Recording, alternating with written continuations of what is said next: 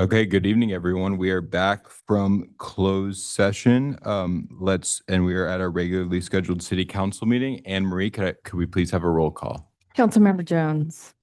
Here. Councilmember Kim. Here. Councilmember Whalen. Here. Mayor Pro Tem Orgel. Here. Mayor Renagi. Here. And then, Councilmember Jones, would you please lead us in the Pledge of Allegiance? I pledge allegiance To the flag of the United States of America and to the republic for which it stands, one nation, under God, indivisible, with liberty and justice for all.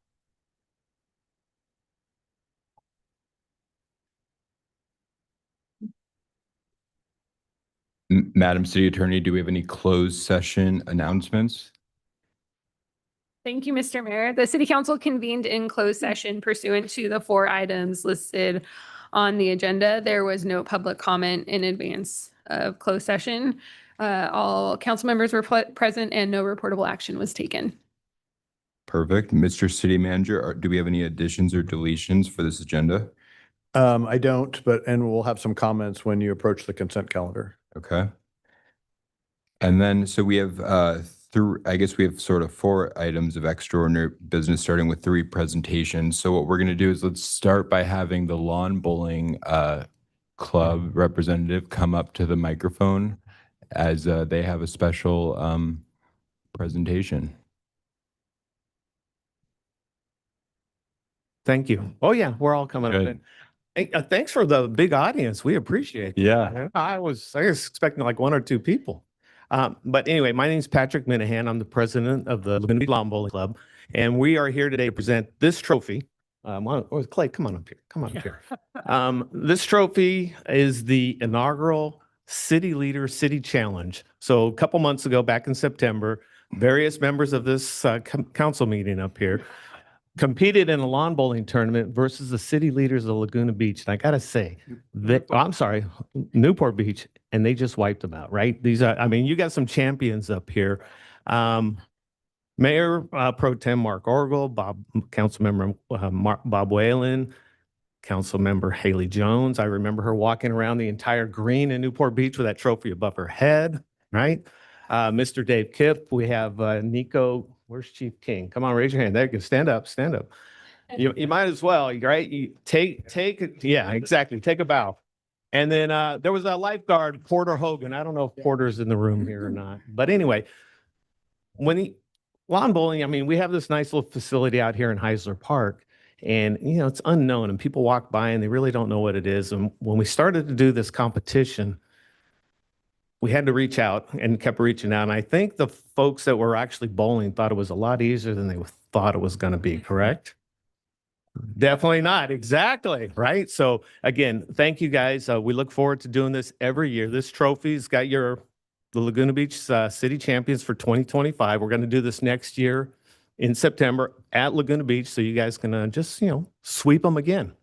Good. But thank you. I think we'll come down for a picture, and I'll just say that Sue and I were going to be a part of it too. But then after I beat them so badly, Newport Beach in the demolition derby, we didn't have it be, wanted to be close. So Right. So I think let's all come down for a picture. Okay. Let's do it. Okay. Sure. Get up there, man.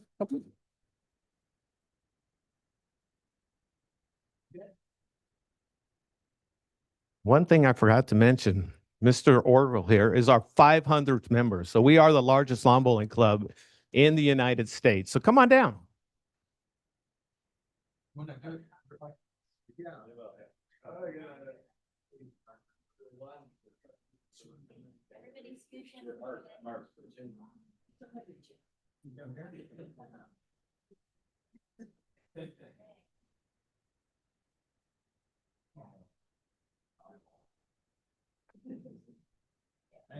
you.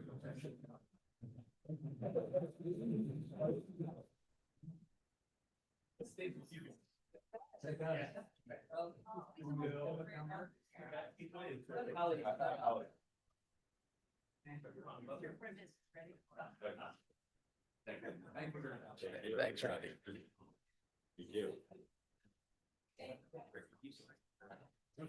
Okay, so now we have another another special presentation recognizing from the Arts Commission for the Children's Holiday Palette Program. This program offers platforms for young artists to express themselves, learn new techniques, and showcase their work. I submitted multiple palettes, but I was never able to win. So congratulations to everyone who did. Today's presentation will highlight some of the amazing talent and creativity emerging from our local youth. And so I'd like to introduce our Arts Commission Chair, Michael Irvin, and our Arts Program Coordinator, Michael McGregor, to come up to the podium to present these awards. Sure.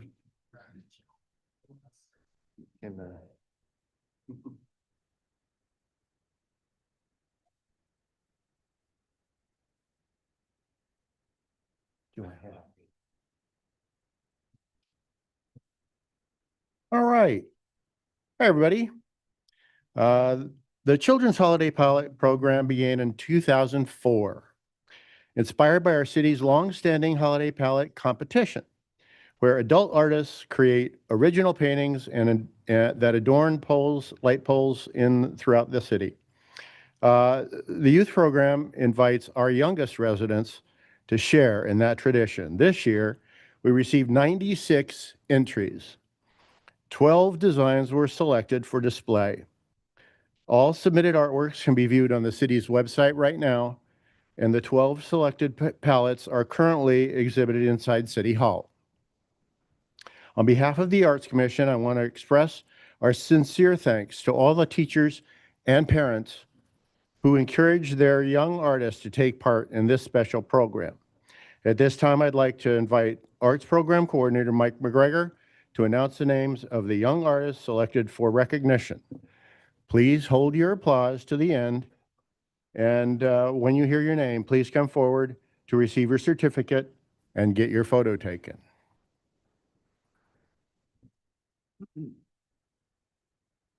Hello, everybody. Mariah Jefferson. I don't think she's here, but that's okay. Alice Kaufman.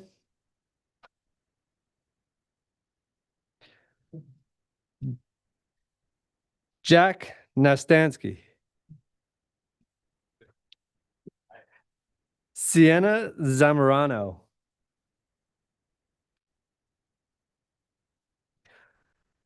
Linus Wong.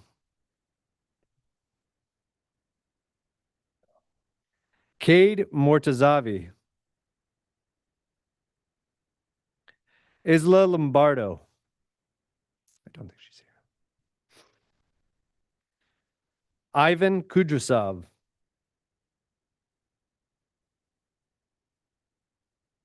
Aubrey Melamed.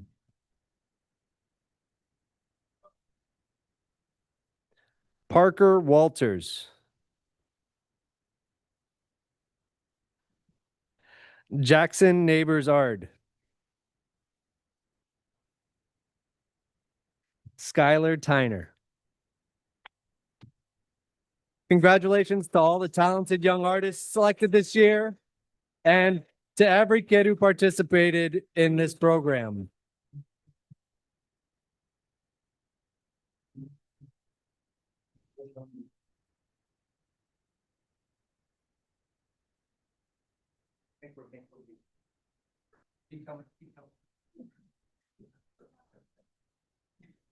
You want to come up and take pictures closer, you're welcome. Yeah, please, any parents who want to come up. All right, big smiles, everybody. 1, 2, 3. Yep.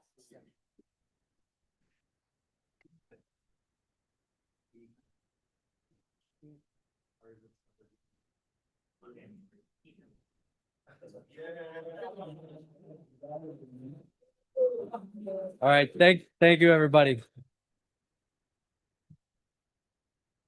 All right, guys, come on out.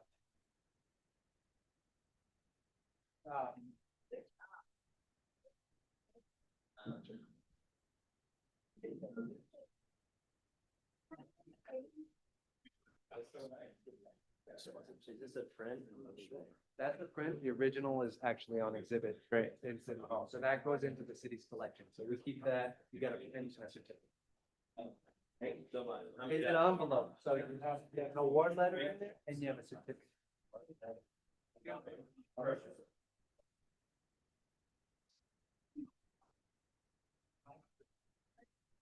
Oh, right.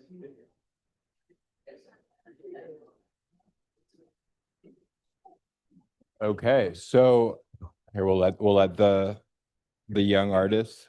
Yeah, well, I'm not talking, yeah. When you do, you really. Okay, thank you, Ruben. We're good. Okay. Okay, everyone. So now we are gonna let's bring up the Laguna Beach Art Museum. Who's here from the Art Museum? So what we're recognizing today is the 13th year for Laguna Art Museum's Art and Nature Initiative, celebrating artistic expression and environmental awareness.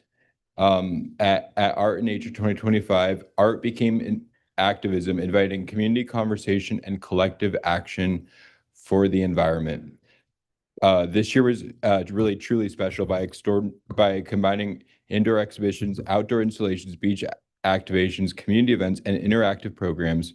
Art and Nature offers a holistic, immersive way to experience how art intersects with environmental themes, which is such a perfect way to celebrate Laguna Beach. So, Julie, do you want to say a few words? Our executive director for Laguna Beach Art Museum.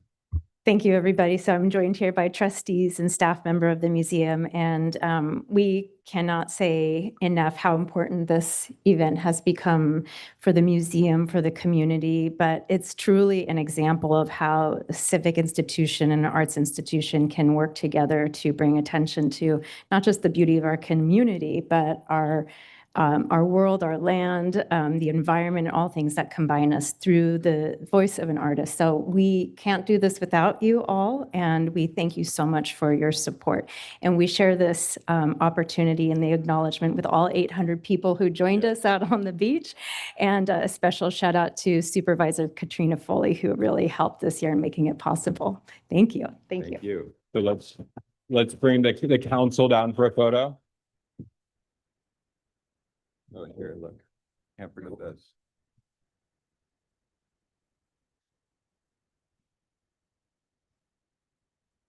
Yeah.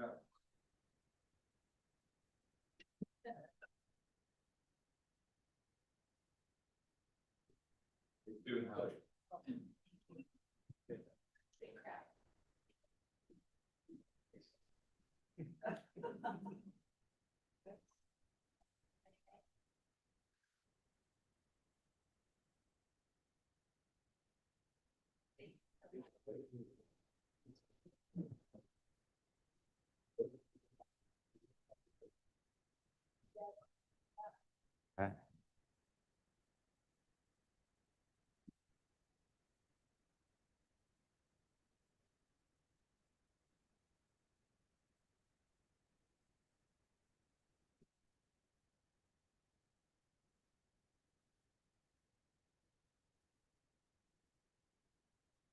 Okay, so now we have one final item of extraordinary business, something that we do every year as part of our form of government. So what I'm going to do is the selection of the mayor pro tem. So what I'm going to do is turn this over to our city clerk, who will open public comment on this and then call for nominations for mayor. We'll now proceed to the annual reorganization of the city council. The first item is the selection of the mayor for the upcoming term. Are we taking public comment? Yeah. Okay, so if anyone has public comment on this item, please come up.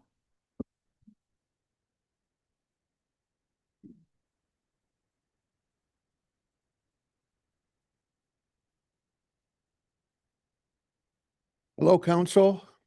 It's been a while since I've been here. I've had some medical problems. I won't make you guess what the problem is. Anyways, someone just mentioned about something that happens once a year, and it's a very consequential action taken by council. And I just want to go back a little bit in history I've only been here for 36 years. And in that time, except for an exception or two, it's been a rotating position. We don't have an elected mayor in Laguna Beach. So we have a mayor that's brought to take the position, seconded by the mayor pro tem, who then elevates to the mayor position, I think every time. And, but because of conditions, some of which are extraordinary, such as COVID, we had a mayor in place, and would seem like it was so extraordinary that we thought we would keep that mayor in place for another year, and then so that we didn't have to start from scratch with a new mayor. But since that time, that problem has fortunately has disappeared, and yet we have had multiple years where we've had very limited mayors and mayor pro tems. And I think that that's something that we should not continue. So far, we have 3 members on the dais who have been mayors. Mayor Whalen, Mayor Kemp, and Mayor Rugani. And I don't think that any of them should be mayor again, nor should they be mayor pro tem. We have 2 other candidates, very well experienced in civic affairs, in Councilmember Orgill and Councilmember Jones.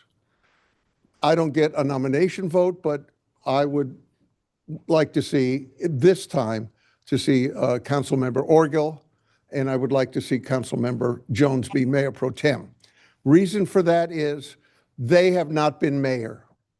We had a very bad situation some years ago where we had a council member that served for 4 years, distinguished, never had a chance to be mayor. And I don't want to see Councilmember Orgill not become mayor, and I don't want to see Hallie Jones not have her turn.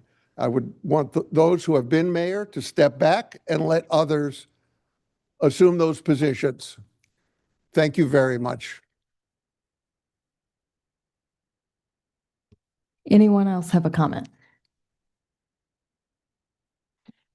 Just going to make this brief. I just want to say, Alex, it's been a treat to watch you assume that role for the last year. And I've been very impressed, as a lot of people have, with what you've done for the community. And I just want to say thank you. Thank you.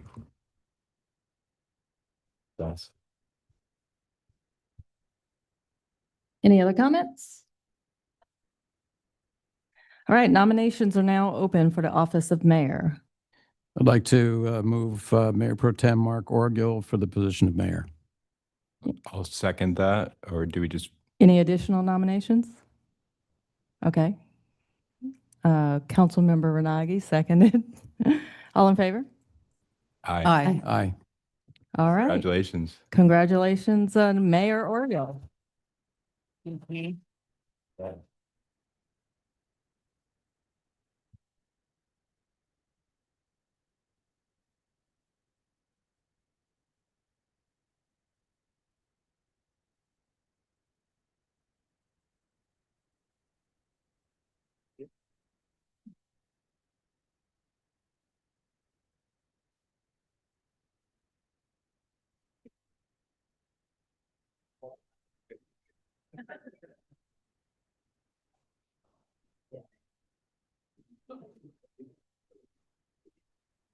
See what a peaceful transfer of power looks like?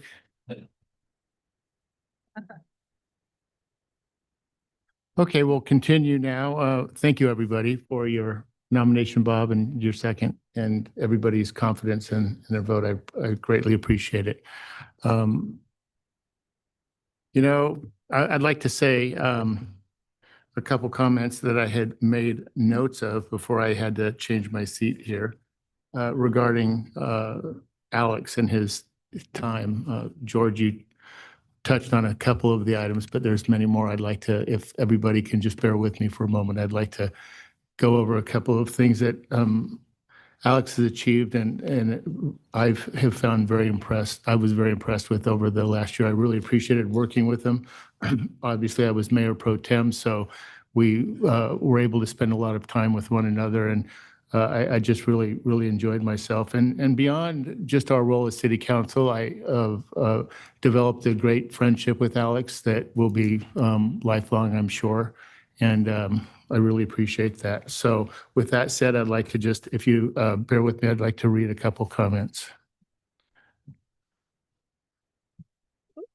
Starting with expressing my deepest gratitude for the service Alex has given to our city. His dedication, energy, passion for Laguna Beach have meant a great deal. As a lifelong resident and proud third-generation Lagunian, Alex brought a unique perspective rooted in love for our town's history, culture, and community.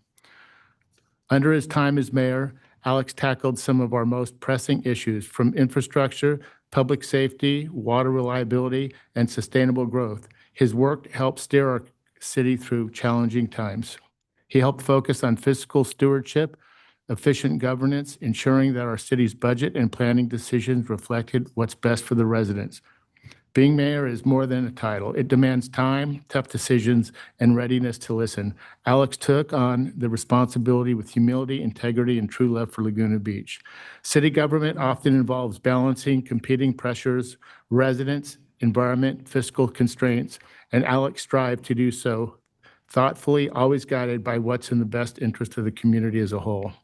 Finally, on behalf of our city, thank you, Alex, for your service, and thank you to all of the other folks who worked behind the scenes. Thank you.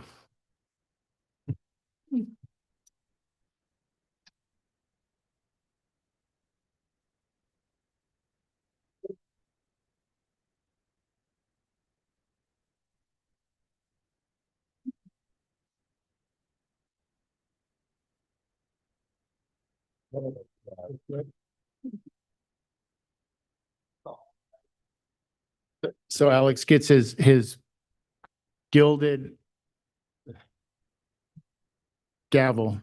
Thank you. I want to start by thanking Mark for the really kind words, and also just for your for all that you did for me as Mayor Pro Tem over the last year, because I often can't go to a lot of meetings, and so I always knew that there would be someone you know, who there to represent me and represent the city well. And you know, I'm very proud of what's been accomplished over the last year. And I think what's really exciting about all of that is that the best is yet to come. I feel like we have momentum as a city. And I really do feel that local government is a team sport. And it starts with the city council that we have. And I really could not ask to serve with a better city council. And, you know, the example that Bob and Sue set as mayor, and then just the being able to be up here with colleagues who we don't always agree on things, but we do, when we disagree, we do so in a civil and respectful way. And when you look at all levels of government, we really need more of that. So I'm really proud of that. That's the council that we have. And I couldn't be more honored to be serving with them. I also want to thank our city manager, Dave Kiff, and our city attorney, Megan Garibaldi, the two employees who we oversee as a city council. I think both of them just put 110% into the job, and over the last year and beyond that, it's really, that's been proven to be the case. I want to give a special shout out to Beckett Wilson, who is really the lifeblood of our city, who's works at 10 o'clock till 10 o'clock at night on getting everything ready, and who I don't think I'd be able to do this job without Beckett and all that she does to help me with my schedule and all the different, you know, I'll be running into Beckett's office and signing a bunch of forms, and then she'll be telling me different meetings I have to schedule. So I couldn't do it without Beckett, and I appreciate you, Beckett, for all that you do. I also want to give a shout out to my family and, you know, their support and just the example that a public service, which I think is so important. And then finally, I just want to thank the residents of Laguna Beach, the people who trusted all of us to serve on your behalf. It's something that I know we all take a great deal of responsibility in knowing that it's our job to make decisions on behalf, for the greater good. And we don't always get it right, but we do our best to do so. And I don't think you could find a group of residents who have the passion, the intelligence, and but probably most importantly, the kindness than what we do in Laguna Beach. And so just every day when I'm fielding calls from residents, some of whom are very upset about, a community development permit or something like that, I always find myself just being grateful for the residents that we have in this town. And and as we approach our city's 100-year anniversary, I just think about the fact that we are standing on the shoulders of giants who came before us, who were responsible for making this city the unique place that it is. And that's something that I don't think any of us take lightly. So it's really been an honor to serve as mayor, and I couldn't be more optimistic about the future of our city. And I'm looking forward to Mark, your term as mayor. Thank you, Alex. Are there any other council members that would like to share any comments? Bob? Yeah, I'd like to share a couple. Alex, it's been a pleasure having you serve as our mayor. I was thinking back today as to what was I doing when I was 26 or 27? Well, it wasn't responsibly running a city, I can tell you that. You did an amazing job. It's impressive what you've accomplished at such a young age. And, I think some of the qualities that you've exhibited that have most impressed me are you're really collegial, you're articulate, you're thoughtful, you're creative in your approach. You're not always accepting of the way things have been done. You're willing to push in new directions. And I think that and your interaction with the public, I think, and your skill in running a meeting was quite well done. So you should be proud of what you've accomplished. And I know there's a lot more ahead for you, but thank you for your leadership for the past year. It's been great. Thank you, Bob. Yeah, I'd like to thank Alex as well. When he got elected, people were saying, well, he's so young, he's so young. I thought to myself, just watch. And he's been an excellent mayor. And one of the things when you're the mayor is you always want to represent your city, cast your city in a good light. And Alex was very, very good at that, because you get a lot of demands from the press, and there's sometimes things are a little complicated. You want to make sure that you communicate properly to the community. Also, we had a fire this year, which makes everybody very tense in this town. It was a very, very rough day, and we were lucky to have Alex as mayor. He handled that really, really well, as did our precious fire department and our police department as well. But I really want to congratulate you. You know how to handle yourself. I have to say, I was more than impressed with the way you ran these meetings. You stepped in, and there was really no interruption in service here. So thank you, Alex. Thank you, Sue. I'll just say very briefly, Alex, it's been a real honor and a pleasure to serve up here with you. I know you're not going anywhere, but I'm really looking forward to your leadership as well, Mark. Thank you. Thank you. Madam Attorney? Can I break in for just a second? We do have a presentation for Councilmember Renagi. Do you want to do that now? No. I'm gonna follow the city Are we attorney. talking about Jeanette and Drake? Janelle. Not Drake, but Janelle. Okay. I know she's at the end, but she wants to give something to outgoing mayor. So Okay. is that okay with you, Mayor? Yeah, yes. Can we just get the comments from the attorney and Dave? Okay. You want more love? We want all the love he can get. Okay. I'll be brief because I know we have a lot to do tonight, but congratulations, Mark. I think this will be a really great year under your leadership. And Alex, you've done really, I don't know that I could do better than what they said, but it has been an impressive year for all that you've accomplished and what you've done. And you're not going anywhere. This feels like a goodbye speech, but you've been wonderful to work with. I've loved every second of it. I look forward to continuing to work with you. Thank you. Alex is an amazing thinker, and he's a fast thinker, and he always kept me on my toes. And so in a way, I'm going to have a sense of relief that he's not going to be the mayor anymore. But I don't think that's going to go away. No. But I thank you for the challenges that you always gave me, because they're always founded and based in really well thought out ideas that I wish I had thought of myself. So thank you. And congratulations, Mark. Thank you, everybody. Okay, so would we like to do the presentation. Good evening, everybody. My name is Janelle Atienza. I'm with Assemblymember Diane Dixon's office, who represents the beautiful city of Laguna Beach in Sacramento. It is truly such an honor to be here today to celebrate outgoing Mayor Renagi, as well as incoming Mayor Orgill, as well as Mayor Pro Tem Hallie Jones. Congratulations. No. Sorry about that. Sorry about that. My fault.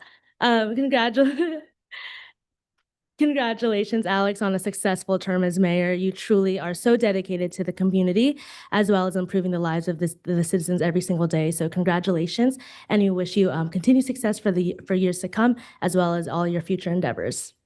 Thank you. Congratulations. You have a certificate. Oh, should I for come you. back? Okay. Yes.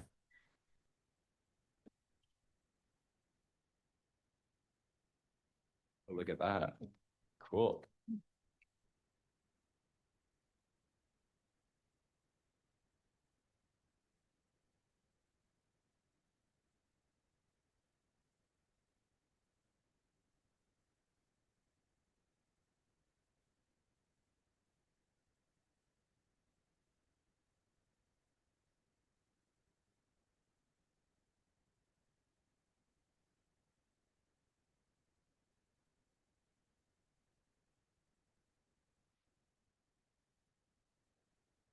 Yeah, I'm going to do Supervisor's Foley's office a little bit later on the agenda, if you don't mind. We're gonna get through Mayor Pro Tem first.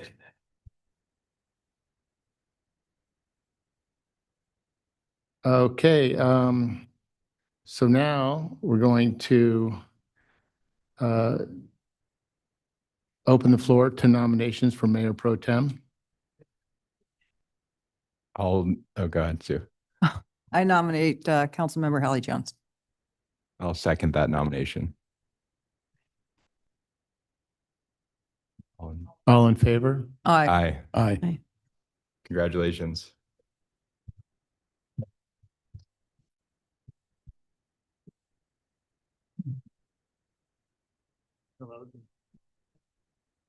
We really like each other. Yes, we do.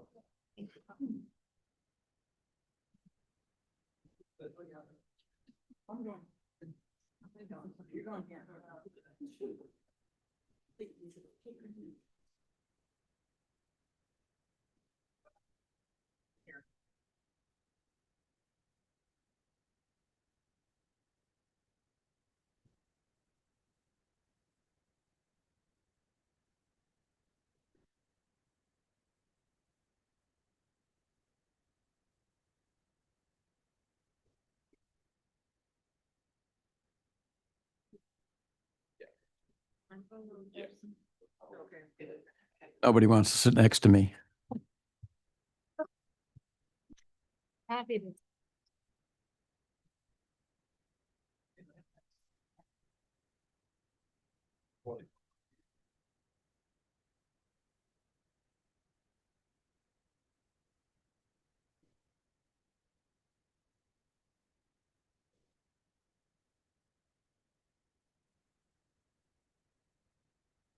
Well, are you ready? I'm ready. All right, here we go. No, first we're going to have Drake come up, do his presentation now that we have an official Mayor Pro Tem. Well, good evening, council. And I have to say, Mayor Pro Tem Jones, I don't have a lawn bowling trophy for you, and I don't have beautifully drawn art either, but I do have 2 certificates of recognition for Mayor Orgill and for Mayor Pro Tem Hallie Jones. On behalf of Vice Chair of the Orange County Board of Supervisors, Katrina Foley, I'd like to present both of you guys with these certificates of recognition in honor of your guys' civic service and your incredible dedication to the city of Laguna Beach, as well as in celebration of your appointment to your positions. And Alex, I'm sorry that I don't have a certificate for you, but I must say that you set a real example for young public servants and civic leaders that are aspiring and serving currently. So thank you for what you do for our city, what you've done for our city, and what you will continue to do for our city. Thank you. Thank you. Mark, Hallie. Thank you.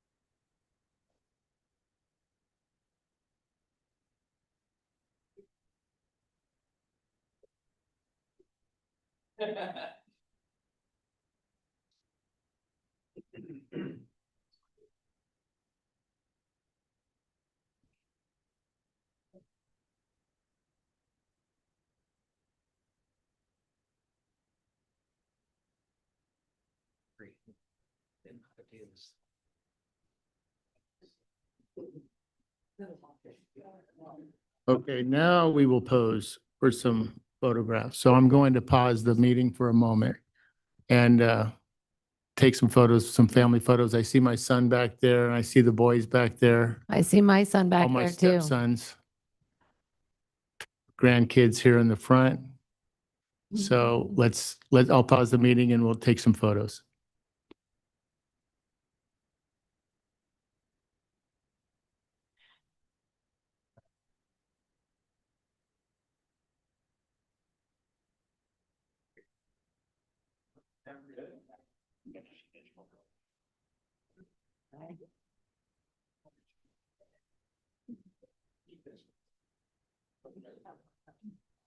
Hallie's gonna go up to their son first. Oh, sure.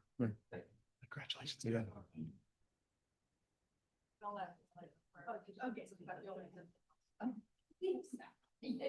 So I'll do these guys real quick and then we'll get the crew up. You got it.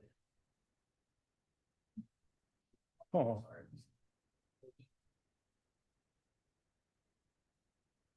Where are the other two? Lissa? Oh. Here, let. That would be. Hi there.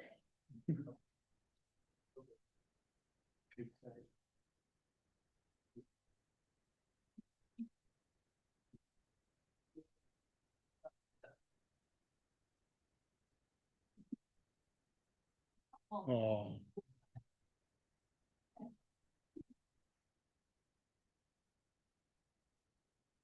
Hey, boys.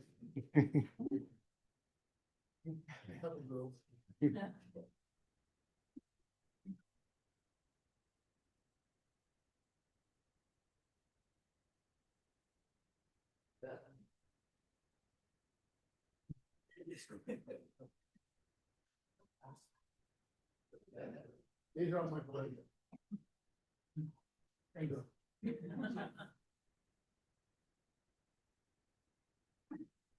Nice to be sure now. Thank you.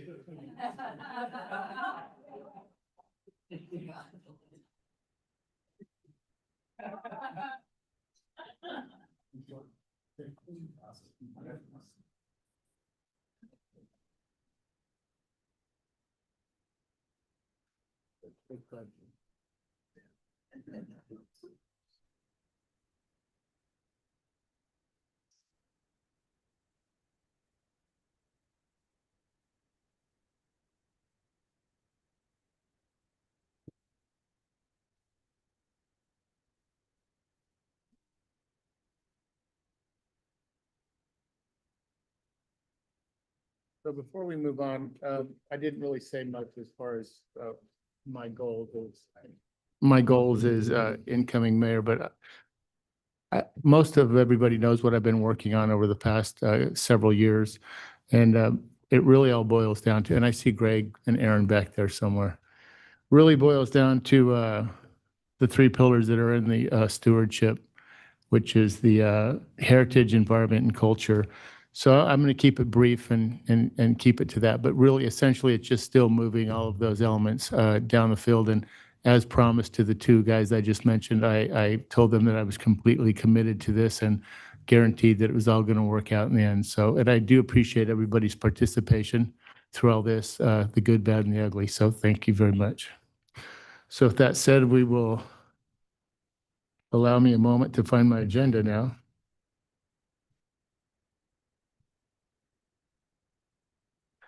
And we will move on to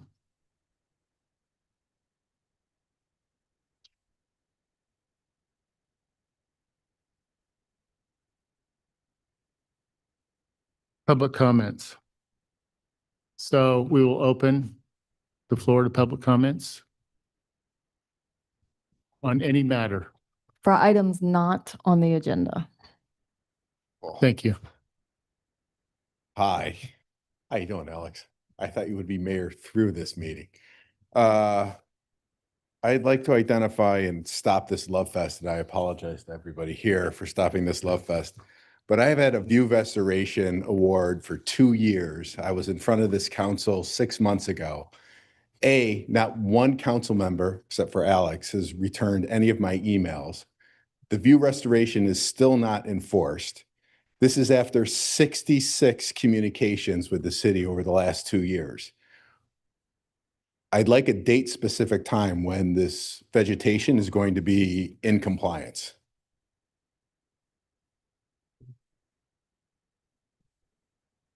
Thank you. We're not able to give you a date at That's this time. unacceptable, Mayor. It's been 2 years. The city hasn't enforced. I've gotten no satisfactory communication, and I still have my view blocked. I purchased my home here specifically for the view in the community. To go 24 months and 66 emails without having enforcement, that's falling down on the job. If we were in Japan, all of you should have committed Harry-Carry, except for you, Alex. You're the only one who's responded. So I understand your frustrations and I am. Can't imagine, I'm somewhat- sorry, Mark. You cannot Well, imagine my level of frustration having to remind the city almost on a monthly basis to enforce the view restoration. Why is the city allowing itself not to follow its own regulations and ordinances? Can you give me an explanation for that? Not at this time, I can't. And I apologize, I can't. I can tell you that I will guarantee you this, that the city manager will reach out to you and see what we can do about it. That was the same guarantee the committee gave me last 6 months ago. Did in he June. reach out to you? Yes, with nothing specific. Do you have any suggestions, Dave? Or city attorney? I mean, Madam Attorney? I respect Mr. Springs' comments. We did send him a letter on December 5th, and I think that's probably what brought you here. You're unhappy with the resolution proposed in the letter. It proposes a 2-cycle restoration of the view. And the reasoning for that is because the 1-cycle restoration, both the property owner's arborist and our arborist said that it would damage the health of the tree, which needs to be taken into consideration with the view restoration. And I feel like reviewing that letter, I stand by the recommendation of the letter. The letter makes no sense because the original trimming didn't meet compliance. So 24 months and then to extend into 2 years and then to say, well, now we're going to do it 2 more times when California State Arborists identify that 20% of the tree could be removed. So this is not an agenda item, so I think we're going to have to go with what the city manager has recommended. And That's unacceptable. What's the escalation clause? Do I have to get my attorney involved? well, that would be entirely up to you.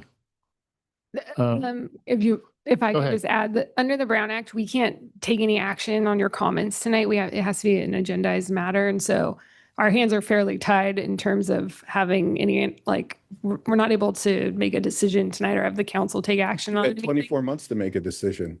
Why can't a decision be made that's effectively supporting the ordinance and the regulations that follow? How about this? I guarantee that I will be out there within the next 7 days with the city manager. Perfect. Thank you. Uh-huh.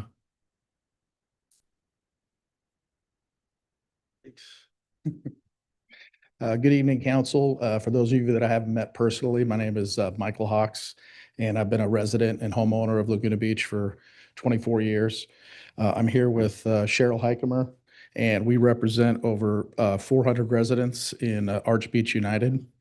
Want to thank you for your personal time and for listening to our concerns over these last 4 months. I had no idea when we started this how much really goes on behind the scenes to make things work in this city. So thank you all again for your time and what you put in to make Laguna great.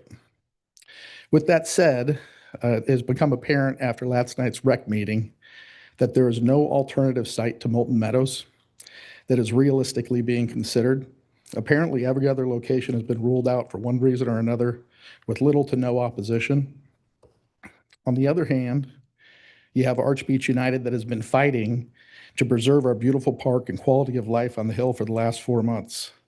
We've done everything that has been asked for us with respect to the rec committee, the city council, its members, and how we approach this. We've done it respectfully and without dragging all of our neighbors over here to scream, yell, rant. And what we want to do is a different dialogue this time. So I've had some great talks with David Browning, and I really like him as a person. He works extremely hard, and as I've gotten to know him, I don't want to disappoint him. So, but under no circumstances will Arch Beach United be able to agree on a pump track in Molten Meadows or within any area of Laguna Beach that affects homeowners and their quality of life. Just because we don't have a viable location for this today doesn't mean we have to completely abandon the project. We've been asked to come up with ideas for alternative locations, but respectfully, there are much smarter individuals sitting on the rec committee and across from me today that are better equipped to answer those questions. We do have some ideas that maybe we can talk about offline. In closing, Arch Beach United is respectfully asking the city council to direct the rec committee to remove Molten Meadows from consideration due to the overwhelming response of the neighborhood objecting to this project. We are fighting for our environment, our park's beauty, and our quality of life in Arch Beach Heights. Thank you for considering our request and for hearing us. Thank you.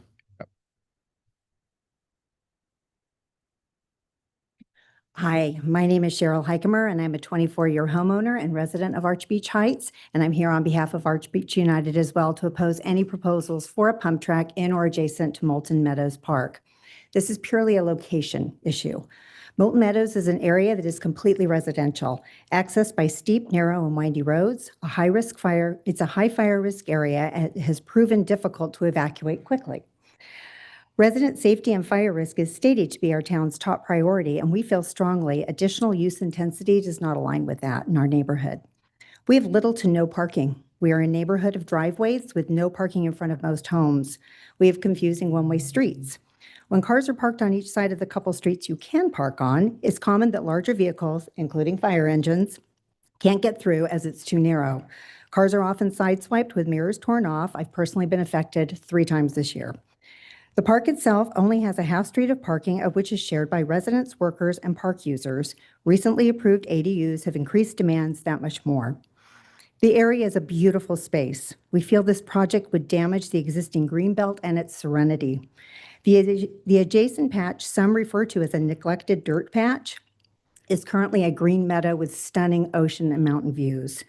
We have beautiful hiking and mountain bike trails, and a man-made rubberized track with a fence around it isn't a fit to the existing aesthetic. I was at the San Clemente pump track late Sunday. It's a great location in an industrial area accessed by a 4-lane road with plenty of parking, not a home in sight. Half bike, half skateboards were in using it. The skateboards are much noisier on the track, and especially around the curved wooden ramp. I was only there a half an hour, and 3 e-bikes entered through the fenced area and proceeded to do laps and even rode in the little kid area. I have pics if you want them. This track will definitely not just be locals. Comments on social media and on the OCMTBA petition show many from outside our city that comment and can't wait to use. Our city is inundated with day trippers, and a pump track with an ocean view will only add to this. We are in damage control with environmental impacts at our beaches, and this will invite it into our greenbelt. We already know wilderness organizations are not in favor and have already spoken out. Our neighborhood is anxious about this. We have over 400, as Michael said, mostly neighborhood signatures on our purely word of mouth. We have not canvassed. Our goal has been to calmly dialogue with city leaders, as we don't want this to end up as an angry and divisive issue in our community, and it feels like it's getting there. We know there's a planned January meeting, and it's worrisome. So we kindly request that you take the Molten Meadows location off the table, and please look into other sites that are more suitable for a pump track. We totally support that. Thank you so much for listening. Thank you. Hi, Council. Laura Parisi, City Treasurer. Congratulations, Mark and Hallie. I'm here to, again, remind everybody tomorrow property taxes are due. They need to be postmarked by tomorrow. Alternatively, you can pay them online. It is free to pay by e-check using your computer. You'll receive a confirmation number. If you don't have a computer, I'm happy to help you in my office. Thank you very much. Thank you. Good afternoon, good evening, council. Congratulations, you two. I think it's going to be a great, great, great year. So thank you very much for your work, Alex. Really cool. I think it was just a great year. So thank you very, very much. I knew that you were always available.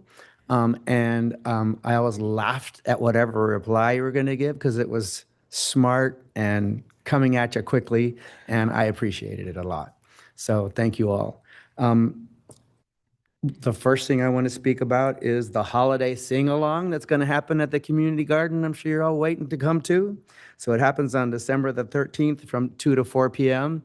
and you're all invited. You can bring a snack if you'd like to, or just come. There's going to be the garden band singing and ukuleles and all the frolicking that happens in the community garden. And it's just a fun place. And I encourage you all to make a year of coming to the events at the community garden. It really is one of the hearts of Laguna Beach. Again, Saturday, December 13th from 2 to 4 p.m. In that vein, one of the things that happened this last week and a half was 2 huge trees were brought down on Glen Eyrie, one close to Ruby, one close to Moss. And we're talking about trees that are 80 years old. They were on homeowner property. I alerted the city and the city alerted Reza, and Reza went out to talk to one homeowner. We need to do something to save our city so that it's going to be enjoyed by the future generations like we've been able to enjoy it. When you walk down many streets in Laguna Beach, you can walk underneath the canopy of a tree rather than underneath the canopy of an SUV. So I would encourage everybody to take a second look at why we enjoy this town and what are the things that are important to us about Laguna Beach as differentiated from Corona del Mar and Dana Point and some other cities. There is a city, I looked it up online, and there are many cities that have an ordinance that doesn't allow people to take down a tree even on private property. Los Angeles, Beverly Hills, San Juan Capistrano, Pacific Grove, San Dimas, Alhambra, San Anselmo. So there's many towns that are already doing this. We think of our town as being progressive, and I think we'd be surprised to find out that we're not so progressive. And we do have a beautiful slice of paradise here. I'd like us to take a look at what we can do about that. And even when it comes to insurance and other factors, there's ways to, I wouldn't say get around it, but there's ways to work with it. And so I would encourage each one of you council members to take a look at what we can do. The mobile station just put up 3 beautiful palm trees, and I would encourage the city to do the same thing in putting in some large trees. So thank you very much. Thank you. Good evening, Mayor Orgel, Mayor Pro Tem Jones, Council. Brittany Ganson with the Chamber of Commerce. I just wanted to take a brief moment and thank everyone that helped put together Friday night's hospitality night. I've had nothing but positive feedback. It was an absolute pleasure to see so many people in the community come out, and I really loved the experience and can't wait to do it next year. And thank you everyone here in the room watching your efforts for putting that together, because there were a lot of moving parts. Thank you. Great event. Okay. Is there anybody else for public comment after this?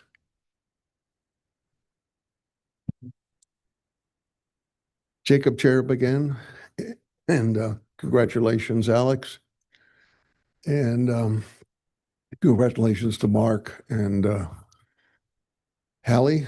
And I'm so appreciative that you followed my humble request. No, it's good. It's a good policy. So I just want to mention 2 things in this regard.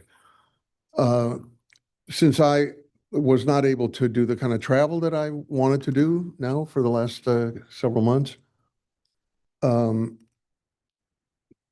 I would really have appreciated if we could have Zoom back in the civil discourse of Laguna Beach.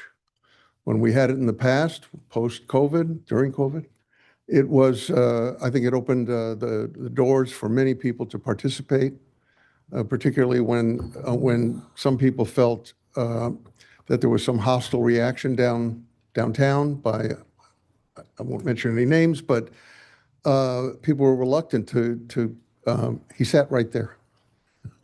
And not Bob, but he sat right there and he made it very hard for people. And so I would respectfully request to revisit it. There are many towns and cities that have Zoom.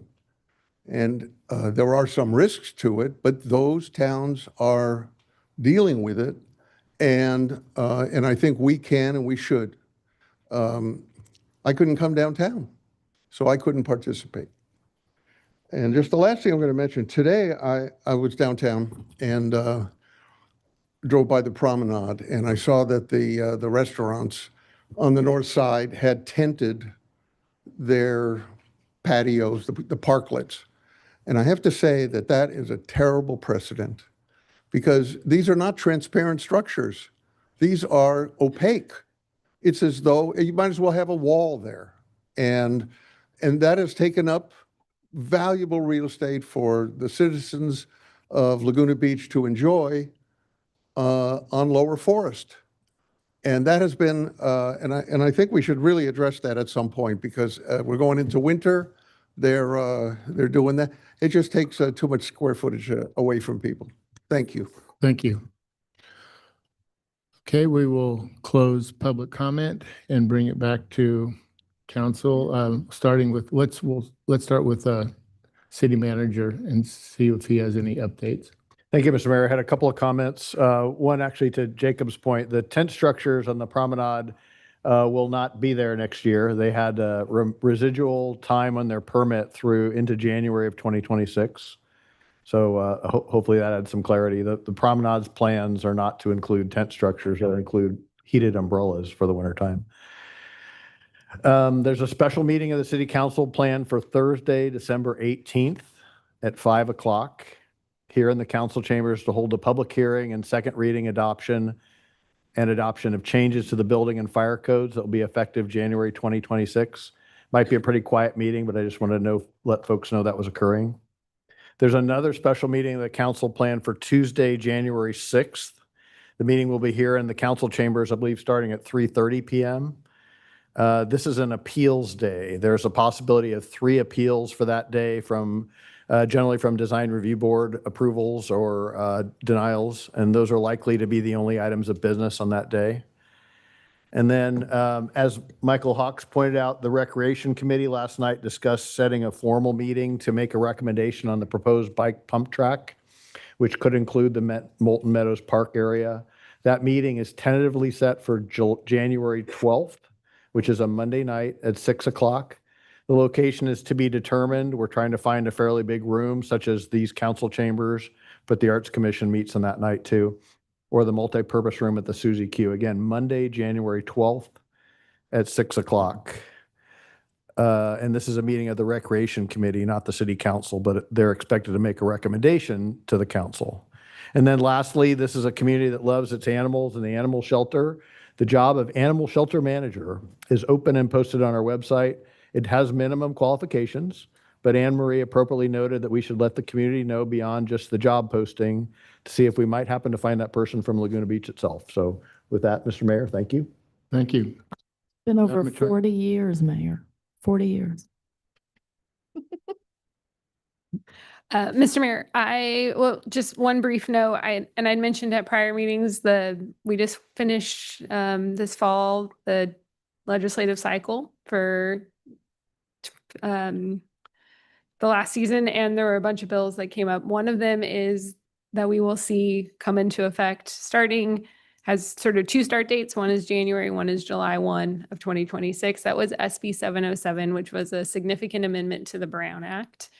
And has a lot of provisions it's probably the biggest amendment to the Brown Act in decades. The Brown Act is the open meeting law that has all the requirements for how we conduct our council meetings.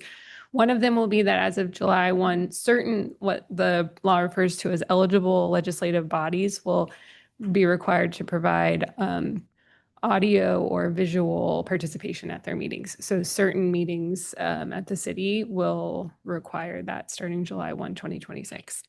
So in short, that means Zoom meetings. Jacob. July 1, Zoom meetings. Okay, Sue? Yeah, I just have a few things. First, I'd like to thank the staff for what a great hospitality night we had on Friday.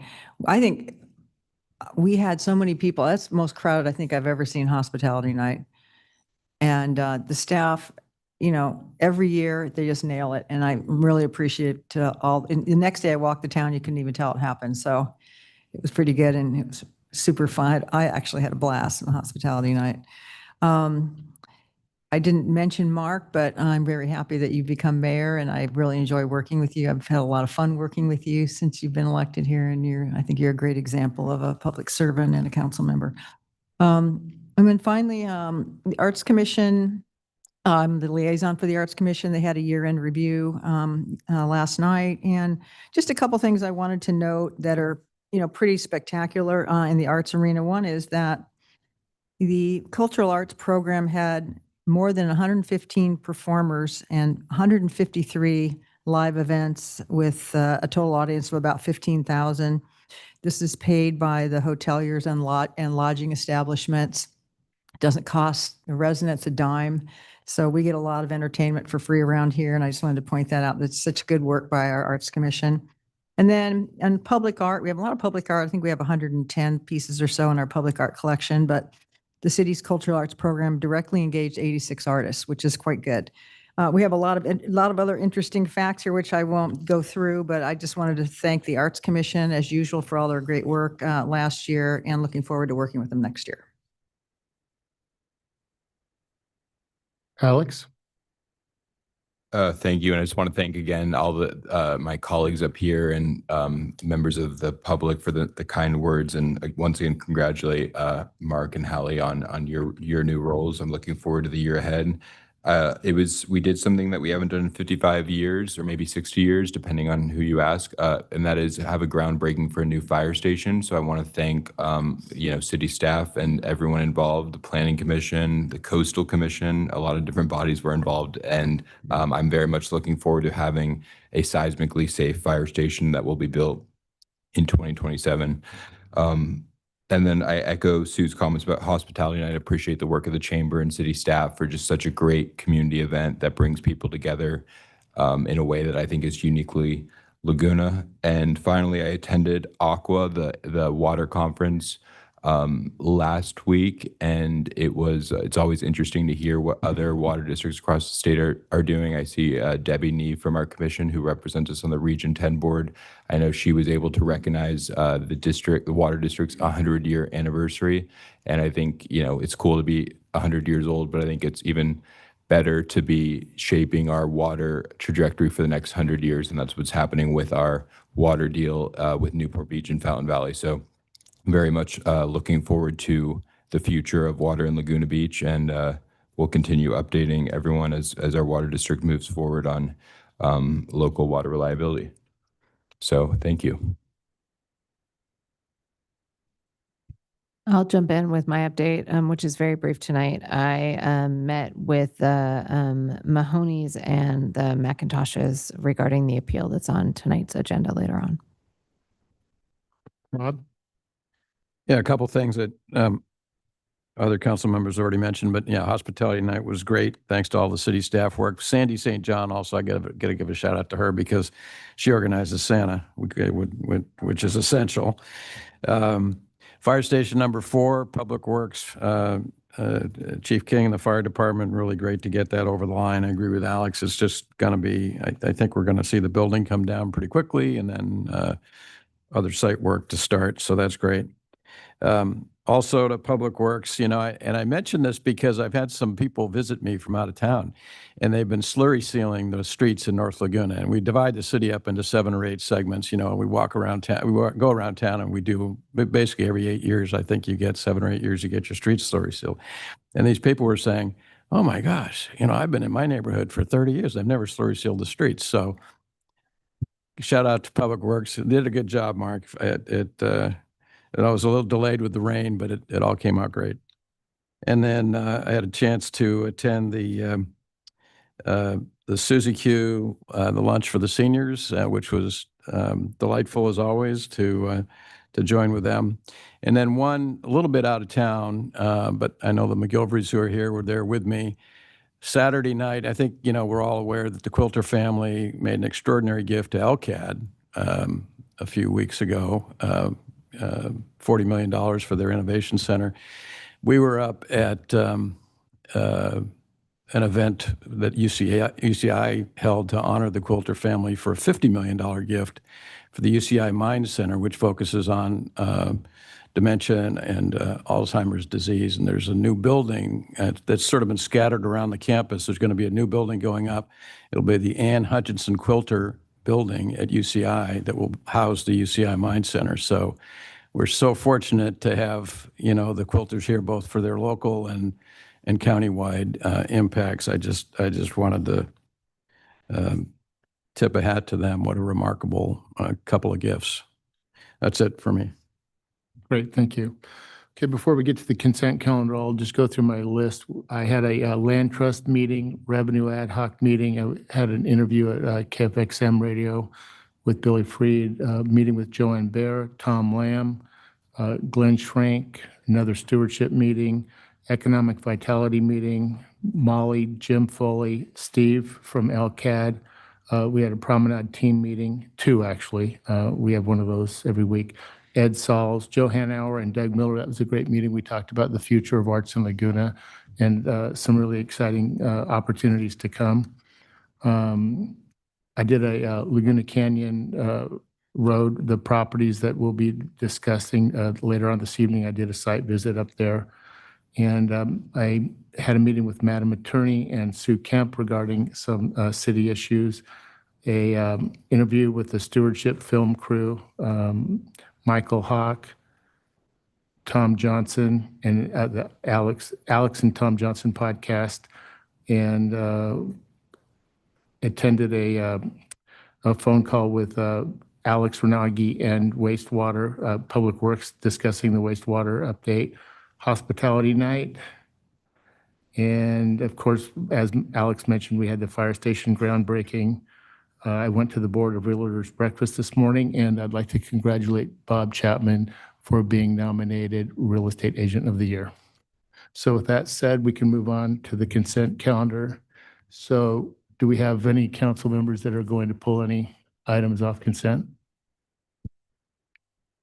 Anybody in the public? What item?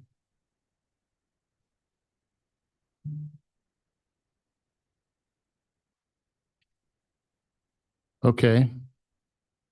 Do I have a motion to? Before you move the item, Mr. Mayor, item 11, the recommended action before the council reflects a correct total cost of $293.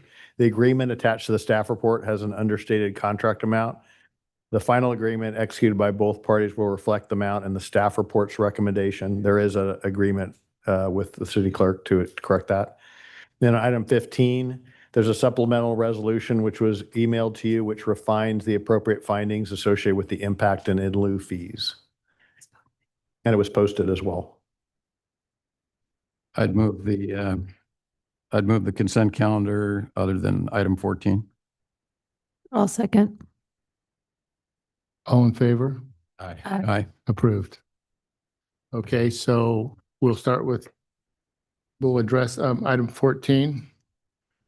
Initiation of CEQA review and approval of consultant agreement, the proposed Aliso Estuary Restoration Project. Mayor, would you like a presentation from staff? This was pulled by the audience. Would you prefer just public testimony? Sure. Yes. No, I'm sorry, presentation. Okay.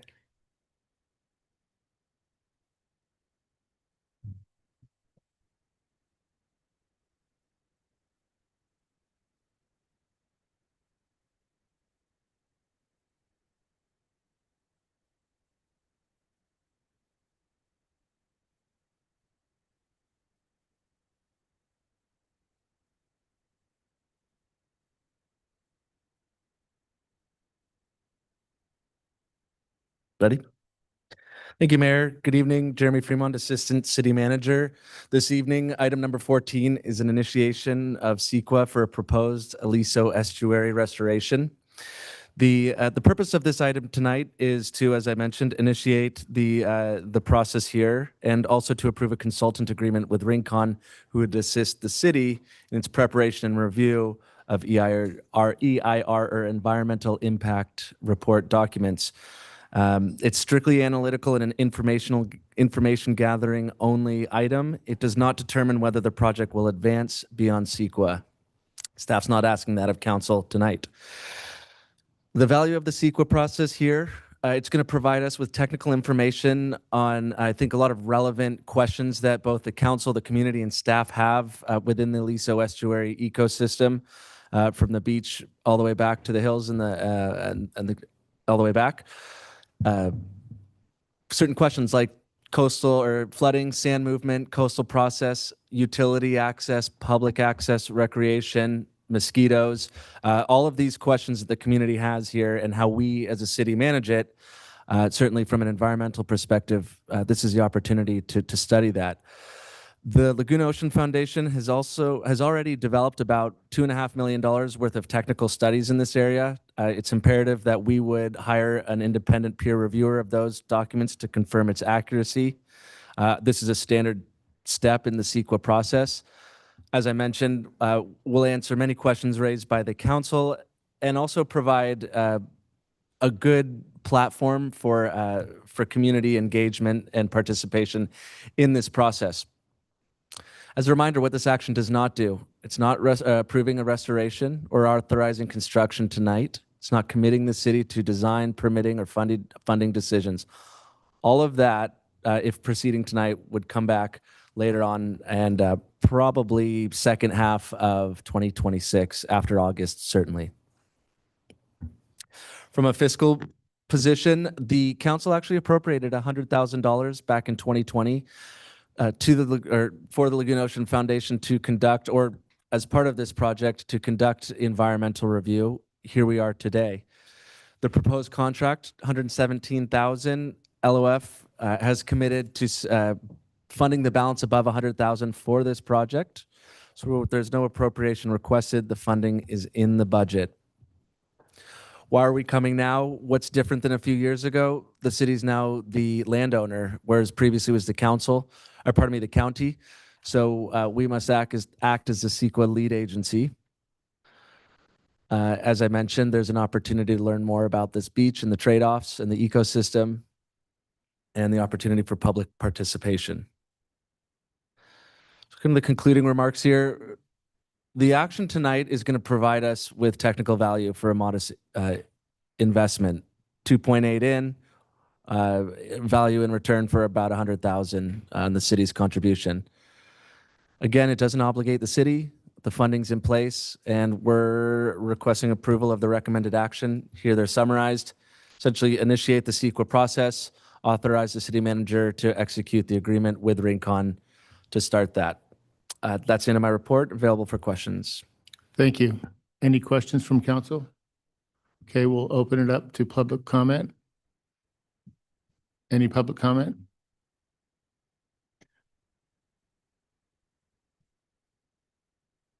Debbie Neve, and I've been working with the Aliso Creek Group for almost 10 years now, and this is a very simple step forward, but I think it's a very important one to get a lot of questions answered and to move forward. So I ask that you support this next step very simply. Thank you. Any other public comments? None? Oh.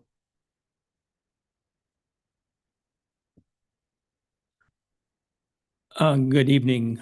our new mayor, Orgill, and council. I'm stepping forward tonight to request that you take this necessary action to begin to understand the total scope and nature of this very complicated estuary area. I think it behooves the city to take this leadership role and to move forward with this project. Thank you very much. Thank you.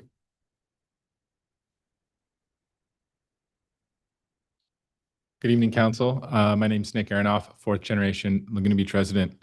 I know, we already have a comprehensive technical report that was submitted by the county back in 2021 about the Aliso Creek, and feel like this is more than enough evidence about how the creek, berm, and watershed function. The report's clear. Breaching is natural. Water flows. The berm is present, not major structural interventions. It doesn't fix the core issue. What we don't need is another study to tell us what we already know. And it was disappointing that we didn't hear anything about that study in the report. Now, I don't know if that's because, it's changed ownership. Now that study's not usable, but, we already have a city where we don't have the funding for a lot of things, and we shouldn't be spending more dollars where it's not necessary and without looking at the previous studies that we've conducted. The commissioning a new study on sort of this, throwing more money at a solution with endless consultants and endless recommendations to a project that is potentially $20 million, where we don't know where that funding is going to be coming from. We have a state that's billions of dollars in a deficit. So we don't have a guarantee that there's going to be any funding down the road. And I know you said that this isn't putting us down a path that we can't come back from, but it is unnecessary spending if we already have a study that is available. The big issue is the source. I walked the creek on the other side of the ranch, and the issue is there's over 100,000 homes that have been built in that watershed. And the issue right now is that, that runoff that goes into the creek is polluted. And, looking at a study of an estuary where it's Aliso Creek, and historically, if you look back at photos, it's a creek. And the problem is the polluted water that's coming through. And we have to make sure that that water continues to flow. And doing a study on an area of dirty water without looking at why is the water dirty, what can we do to clean that water, is, again, a waste of money. I think the goal, I think we all can agree on, is we want to make the area clean. We want to make the area, beautiful. But it is a creek. The water needs to flow. Excuse me. And the sediment needs to move, because if we block the sediment or do studies to block the creek and not break the berm, then we're going to lose the beach.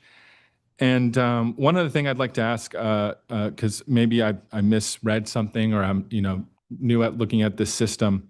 I looked online at Racone at the bidding process, and it said $0 for their bid. There were 5 other companies. They had ranges of bids from 190,000 down to 40,000. So I'm curious why they were picked. If it could be, discussed among the residents here, and why for some reason it says $0 on the website. I'd like some clarification on that. It's just very confusing for the public if they go online to look at that information. Thank you for your time. Thank you.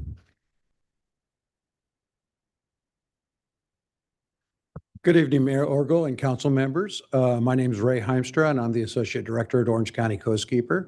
I'm here to support you moving forward with this. I think this is a logical next step in the process of reviewing and gathering information and providing information to the public on this project. There's already substantial funds invested. Going forward is just, a no-brainer from our perspective, and we just strongly support this project. And the state has put huge amounts of money into it. It's an important project, both locally and regionally and statewide. Thank you. Thank you. Good evening. My name is Ed Sauls. A lot of my work in my profession and being a resident here for 45 years is relative to the environment. This is a good project to evaluate. CEQA is a necessary part of that process. We need to have this information to make good decisions going forward. I encourage your support. Thank you.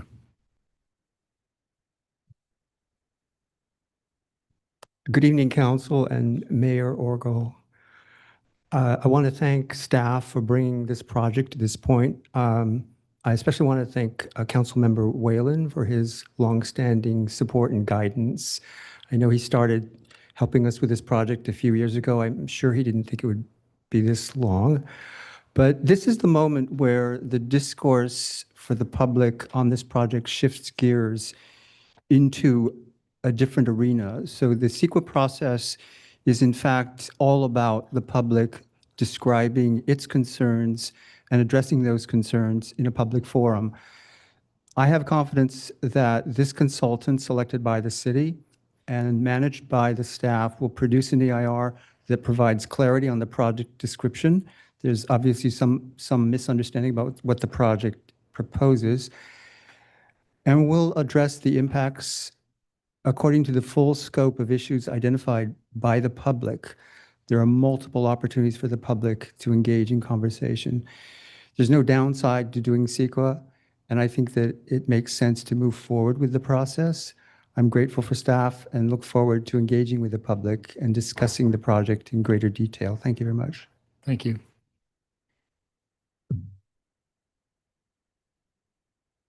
Thanks, Alex, for that.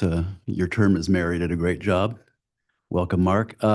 Very quick, on behalf of the ranch, we're excited about this project and anxious to see it move forward. Thanks. Thank you.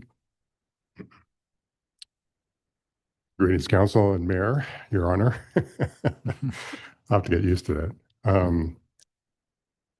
Anyways, as environmental stewards of our coastline, we have a unique opportunity to help with the restoration of this rare natural ecosystem.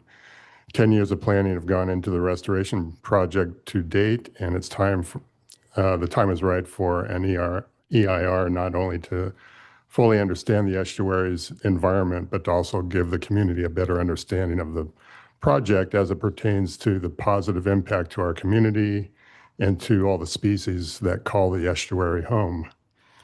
As a member of the Planning Commission, we were given the opportunity to review the entirety of the proposed restoration in a concept review and gave input on several aspects of the proposal.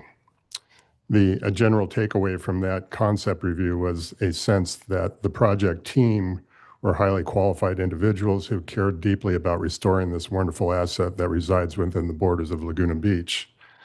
Let's make this project a reality for now and future generations to enjoy. Thank you very much. Thank you.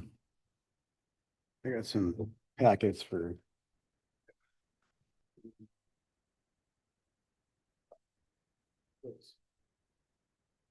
Okay, good evening, City Council. Greg Viviani here. Multi-generational local, grew up here, born and raised. With the degree of urban runoff we have, this is not an estuary project, it's a swamp project. The creek breaks on its own all the time and every season. On average, once every couple of days. This will not change by making, this will not change by making the swamp bigger. Our data shows that 2/3 of the time it breaches without any human intervention at all. Please refer to the data that I've provided you, also which will be further updated because more data is being compiled.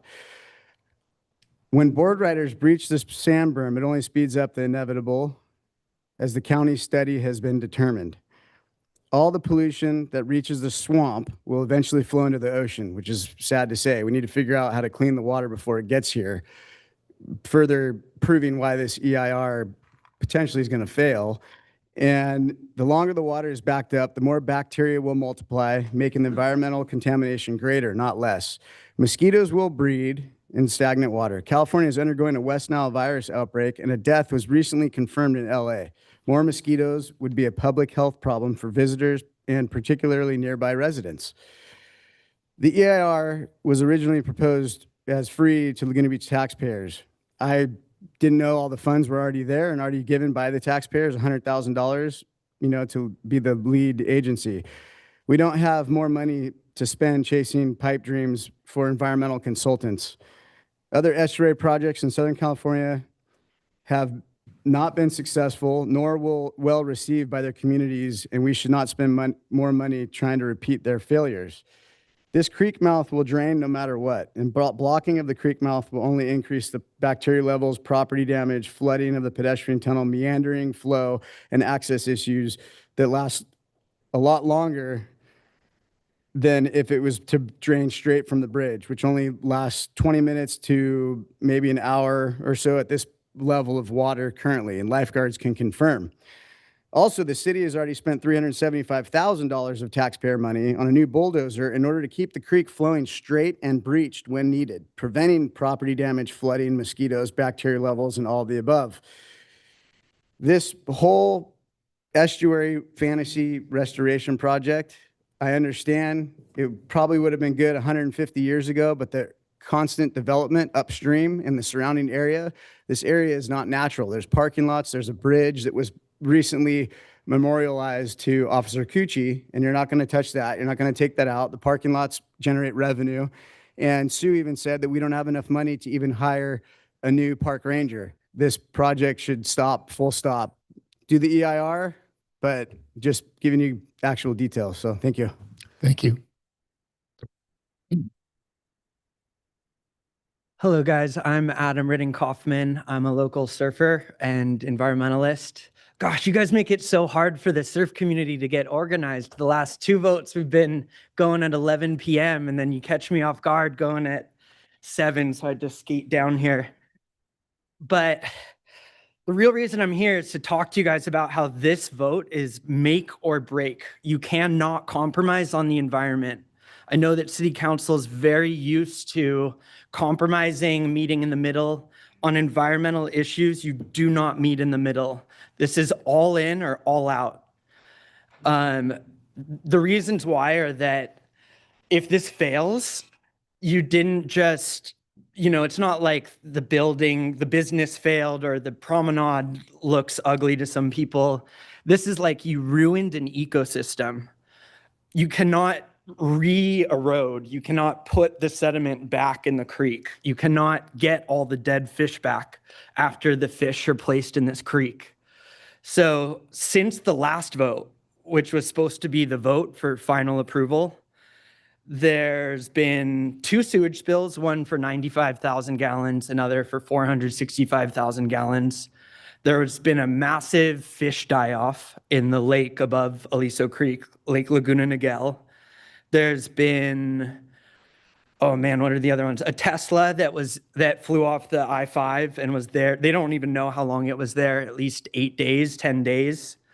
All of these events would have just wrecked the creek, let alone the thousands of times that the city itself, Public Works, dig out the creek because it poses a health risk and a risk to the properties around Aliso as well. What else do I want to talk about? There's so much to talk about with this issue.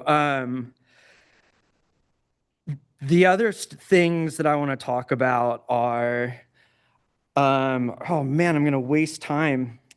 Let me pull up the email I just sent you guys.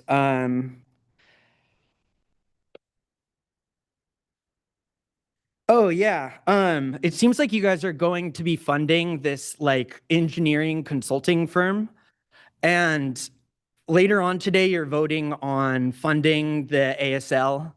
And if you aren't gonna spend $1 to feed the homeless, please don't spend $1 to build a trout lagoon in the back of Aliso Creek, or I guess the front of Aliso Creek.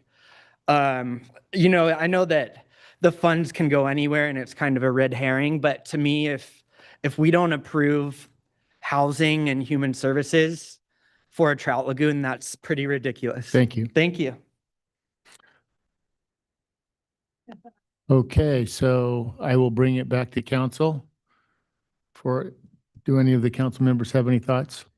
I did a fair amount of interaction with Jeremy and Ed Almanza in terms of preparing this and getting this along. And I think the staff report does a good job of outlining the benefits of moving ahead. There's been a tremendous investment so far. This will give us the analysis that we need. And as we highlight in the report, you know, even if you don't do the project or you do a scaled down project, it'll integrate all the information that's been the technical studies, peer review them, and give us options for the future. That is a degraded environment there. Whether you do or don't do an estuary, I guess for another day, but there's certainly going to be things we want to do to improve the condition of what's there. And if we embrace an EIR that encompasses the full project, we then have the ability as a council to decide we might want to do some of it, you know, or portions of it down the road, and we'll have accomplished the CEQA work that we need to do, of course, as a legal prerequisite to proceeding with any activity down there at the Aliso Creek.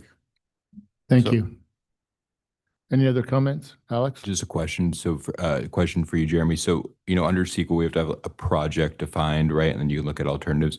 Is the project one that involves having to reduce the flow of water coming through the estuary? Or, because I know that there's different options for that. So I guess, what is the baseline project? Does it assume that you have to reduce the flow to make this estuary happen? Or is it possible? I'm going to call Ed up Okay. to answer on the hydrology side.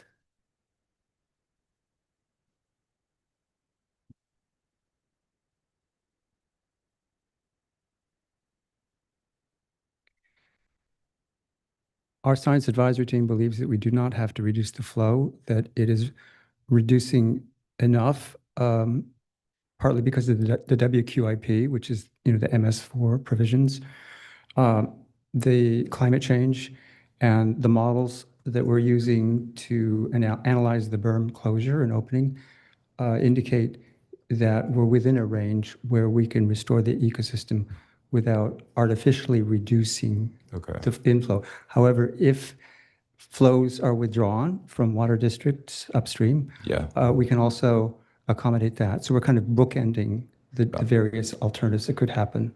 Okay, and then the South Coast Infrastructure is involved in this, and you know they have a letter about the potential costs. So I understand that you mapped it as part of one of the earlier studies. Do we have any idea what the cost would be to relocate that infrastructure? For South Coast Water District? Yeah. I don't think we have those costs yet, but that will be certainly part of the costing that we do to support the EIR. We can break that out. And then I guess the final question is, so it sounds like you have to do the CEQA to be eligible for state funding. Is that a fair characterization? Well, I think CEQA is the natural step in the process. So the grant cycle has funded us so far through planning and design, and the subsequent grant would be once we're shovel ready, so that you don't get shovel ready until you have a site plan approval and you have CEQA in place. So CEQA is essential for decision making, the discretionary action on the part of the Planning Commission, but we couldn't move forward without going through CEQA. Okay, thank you. Can you hold on one second, Ed? I have a question, then if you just stay there a moment, I'm going to ask the other council members if they have any questions of you. So if I understand you correctly, you're going to be looking at some of the potential projects upstream to understand what impact that they might have as far as the volume of water that's coming down the creek. I've heard of different projects that might have an effect on that. Is that? Yes. The technical analysis that we're providing to the city, which of course will be peer reviewed by the city consultant, looks at future scenarios. And so we've interacted with water districts and we understand potential plans to date. But the idea is that we are, of course, bookending future scenarios under climate change and or artificial withdrawal. The important thing to keep in mind is that this system will be dynamic. It's dynamic now. Restoring it doesn't prescribe a certain amount of flow, but it's an adaptive management project that works within parameters that are designed by the project. So the flow doesn't have to be fixed, but it has to work within a range that we anticipate through the modeling process. Thank you. Are there any other questions of Ed? Many other council members? Thank you, Ed. Thank you. Hallie, did you have any comments on the item? I'm really supportive of restoring this estuary. We've lost almost all of our natural estuaries across the state of California. So if there's a way we can do it, I'm supportive of it. And I think CEQA is a really logical next step. Would you like to make a motion? I move the recommended action. I'll second. All in favor? Aye. Aye. Thank you. Approved. You don't want it? Sure. Okay, that brings us to the conclusion. And we will now go on to regular business. Item number 22. Qualifications. Mr. Mayor, Yeah. apologies. Do you want to handle the continuance of the Temple Hill appeal? Because that item won't go, that item is currently at the end of the agenda, but it's proposed to just be a continuance. So folks are waiting around for that. Or it's Appeal C, right? You'll see. And the recommended action is to continue it to January 6th, that special meeting that we discussed. So is this something that we still open public comments on? We take public comments for purposes of the continuance, which is the proposed action. Okay, so this is Appeal C, so are there any questions from council on Appeal C? For the record, it's 1813 Temple Hills Drive. 1813 Temple Hills Drive. Then I'll open it for public comments. Are there any comments on this issue? Okay, I'll close public comments and bring it back to council. I'll move the recommended action. I'll second. All in favor? Aye. Aye. Okay, so that is postponed. What did you say the date was on that? January 6th. Thank you, Alex. Okay, regular business. Now I lost my agenda. So, okay, back to the qualifications of initiative measure proposing to enact city council term limits. Any, is there a staff report on this? There's a brief staff report, but not a presentation. Basically, as outlined in the staff report, the city council, when it comes to term limits, your only option is to send it to the voters. And the only option for you to send it is to send it to the voters at our general municipal election, which is in November of 2026. So we're recommending that you receive, file, and accept the certification from the county that it qualified, and then adopt a resolution calling for the election to put that measure on the ballot. Thank you. So with no comments from council, then I will open it for public comments. Do we have any public comments on this?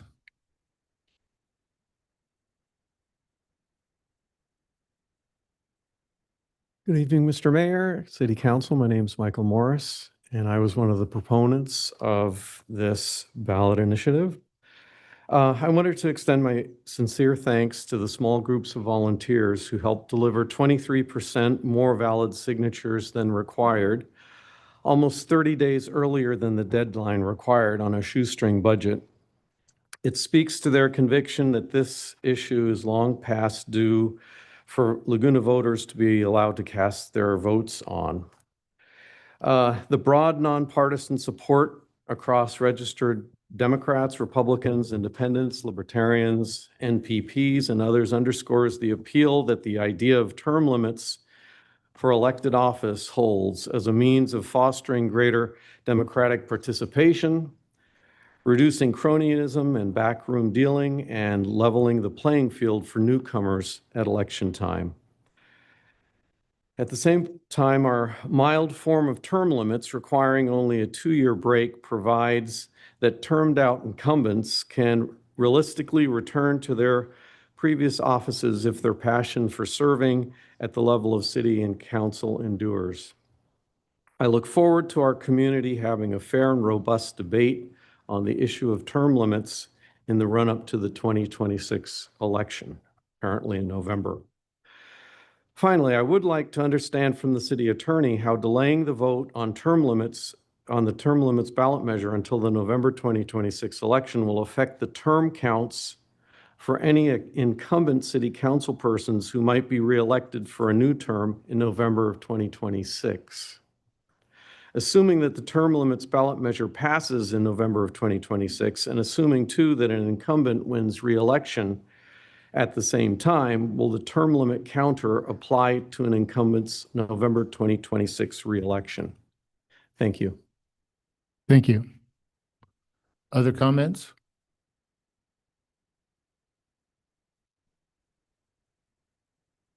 Hello again.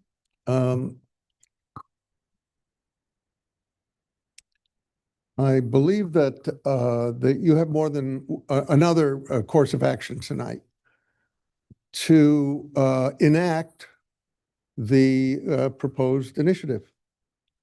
And no, thought I saw that in the documentation. Well, you could enact an initiative that used the one proposed. I don't think there's anything to prevent you from doing that. If you read the staff report, it would have to go to the voters regardless, whether the council proposed it or the voters proposed it, that has to go to the Enact voters. An ordinance. Now, of course, I'm only reading with one eye now. So I could be corrected. And, but I'm going to throw that up as an option, if it is possible for that to be, that the council could, in seeing that 1 out of 4 registered voters, of voters, people who have voted in the election, signed this petition. And so rather than go through an expensive process of putting something on the ballot, if there was any objection by anyone on the council, I'm sure the citizenry would be interested to know why 2 consecutive terms would not be a reasonable number of terms to serve in a row. And after 2 terms, boy, you know, with what you guys do, you need a 2-year break. So thank you very much for listening. Thank you.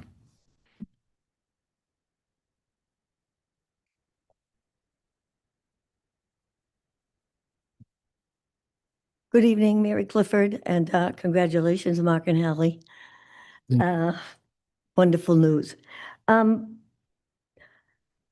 I guess the issue here is whether it goes to the voters or whether the council decides here and now what to do.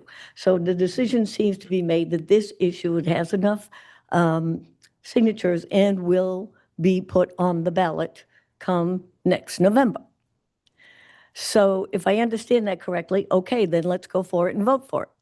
But when I look back, I took a look at back 55 years of city council elections. And I'm wondering what the problem is that actually warrants having term limits. So when I look back, I see that over 55 years, we've had 2 people that have had 4 or more terms as city council. 2 people out of 33. And then when I also look, I see that there were 7 people that had 3-year terms. Now, when I say more than 4 years, I'm talking about consecutive. We did have some people that had 4 years, but there were 2 years, then they had a break, and then they had another 2 years. If I understand what the term limits is, they're asking exactly for that type of situation anyway. So I did not count that as 4 or more years. So that is about 6% of the past 55 years that we've had more than 4 years of 4 terms for one person, 12 terms, then we had 24 years for another person. I'm just, by looking at the numbers, I don't understand why we would need term limits when it seems like the voters are speaking loud and clear that on average, or 75% of the time, incumbents are being voted out, that no, that 75% of the vote of the candidates are not being voted in after 2 terms. It just doesn't seem to be a problem here. So that's my only comment. And if we could just not do this at all, I'd love it. I find democratic process is to allow people to vote for who they want to vote for and to not limit the pool. I mean, we don't live in an Olympic pool size city like Irvine. We live in a kiddie pool. We don't have that many people that are able to step up and do this. So let's just let the people that can, do, and will do it and not limit it. Thank you.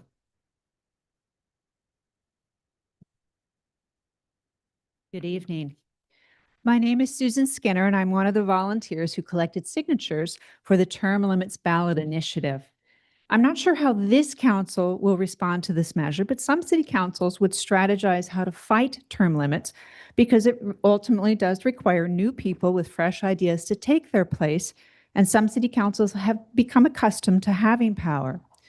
If this city council is considering opposing term limits, I'd like to share some thoughts with you. 82% of Orange County cities have term limits for their cities. Term limits are among the most popular and bipartisan concepts that residents may have the opportunity to vote on. As an example, the Aliso Viejo Term Limit Initiative passed with an 84% positive rate. I found roughly the same ratio while collecting signatures. I have done a lot of signature gathering over the years, and this was really shooting fish in a barrel. Almost everybody I asked signed the petition. So we'll see what happens in November, but my money is on Laguna Beach acquiring new term limits, and honestly, I think that's actually a very good thing. It brings in fresh ideas, fresh people, and I think it benefits the city. Thank you. Thank you.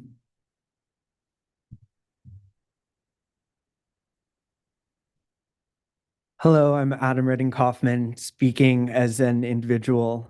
And I kind of liked Tony Eisman. I think she worked for this city, and, you know, the 21 years, or I might have been even more, was really great. I kind of like the idea of local government having these powerhouses that just do these like 20-year stints where they just keep getting reelected and reelected. I think we have a very politically active and like voter turnout in this community is always quite high. And so I don't think we have an issue with, you know, like people not showing up to the polls and voting and participating in picking you guys.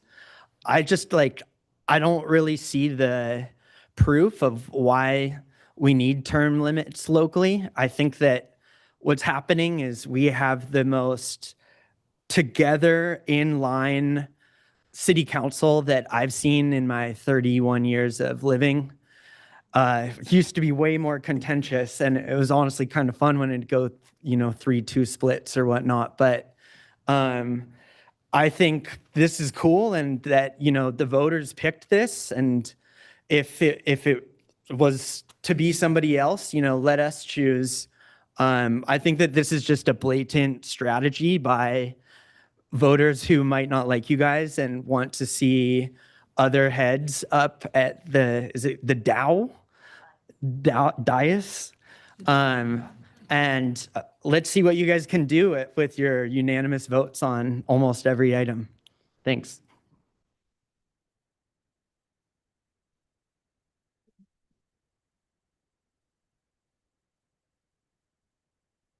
Matt Lawson, and for once, I'm not here to talk about fire safety.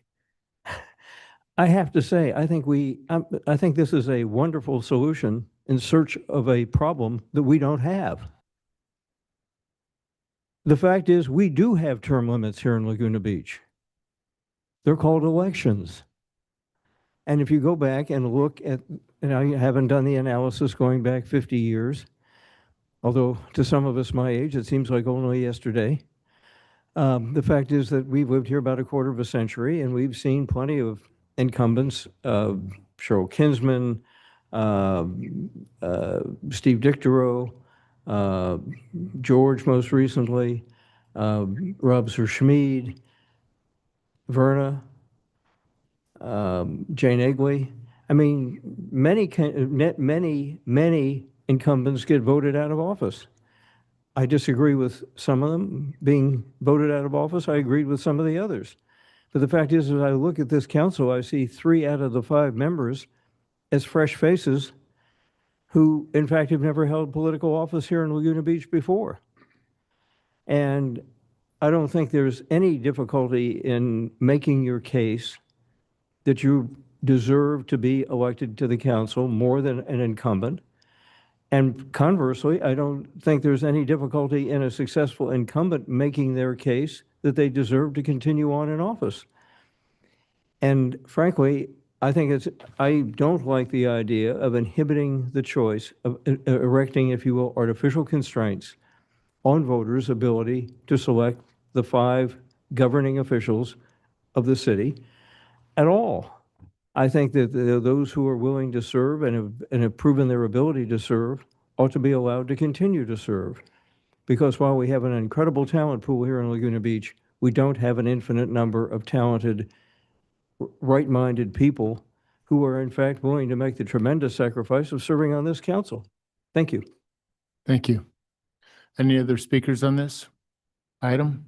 Okay, I'll bring it back to council. Anne Marie, I have a clarification on the recommended action on the receive and file. Does that need to be included into a motion, or is it just number 2? You need to include it in a motion. You have to actually receive and file it. Okay. Can I ask a question? Sure. Madam City Attorney, so just to address some of the questions. So I think it seems like the question before us is there's really only one choice as I see it, regardless of how we feel about term limits, because to Jacob's point, Government Code Section 36502B basically says that term limits can only be adopted by the voters, right? So we could not, even if we wanted to, adopt this as an ordinance today.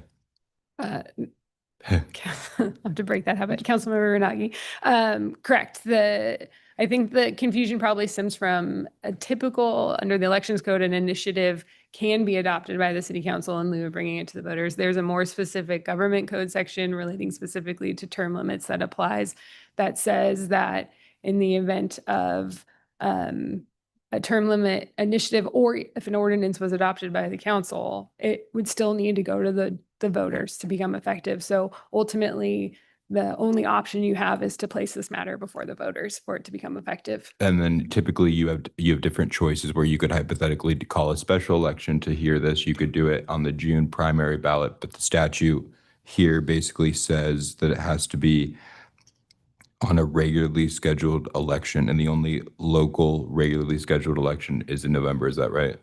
Correct. That same ordinance 36502B says that notwithstanding any other law, that this question needs to be placed before the voters at a regularly scheduled election.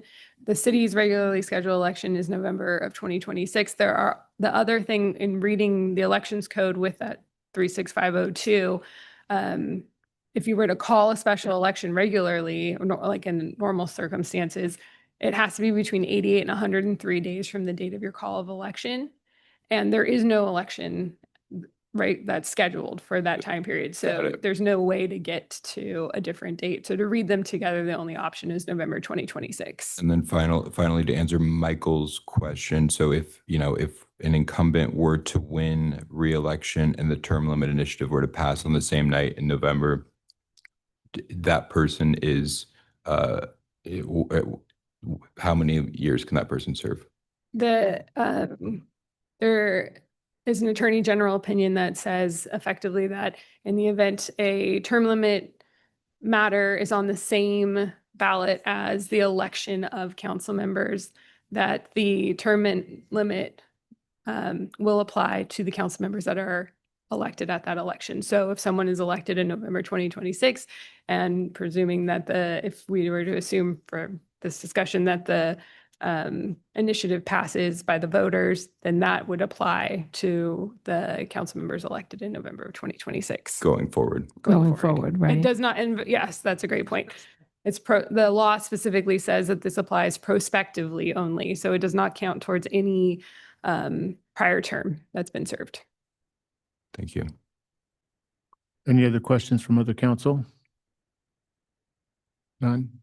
So is it a simple motion then?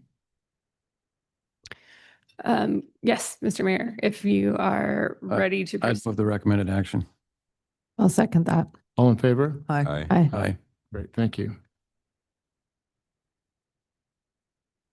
Does anybody need a break or do you want to just move on? Good to keep going.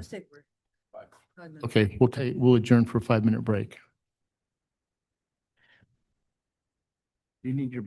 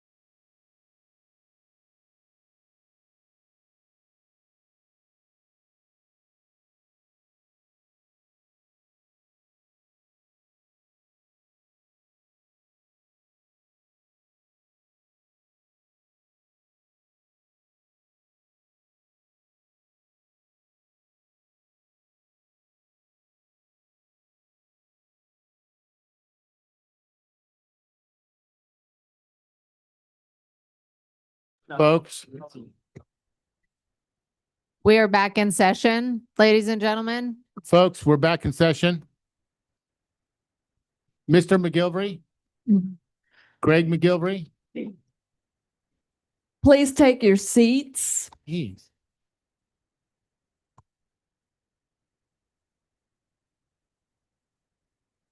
Thank you. Okay, we're going to move on to item number 23, Laguna Playhouse Funding Assistance.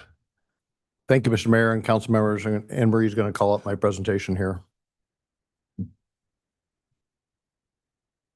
Next slide, please. It's just a picture of the Playhouse. Next slide. So in brief, why we're here. Well, as folks know, the Laguna Playhouse is a 104-year institution here in town. It's had a 40-year lease, started in 2003. So it goes through 2043 with the city. This is city-owned land and the building, including the parking, but it's operated by the Playhouse. So the Playhouse is retooling and reorienting, and we'll talk about that in just a second. They approached the city in October of 2025, so right before Halloween, with a reorganization plan and an appeal.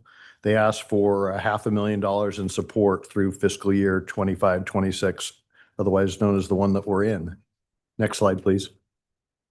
So what we did in response was we reviewed with the Playhouse some updated cash flow modeling, which reflected reduced monthly expenses, the sale of certain property, a stronger fund development push, and a strong board commitment to raising additional funds. And that resulted in a discussion with them about a proposed lease amendment, which would convey the funds, as well as look at additional community benefit, which would assure, I think we landed on 10, but potentially a maximum of 12 weeks of venue time for community groups. And this would depend on the community group's need. If there wasn't that significant a need, it would fall back. And it would include a basic rate schedule for community nonprofits that might use the venue at the Playhouse. Next slide, please. So I went back and looked at possible funding for this. I identified two major areas. One is the fiscal year 24-25. So last year, the Cultural and Environmental Stewardship Fund. This comes from the Laguna Beach Tourism Marketing District. So there's $500,000 set aside there for things that like this that could be this would be eligible for. So that would I propose taking 250 from that fund. And then the Laguna Beach Tourism Marketing District also has funded what's listed in the budget as an arts facilities program, but also used for permanent art installation. And there's $927,000 in that fund, and I propose taking $250,000 of that. I'd note too, as this is a question Councilmember Whalen raised, we do also have an art in lieu fund for public art. And the report that you heard earlier this evening on the consent calendar showed about $500,000 in that, but much of that is programmed or anticipated to be programmed. The Arts Commission is going to come to you maybe as soon as February with public art projects involving Cleo Street, the Anita Street. Sorry, those are the beach access improvements, the Glen Eyrie parking structure, and then Fire Station 4. So I'm going to hold on this slide. I had a conversation with 3 arts commissioners. I really appreciated their conversation yesterday, and they expressed concern about drawing down these funds, and they had expressed that they've been working on funding, including for a major art element at the village entrance. So this doesn't come without controversy or pain, my recommendation at least, but I did want to discuss it with the council and the community. Next slide. So when we looked at this proposal, obviously, you look at it with some concern, but and I'm talking about the broader Playhouse proposal, but the overall viability is I discussed with Adele, the new manager, and by the way, I really appreciate her participation with me and being transparent and participatory and teaching me the little that I know about regional theater management, which is very little, but Adele has been terrific in working with me about that. But I concluded the Playhouse is clearly determined to improve sustainability, but there are no guarantees. The fund development dollars obviously are dependent on good work there. We identified that the community groups need a good raid on the right dates, and I appreciated some of the board members' participation with Councilmember Wayland and Councilmember Renagi in a discussion about that just last week. And then just the larger point, the city can't be in the position to remedy all cultural arts group sustainability needs. The funding's tight for the city too. So as I noted too, the sources of funds proposed have other competing needs. Next slide. So the recommended actions, obviously, to discuss this and offer your thoughts, provide further direction to staff as to, it'd be good to know whether or not you'd support this $500,000 award, which would come in 2 tranches, one in January and one later in the fiscal year, so April or May. The appropriateness of the funding source, other considerations to seek in a lease amendment. And what we do would be to return to you in January 13th, your next regular meeting, with proposed amendments to the 2003 lease agreement that would reflect generally those community use timelines and the kind of a rate structure. So I'll stop there and welcome your comments. Thank you. Good presentation. Any questions from council members? None? I'll open it up to public comments. I'm Gary Jenkins. Since COVID, playhouses around the country have closed or in financial distress. Laguna Playhouse has not been exempt from these pressures. To address this issue, the board has done an exhaustive search to find new leadership and a new direction for the future. I'm confident that we have found the right person to lead us to this future, Adele Adkins. She has a proven history of saving a theater very similar to ours. The board has shown its enthusiasm by contributing $530,000 this fall to the Playhouse. A central part of our new vision is to become a center for the community. The city has needed additional performance space for arts for a long time now.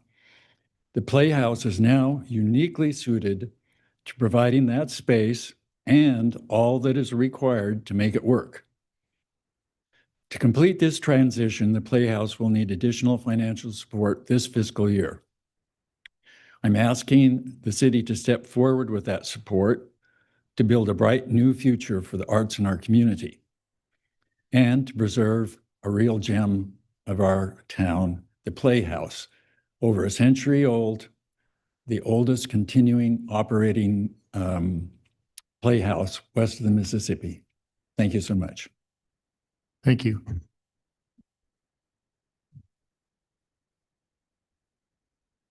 Mayor Mark and Mayor Pro Tem Haley and I guess immediate past Mayor Alex. Congratulations to you guys. I'm Joe Hanauer and I'm a Director Emeritus of the Playhouse and was also Chairman of the board, I guess up for 5 or 6 years until about 2015 or so.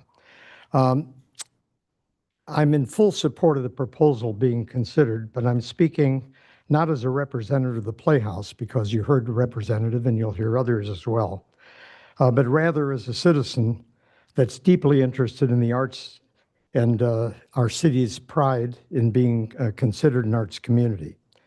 In evaluating the proposal, one needs to go beyond the dollars that the city is going to be expending, because we heard earlier this evening about the consultants, and we know that there's a lot of competition for the dollars. But instead, we need to look at what the community, what the city gets in return. And Dave certainly spoke to that. I want to build on it a little bit. Our arts organizations continually battle for performance space in Laguna. Sure, they can leave town and they can find space elsewhere.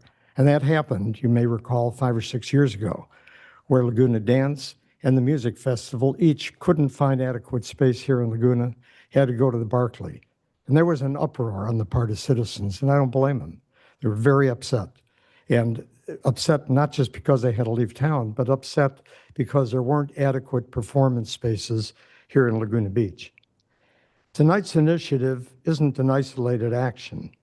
It's part of other actions that through you, our council's wisdom, together with some community organizations, will finally provide opportunities for our wonderful performing arts organizations to have performance options.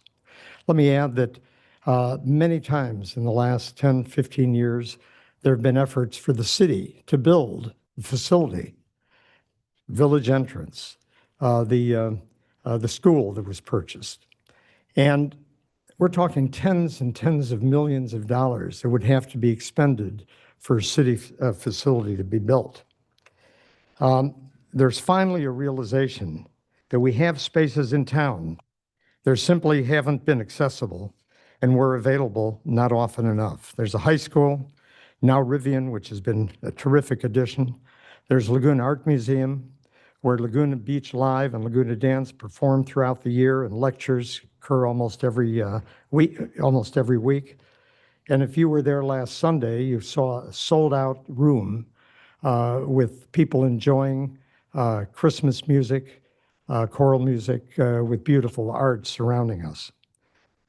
Throughout tonight's initiative, there will be if tonight's initiative moves forward, there will be 420-seat playhouse available for multiple weeks, scattered throughout the year, and at costs that, while they may still be a strain on some budgets, they'll be doable. Let me add that there's efforts and discussions about having the pageant facility, the festival ground facility, having the theater there, the forum be available, and LCAD is going to be creating a facility that will also have very, very strong seating. So we're really at a point where we're going to have a large number of organizations that can access facilities. And the Playhouse itself will be able to have stronger, better performances, because economically it'll be able to afford to do some things it just hasn't been able to afford so far. So I hope you do go forward and move this on to the January meeting, where this can be approved and the funding can be provided. Thank you. Thank you.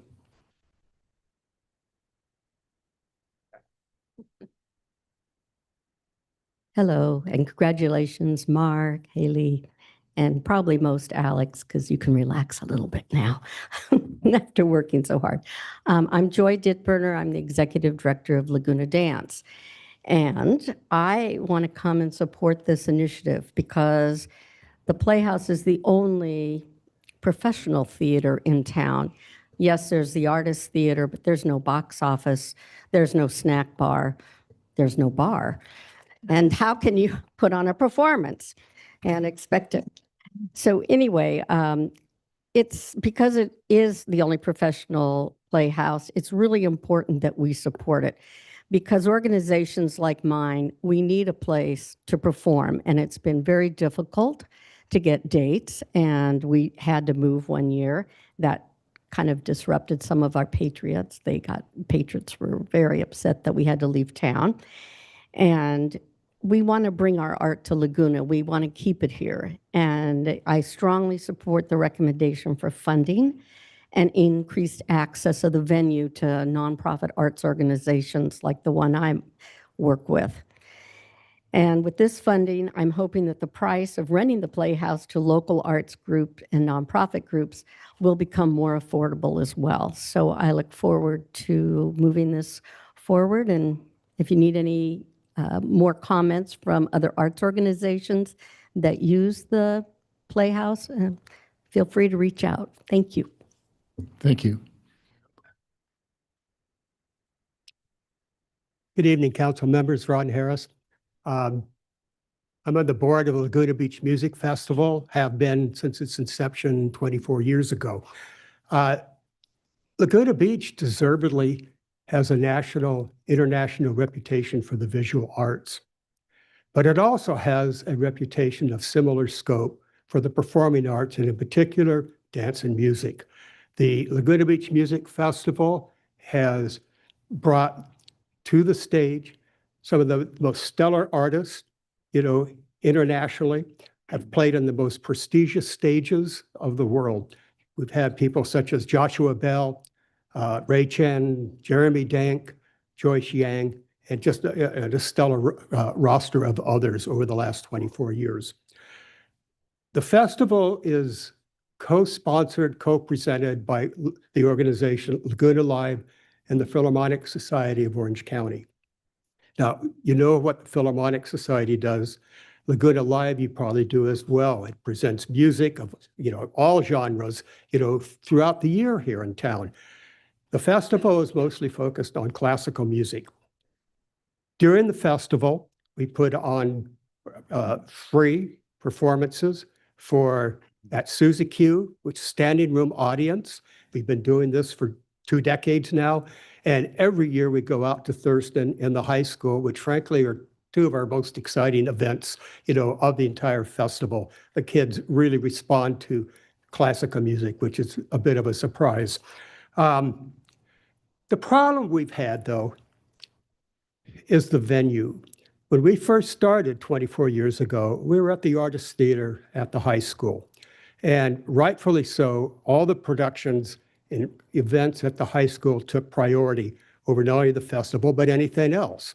And as a result, we had to kind of cajole ourselves into, getting whatever slot, they could put us in, which meant we had no consistent time for the festival.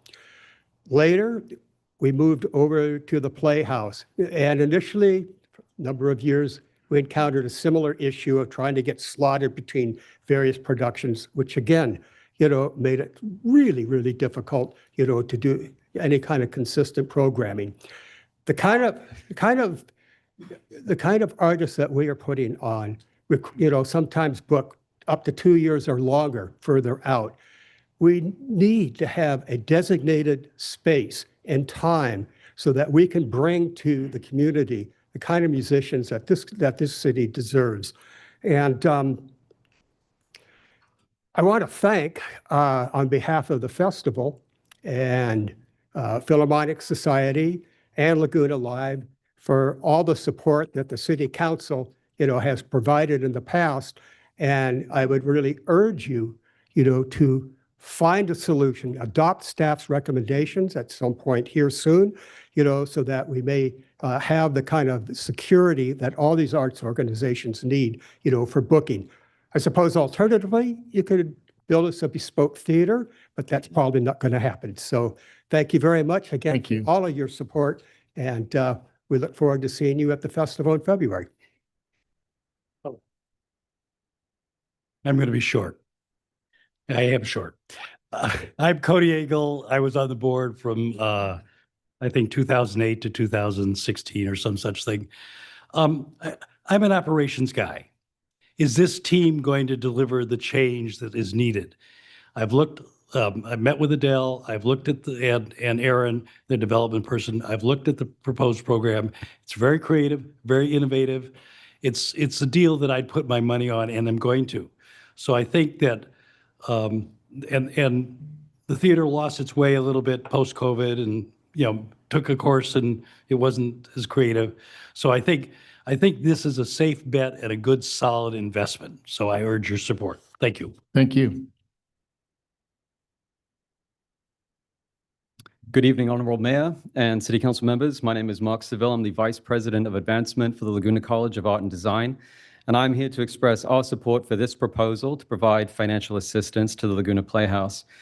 As 2 of the city's most cherished cultural institutions, LCAD and the Playhouse have long been intertwined in our shared mission to enrich the cultural fabric of Laguna Beach. The arts are at the heart of this community, and this body's support for the arts is not just an investment in creativity, but a declaration towards securing the identity and legacy of what makes this city so special. The Laguna Playhouse, like LCAD, is a vital space where art comes to life, where local talent thrives, and where residents and visitors alike can experience the transformative nature of both the visual and the performing arts. We understand the challenges that arts organizations face. I, more than most, having spent 15 years as an executive level fundraiser in the performing arts, Yet we believe that supporting the Playhouse ensures the continued vibrancy and cultural relevance of Laguna Beach. Together, LCAD and the Laguna Playhouse help to make the city a beacon of creativity and artistic expression. And we urge you to continue fostering this legacy through your support now more than ever. Thank you. Thank you. Any other public speakers? Okay, thank you. I'll bring it back to council. Any comments? Bob? I think Dave covered it quite well in his staff report, and I'll just, Alex and I met, I think, back in late October, you know, at the request of the Playhouse to look at this proposal. And, you know, I have to say initially, you know, I was a little skeptical at the ask, because you kind of say, well, gee, is this going to be a good investment or not a good investment? And I think, as Cody just said, you know, I became convinced that there is a plan in place. You know, sometimes you meet people and you have a sense right away that they know the job that they need to get done, and they have the skill set. And I certainly had that sense immediately meeting with Adele. Since that time, we've had a chance to really dig into the numbers a bit and the proposal.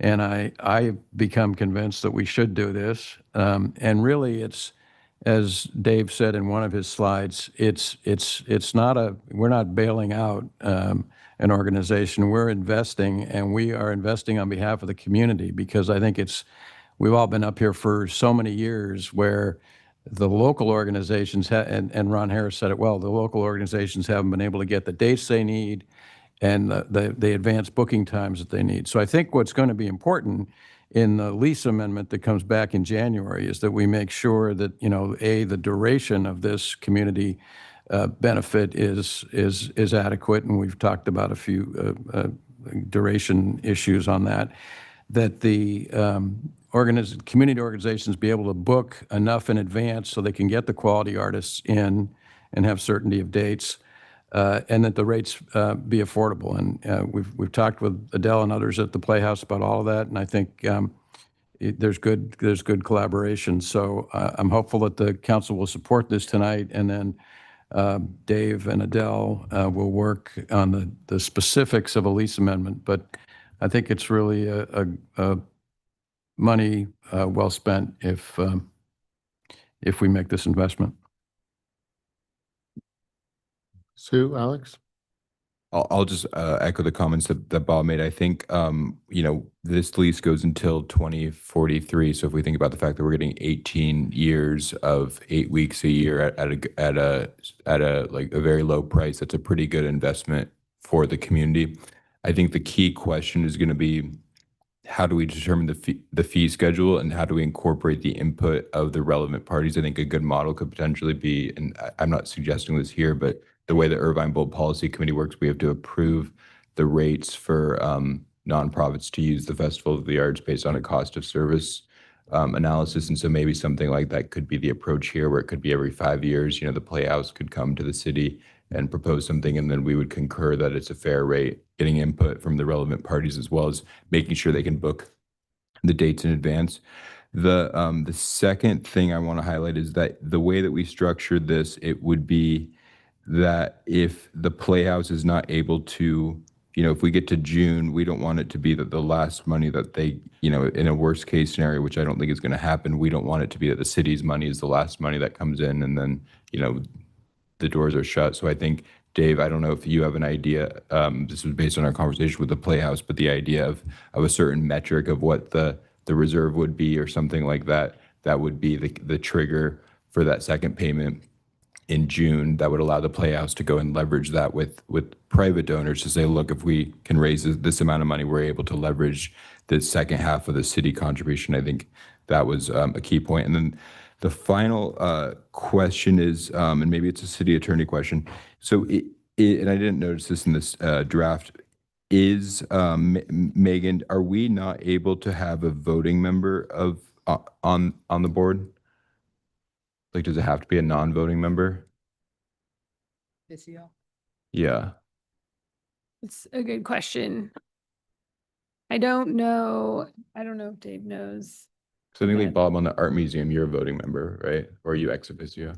No, ex officio, and I think, like the mayor's ex officio to the festival, but the Playhouse has said that they're open, in fact, would welcome an ex voting officio. I think we're not going to take up appointments until the end of January. Is that what I saw? So, but would it be a voting member? Would it be, because I mean, I kind of feel like when you're an ex officio member, it's kind of, you're not, like the intent here is to have sort of a city voice as part of the governance decisions. And so maybe that's something to be worked out, but I feel like we would want to have a vote on that as opposed to a non-voting member, but maybe there's some issue that I'm. So are you referring to a city policy or the House bylaws? In the recommendation that we have here, that it just says a city liaison on the board as a non-voting member. And I understand that, but what I'm wondering, the restrictions would be either through their bylaws or through the city policy. Correct. Yeah. So I think it would require likely an amendment to their bylaws, but that's something to we allow would for that. talk to them Okay. about. Yeah, Okay. those are my points. Thank you, Sue. Yeah, thank you, Mayor. So I have, so I'm really interested in seeing how we can make this work because, aside from the events and things that go on at the Playhouse, the positive effect it has on the immediate business community and the residents too is really, really good. In fact, you can see a discernible drop in kind of business activity when the Playhouse is dark. And, the restaurants, for example, because they get a lot of out-of-towners coming into the Playhouse. I mean, I have friends that live in Niguel and they come to the Playhouse, quite frequently, and they'll go to whatever, the lumberyard or whatever. So, I think it is important. I don't know, who is Adele? Can you raise your hand? Okay, great. It's nice to meet you informally. So Alex and Mark were the subcommittee. I mean, Alex and Bob are the subcommittee. So the way well, we can't work together, the three of us, because that's a Brown Act violation. So I hadn't really heard too much about this because of the nature of the way the council has to work.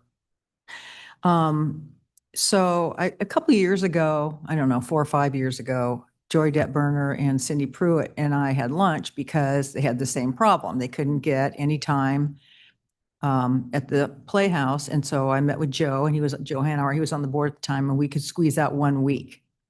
And that was kind of the best we could do at the time, which is not great. I am also impressed with the $530,000 that the board has donated on their own. So it's quite impressive.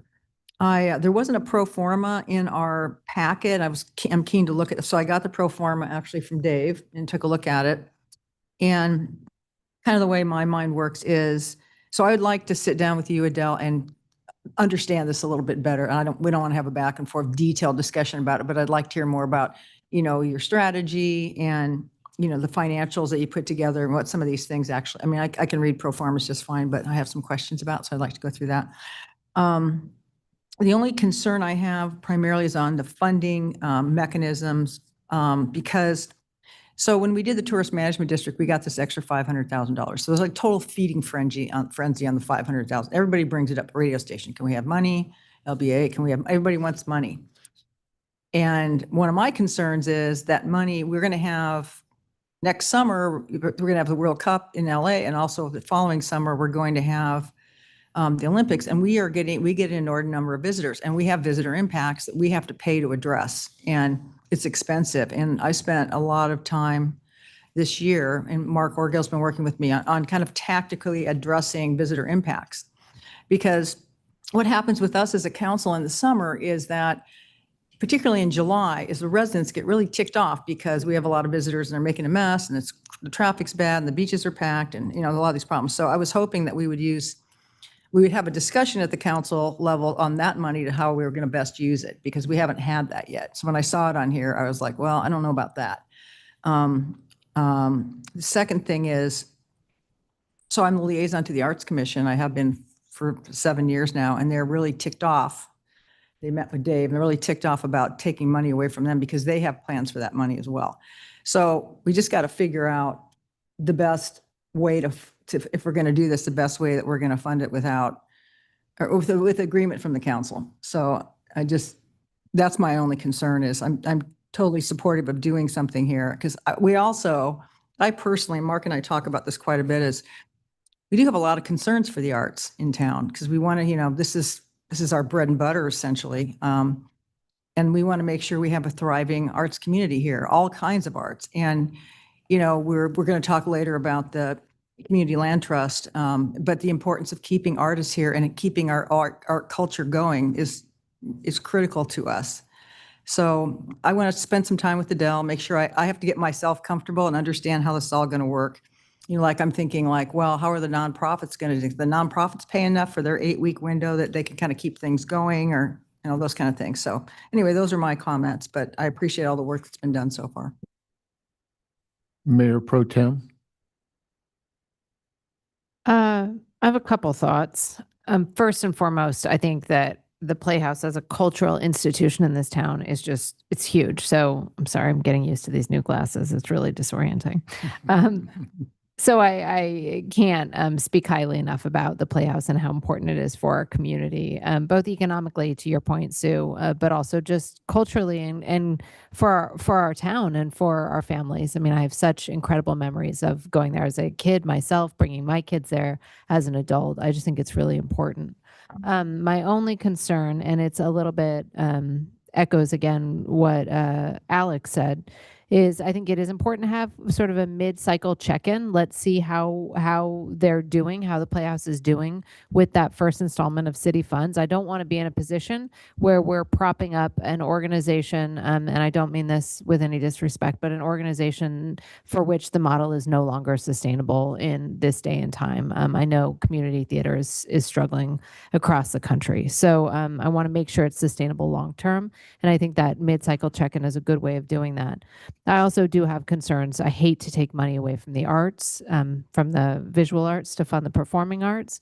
So I know that none of these questions are easy to answer, but I would like to make sure that that really is the most responsible and representative of community interest way to fund this program. In general, I think it's something we need to do. Thank you. In short, I do support the action. I would like to think about a couple of things Joe had mentioned, Johanna Howard mentioned, you know, the taking a look at the arts moving forward. And there's been discussions around the community about, you know, coming up with some type of a long-term strategic plan. And I think now is the time to start to get that conversation going. When we renewed the tourist marketing district, there was some dialogue around having council come up with a mechanism to how those funds were going to be spent. So I think that we should probably get that process going as well. And I think that it's fair and we owe it to the Art Commission to at least try to identify a means in which to make them whole again over a period of time. I think it's, you know, we should at least look into it. I'm not sure, Alex and Bob, if this requires a formality of an ad hoc committee for you two to spend some time working with these guys or staff to move forward if we do approve this. How do you see that working? Do you think staff is going to do it on their own, or do you think that they need some assistance? I think we should continue to, you know. Informal? Yeah. Well, it can be informal, I think. I don't know, Dave, what do you think? I wouldn't mind that help at all. That would be great. So that's a formal, okay. I agree with Hallie with the some kind of a check-in, you know, moving forward with a mid-cycle check-in. So anyway, those are my thoughts. Oh, there was one other thing. There was a mention of the Irvine Bowl in one of the in the staff report as part of their future plans is to use some time at the Irvine Bowl. Well, there's another conversation that we're kind of midway through right now is the Irvine Bowl. So maybe I guess that's Sue and Alex. So anyway, if we can get these different groups that are working on these different items that I just mentioned, I think that it would be helpful if we kind of just see how the different pieces of the puzzle fit together. So those are my comments. So do I have a motion? Yeah, just one comment before we, you know, appreciative of Sue's comments and yours and Hallie's with respect to the source of funding. The recommended action doesn't lock us into a source of funding. So, but I think it's important, very important we make the commitment tonight, and then Alex and Dave and I can work on funding sources. You know, I'm not sure I agree with all of your views on it, but I think we can address that and get back on the 13th with some options. So I would move the recommended action with adding a recommendation that Alex and I continue to work with the city manager to develop something to come back on the 13th of January. I'll second that. All in favor? Aye. Okay. We'll move on to item number 25. I want to thank everybody who was here tonight and who worked Yeah, on this. thank you with me. very much. Thank you very much.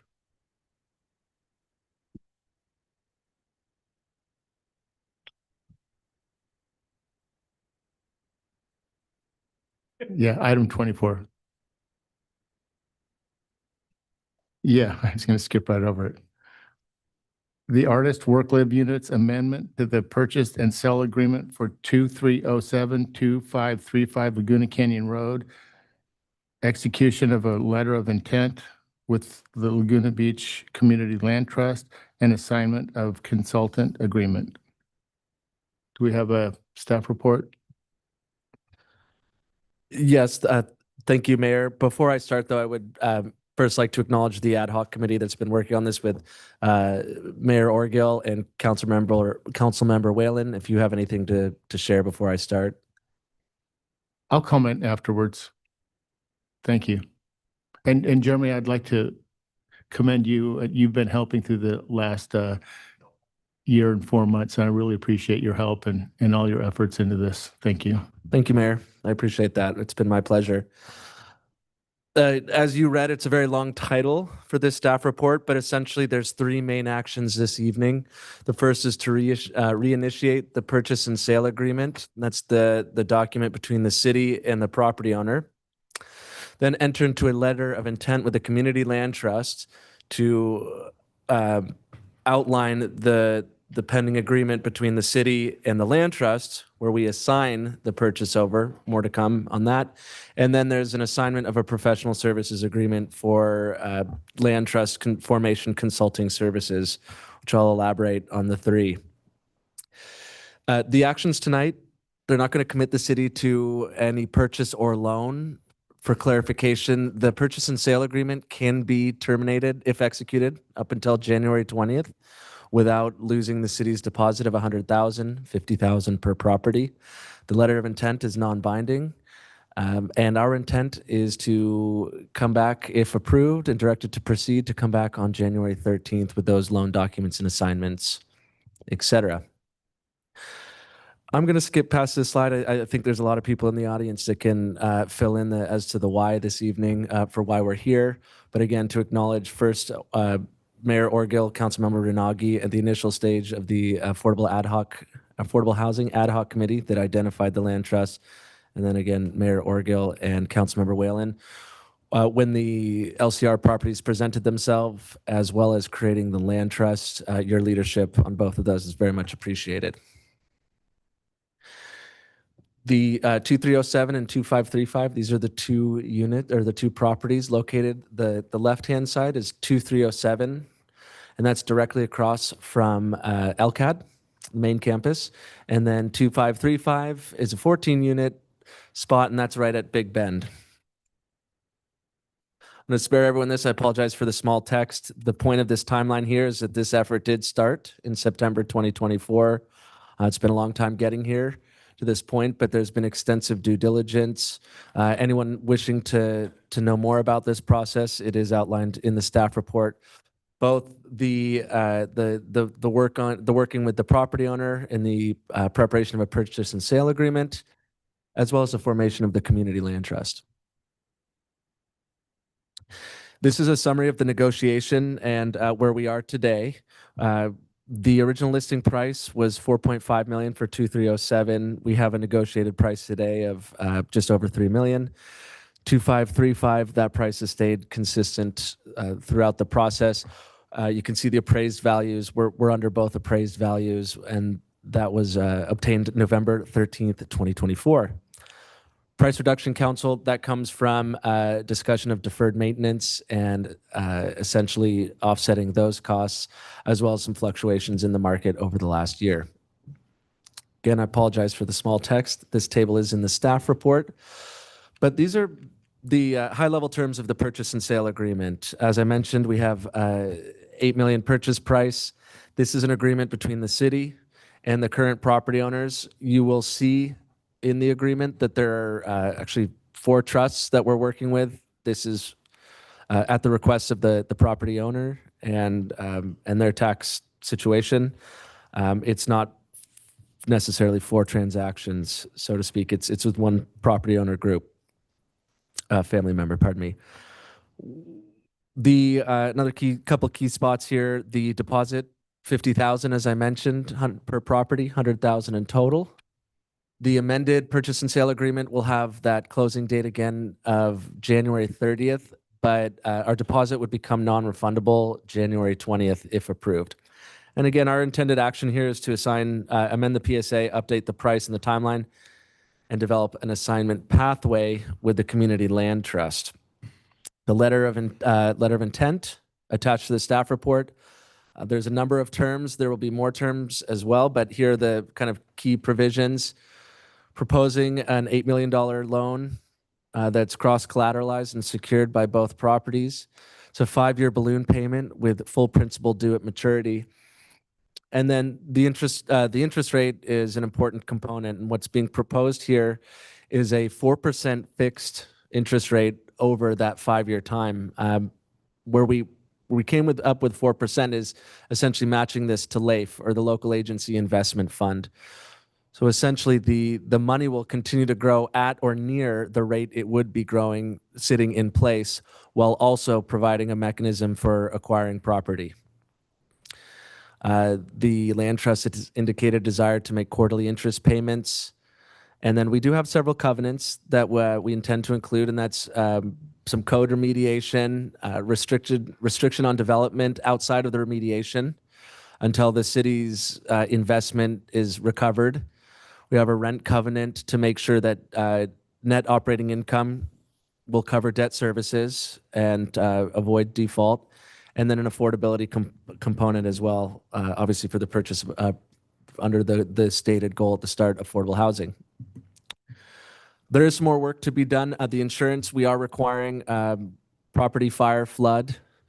There's other insurance terms, but we're going to need to work through these listed insurances over the next month or so to understand the costs for the trust and how they work into net operating income. But yeah, the city will be requiring insurance. Our pathway to funding, we are recommending the vehicle replacement fund to loan the $8 million. It has a balance of $17 million. We can not impact the general fund, recover in 5 years or sooner the $8 million back, while also not impacting fleet replacement. We will have to reschedule and move certain components of fleet replacement around, but we're not going to prohibit ourselves from being able to do that over the next 5 years or replace our vehicles as needed. And it's my intent, we'll prepare a replacement schedule so we can share that as part of the January 13th meeting.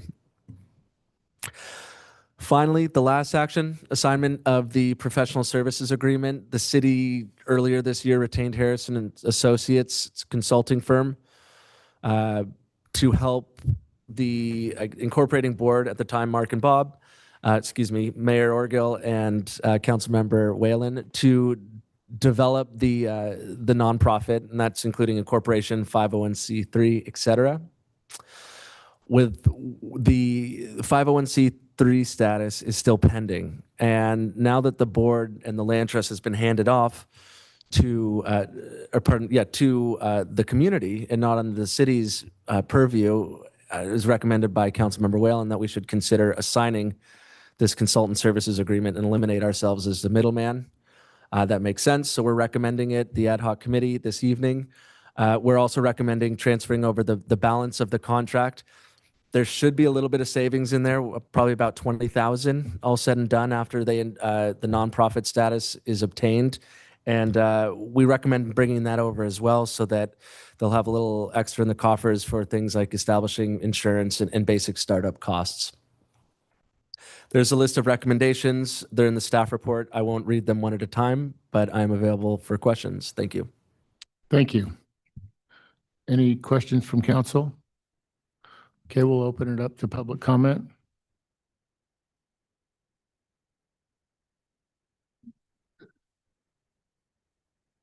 Good evening, Council. Mark Christie, lifetime resident. A couple quick comments.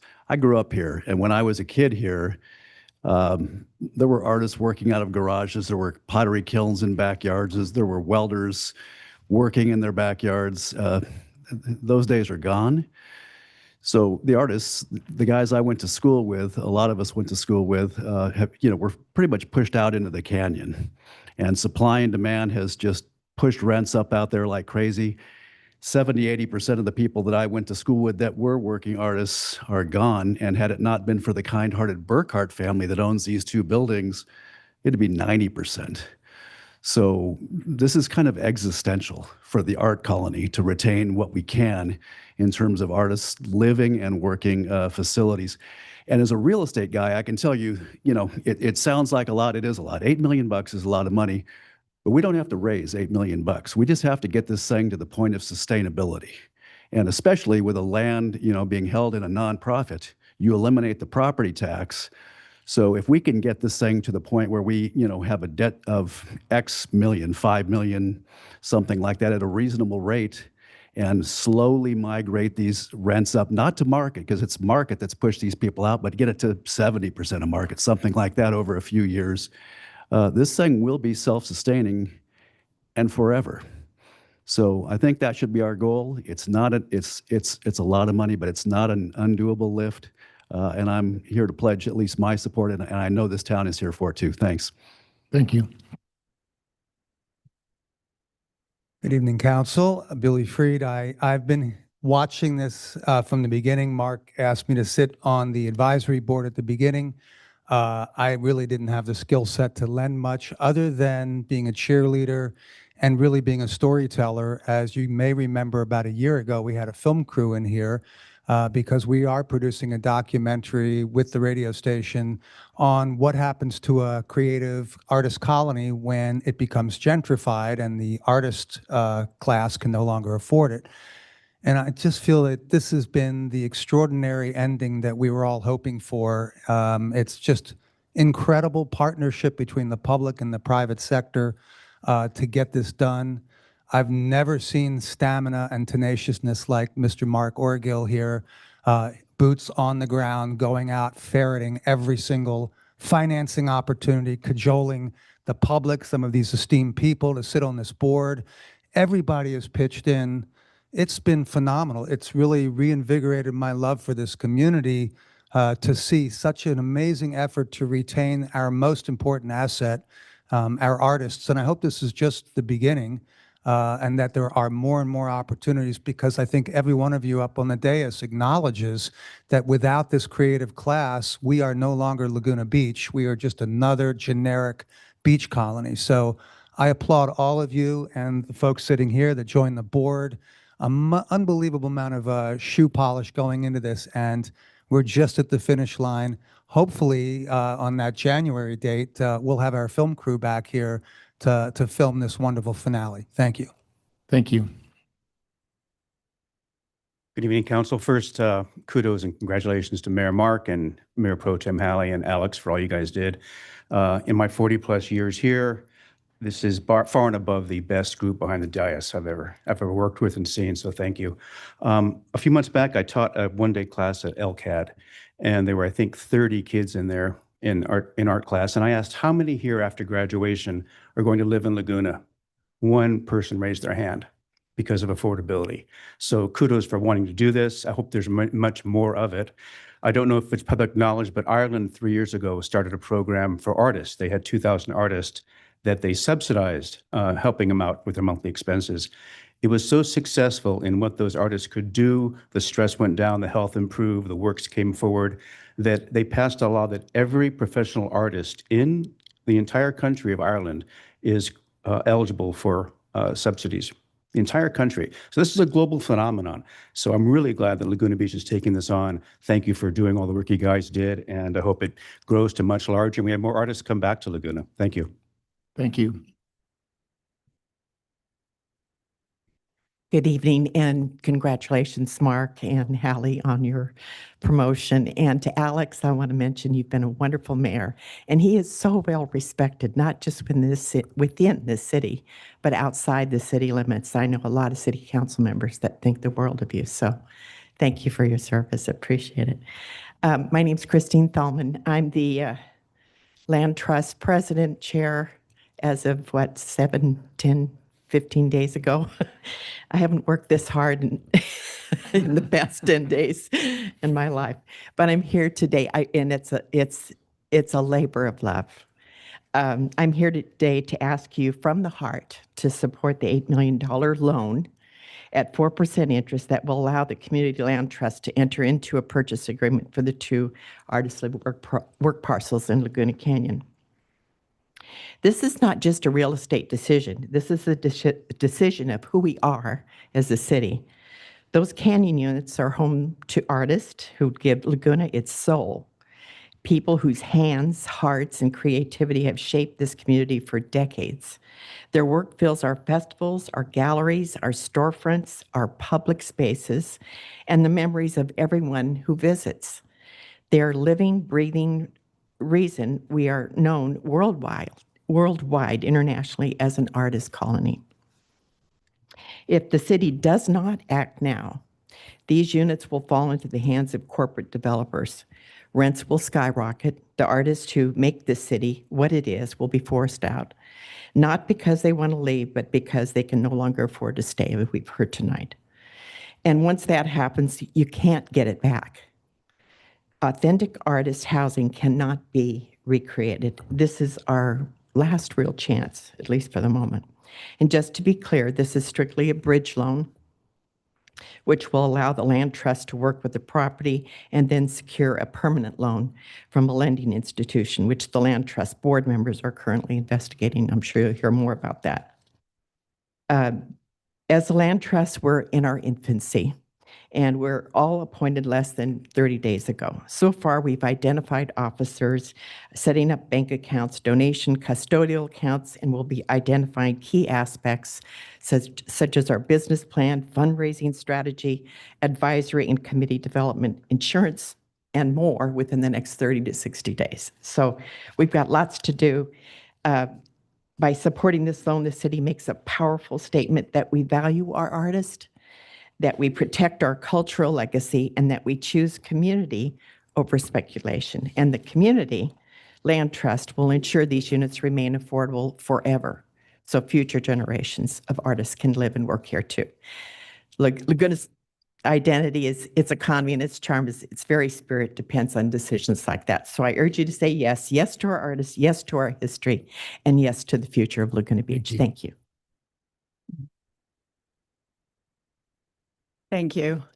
Hi, I'm Catherine Burton Gray. I think I know everybody here. Everybody knows me. I had this great, long, redundant speech that I'm not going to give.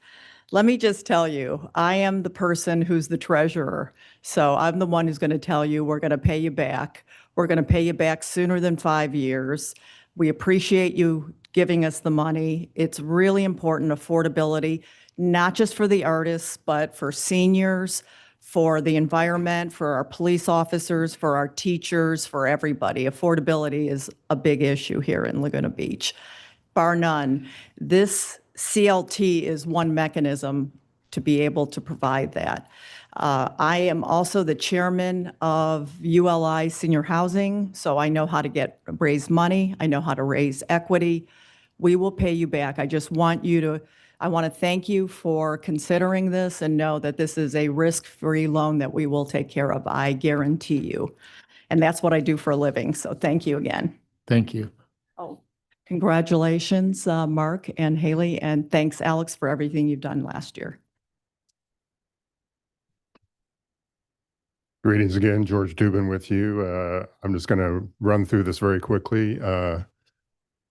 I've stood here many times in the last year and a half speaking to you about the importance of investing in our cultural heritage. You have all heard what I've had to say about this project. You've all visited the two properties, and I believe now have a greater understanding of what these properties mean to the artists and craftsfolk now and for future generations of artists to come. You have allowed this project to move forward and have created a community land trust to oversee these unique properties. The land trust will not only help address affordability for the art community, but also serve our seniors, which I am now one of, and workforce housing. This is a great step forward for Laguna Beach and one that will potentially serve as a model for other communities to follow. You as a 5-member governing body, along with Dave, Jeremy, Megan, and a lot of other staff members have taken a major step forward to ensure Laguna Beach will remain affordable for generations. This is your legacy, one that in the years to come will be looked upon as an enlightened decision by you and one that will ensure our cultural heritage will thrive well into the future. I do not normally speak for the creative community. However, tonight, from all artists and creatives, thank you all for your understanding and for your support of the Laguna Beach Community Land Trust. And by the way, those young artists that were here earlier today, this will afford them an opportunity to remain in Laguna Beach when they mature as artists. And believe me, they're going to be thanking you for generations from now. So thank you. Thank you. Hello, Council. Adam Redding Kaufman here, representing myself as an individual. I don't know if I have to say that every time. Some people have said I have to put every next door comment with that leading or ending sometimes. So I'm just going to say it each time. But I wanted to come up and talk about how great this idea is and how I want you guys to pursue it more. After police and fire, we're already at 60% of the budget. So only 40% left for the rest of things. And that's pretty tight. The police budget has increased by 25% in the last decade, the last 10 years. Not saying you have to cut the police, Alex, but we can maybe work to get some more supportive housing in our town. I really think Laguna should be the place that is offering supportive housing for people who, are kind of a lost cause and cannot sustain themselves living out on the streets or on the sand. Supportive housing is an option in New York. You do not see the chronic homelessness that we see in California because New York provides supportive housing for their residents. Let's lead the charge on this. Let's be a town that can facilitate it within its means. I mean, definitely don't build a skyscraper full of supportive housing, but I think we have the privilege where it's something that we have to do. And this is a step in that direction. And I'm just so stoked you guys are doing it. The other thing I want to mention is there's been an exodus of people my age from town, and that's mainly because of the increase in rent that we saw after COVID. It just really bums me out, and no one's talking about this officially. I have no credible signals except intuition right now to believe that our school district is at threat of going poof because there's not enough parents that can afford to live and raise children here. The average household size of a Laguna Beach Unified School District family is 2.6. 3 is an only child. So that means that divorced moms and dads are the predominant parent or family system currently in Laguna Beach with a median income of $220K. So it's rich moms and dads that are divorced, and that's the only people that can afford to raise a child in Laguna. And I really want to raise a kid in Laguna and more people my age to have that opportunity. Thank you. Hi, Emily Howell. I'm a 32-year resident and a working artist who no longer has a workshop, and so I'm in full support of this. We are sorely lacking affordable light industrial workspaces for those of us that work with torches and hammers and mixed media. So help us out. Hi, I'm Caitlin Evans, and I am an artist in Laguna. I grew up here, and I just want to say thank you. So that just considering this and that we've made it this far, I feel so fortunate to have been able to stay here. I've been very lucky, so hopefully I continue to be. And just that's it. Thank you so much. Good evening, council members and Mayor. Congratulations, and Mayor Pro Tem, congratulations on your appointment tonight. My name's Lisa Stipkovich. I've been a long-term resident of the city of Laguna. In fact, moved here because of the notoriety of Laguna as an artist colony. I also am speaking on behalf of what I consider to be some of my experience with dealing with affordable housing. And the years of my entire career has been in community development, mostly as a community development director for the city of Anaheim, but also I've done consulting and for developers and local government regarding those topics. And I wanted to commend all of you for creating the community land trust. I think it's a great idea. It's also really a very good idea in terms of being able to encourage the development of workforce and artist live-work housing, as well as protecting the city assets, because it does have very minimal risk to the city, and I think it's a creative way of doing this. And I just wanted to ask you to support this project because I think it's really the right thing to do. It's much needed. And the idea of doing this through the trust, which is required to keep this as affordable housing in perpetuity, will assure that we do have long-term housing available to people who live and work here in the city. And just guarantee that we not only provide this housing for artists, but as everyone else has been talking about, giving the identity of this city as an artist colony and making sure we perpetuate it. Thank you very much. Thank you. Debbie Neve. And, Alex, I first met you on the Affordable Housing Task Force. And when this idea about the land trust was floated and discussed, I think that seeing this move forward is phenomenal to see this happen. So thank you for pushing, and making this a reality. And I think affordability has been something that this community has been struggling with, whether it was the senior housing task or the senior task force and then the affordability task force. So I think that to see this move forward is phenomenal. And I hope that when this is approved, that if it is paid back sooner, there's no penalty, number one. And then I just want you to think that when you go home, say, hey, this was really an awesome thing that we did, not a missed opportunity for our artists and for those that need this in the future. Thank you. Thank you. Good evening, Mayor Orgill, Mayor Pro Tem Jones, and council members. My name is Julie Perlin-Lee, and I'm the Executive Director of Laguna Art Museum, the 107-year-old sister organization to the Playhouse, and artist founded by artists who were not only creating beauty in our town, but were also extremely civically engaged.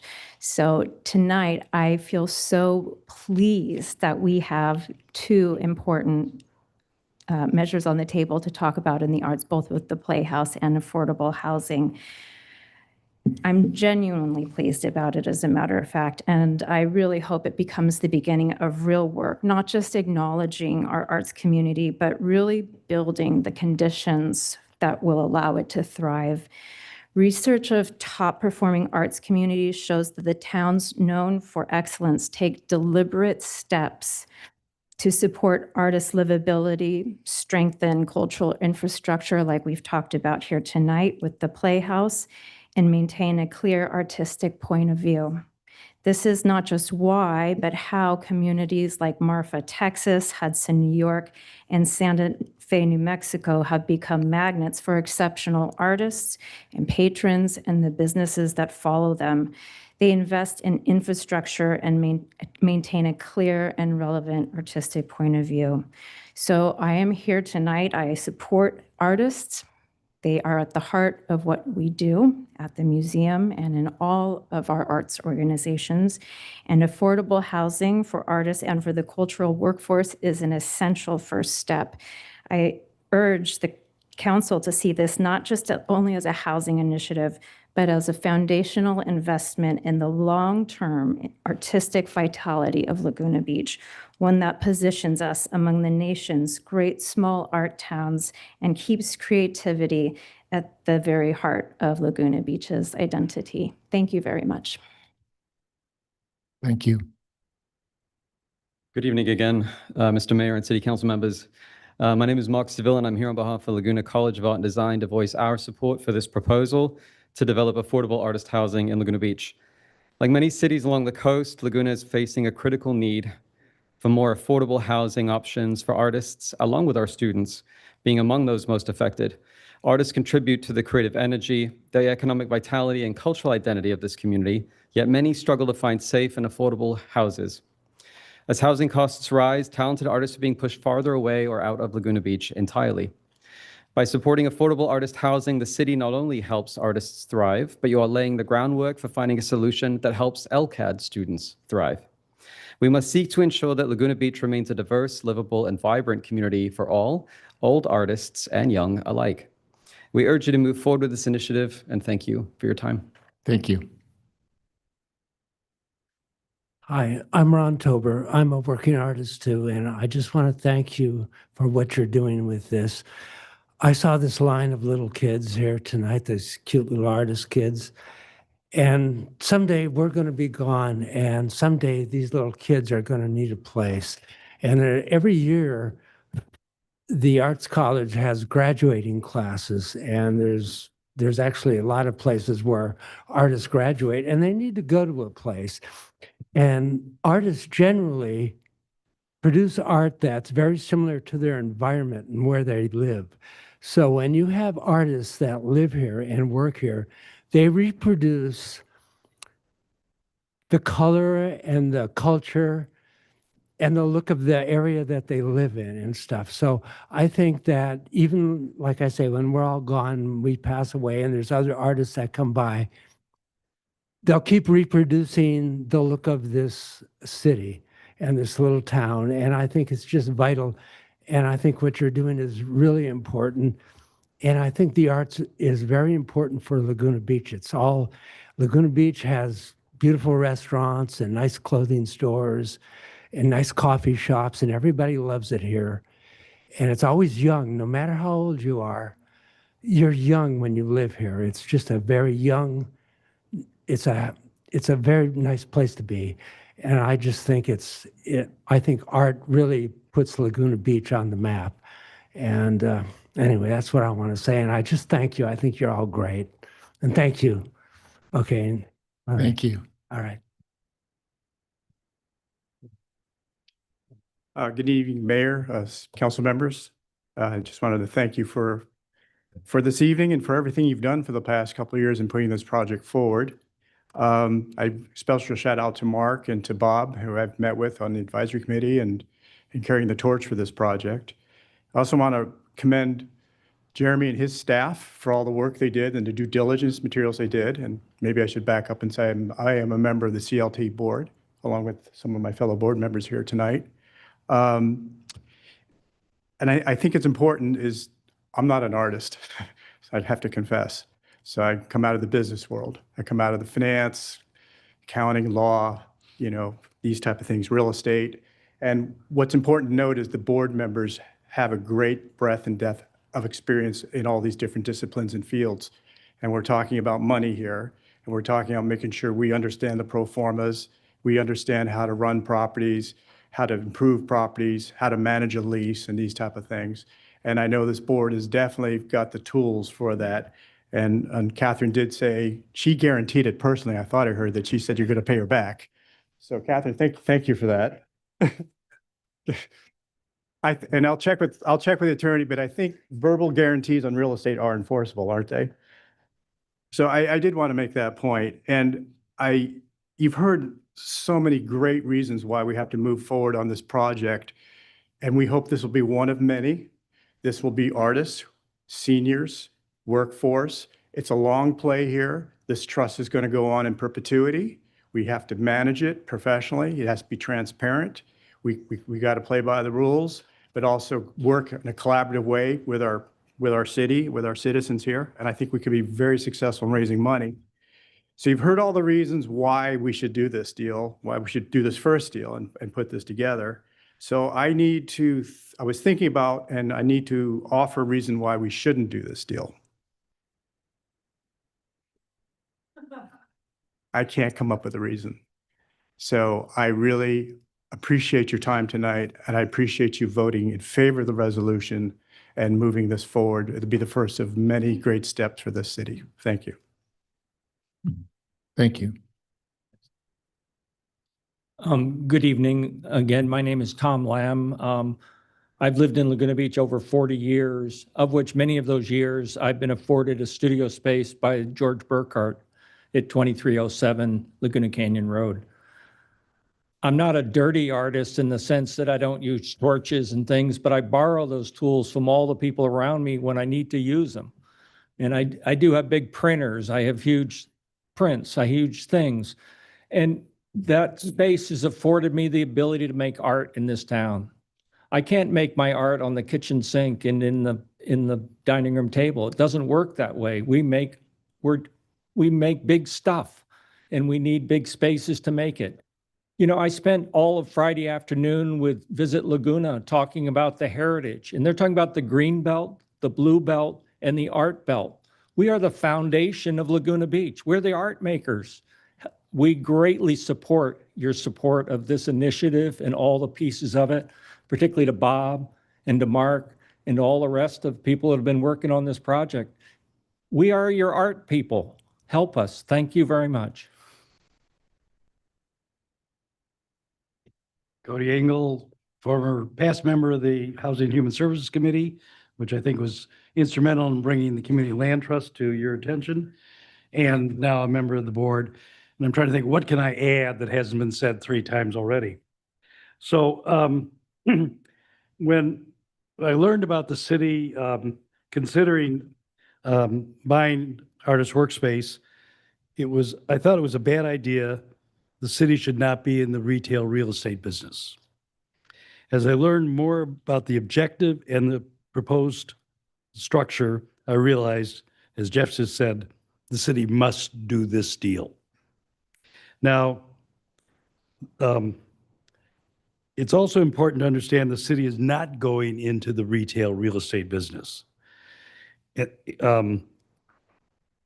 Because it's making an opportunistic purchase and providing a short-term bridge loan to the Community Land Trust. The Community Land Trust task is to secure donations sufficient to allow a long-term mortgage that can be supported by the property with affordable rent levels.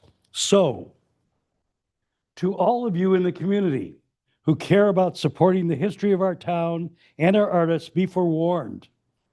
The Community Land Trust will be asking you all to contribute your emotion and your money. Thank you. Thank you.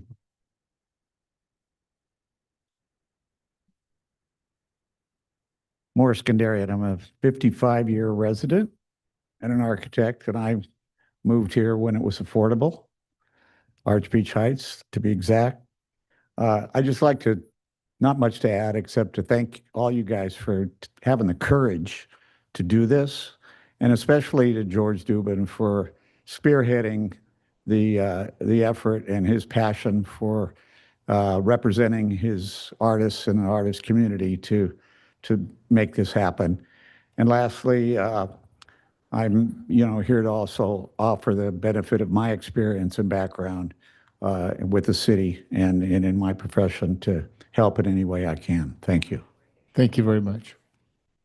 Any other speakers? Okay, I'll bring it back to council. Any comments? Well, I think it's been very well said by members of the community and all the speakers here tonight. I don't think there's much to add. I think it really does make sense. I think our staff has done a lot of work on this, a lot of due diligence. We know what the real estate issues are. We understand them. The thing that gives me the most confidence, though, and many of them spoke here tonight, is the members of the Community Land Trust Board. I think I shared with our council at the last meeting, what a great group. We had the opportunity to interview 18 people and select 7, and it's critical when you're making a loan. You're making a loan to a group of people, an organization that you think is capable of accomplishing the mission. And I have a high level of confidence in the folks who are at the Community Land Trust now and on the advisory board helping out. So, I look forward to hearing comments from others here, but I hope we're going to approve this tonight, move it forward, and I think we could add a 7th recommended action of Catherine's personal guarantee, but I won't do that.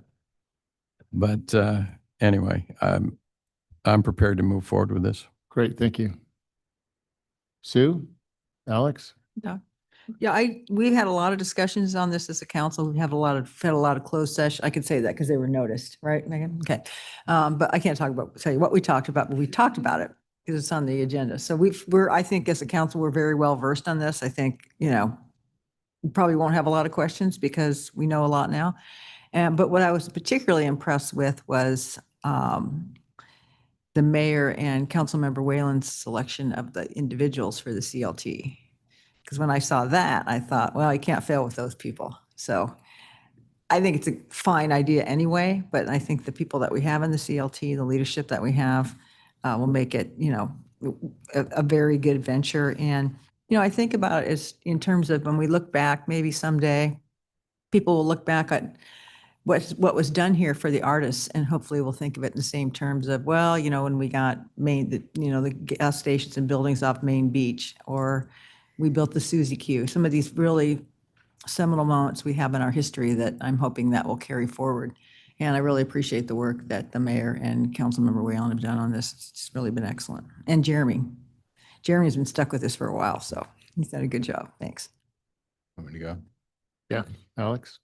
Yeah, so I think everyone touched on you cannot overstate the impact that artists have had on this community. It's really, you think about the plein air painters and how they essentially were inspired by the natural beauty of Laguna Beach and then built a community around that. And that's kind of how we got to here today. My grandpa in 1979 came from Iran because this was an arts colony. I have no artistic talent, so I didn't get those skills. We invest tens of millions of dollars since the formation of our business improvement district with the hotels into the arts. And I think, you can't be an arts colony if you don't have artists living there. One of the interesting things, now I'm on my, going into my 4th year on city council, is I've really come to appreciate that in local government, what we really need to focus on is the core competencies, the things that only we can do. Only the city can put out a wildfire. Only the city can ensure that we fully fund law enforcement and have a very safe community. Only the city can ensure that we have water reliability and have a sewer system that works and have high quality services, whether it's through a design review process, all the above. In my day job, I'm in real estate development. What I found in real estate development is there's no such thing as an easy deal. If you have even the most deal that seems the most straightforward, there are going to be a million things that come in the way and make it really complicated.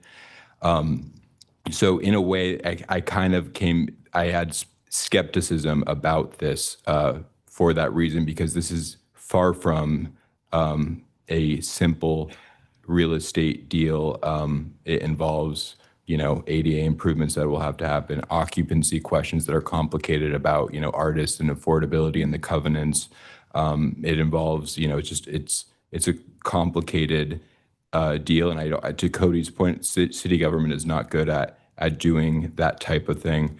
But what I do see is that city government can bridge the gap. And I think that's sort of the proposal that's before us tonight. What I'm hearing from the really talented group of people on the board, that they are committed to raising the money because, as it stands now, we can have, the payments, the cash flow can pay for interest-only payments, but that leaves you with an $8 million principal due in 2030. And so what that requires is a lot of money to be raised. And from what I'm hearing from the testimony tonight, but also conversations, it sounds like that is, I have no reason to believe that will not happen. So I think the money can be raised. I also think that there's a team of people who are involved who really understand the nuances of such a complicated real estate transaction and are well suited to be able to make this work. And, I do think that Laguna at its best is when we empower all the talented people in our community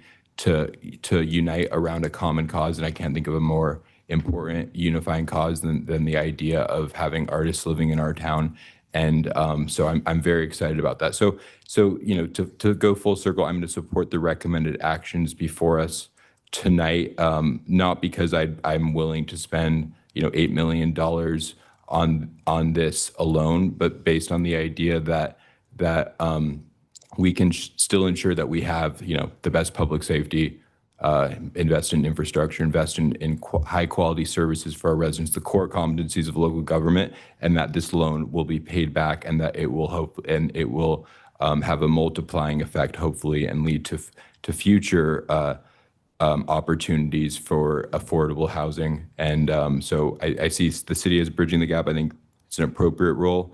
And I am very grateful for everyone who was involved to get to this point, particularly our mayor and Councilmember Wayland, who have been just spending so much time on this. And I'm excited to see what happens next, and looking forward to ensuring that, as we approach our city's 100-year anniversary in 2027, that we are on a trajectory where we always can be a place where artists are a part of our community. Thank you. Mayor Pro Tem.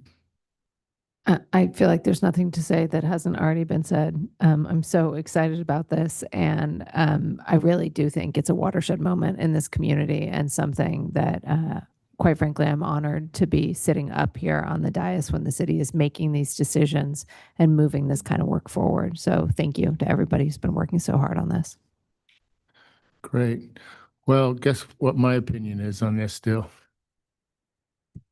I just do want to acknowledge all of the folks in the community. I'm very proud of them and very impressed. Everybody, what's it been, 18 months ago that stepped forward. And when I originally, a group of folks got together in the community, we call them advisors, and started brainstorming. And, council some time ago at one of the strategic study sessions, this whole council did come together and designate artist housing as a priority. Now that was housing, and things evolve, and nothing's ever static, right? So as the city was doing that, and as mentioned in the slideshow that Jeremy put together, the council allowed Alex and I to explore some options and some vehicles to accommodate that. And with his knowledge fresh from the Housing and Human Affairs Committee, we worked on that for a while. And then lo and behold, properties start to come available. It was, again, a little premature. We didn't have a plan worked out, but everybody worked together, and the community came together, and we're willing to spend some time on it. And staff was amazing, and they really worked really hard on this. You could practically write a book on what's happened as we worked our way through this. So, and then Bob was gracious enough to jump in and bring his skill set to the table. So this has truly been a group effort, and it's been, this whole council that's come together, the community. And I think that that's just one of the things that makes this so exciting. And as Hallie just mentioned, it's a watershed moment, and I truly believe it is. And I think this is going to be the catalyst for many things to come. So With that said, I'd be happy to make the motion. I'll second it. And there is one person way at the back of the room I do want to see. Cosmont and Associates was our real estate advisor on this, and Will's back there, and he really did an excellent job leading us Yes. through what was a complex, Yeah. is a complex transaction. So we appreciate all your help on that, Will. Yeah, So very patient man. with that, I'll second the motion. Great. All in favor? Aye. Aye. Great. Okay. You encouraged.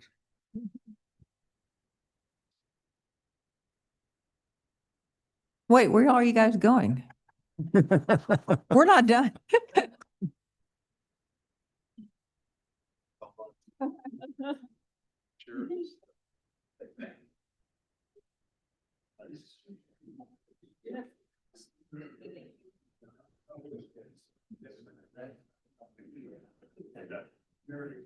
Want a staff report on this one? Should I ask if we want to?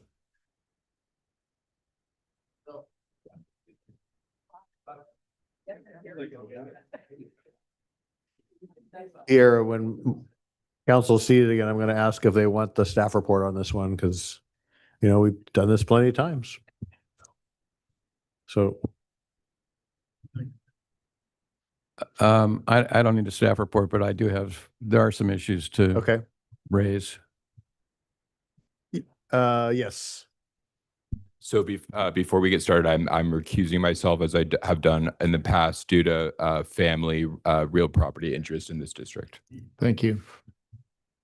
So as I was mentioning to Mayor Orgill, unless council members would prefer a staff report, I'm going to give Pierre the ability to answer questions versus go through that presentation, because you guys have been here and done this before. So if that's okay.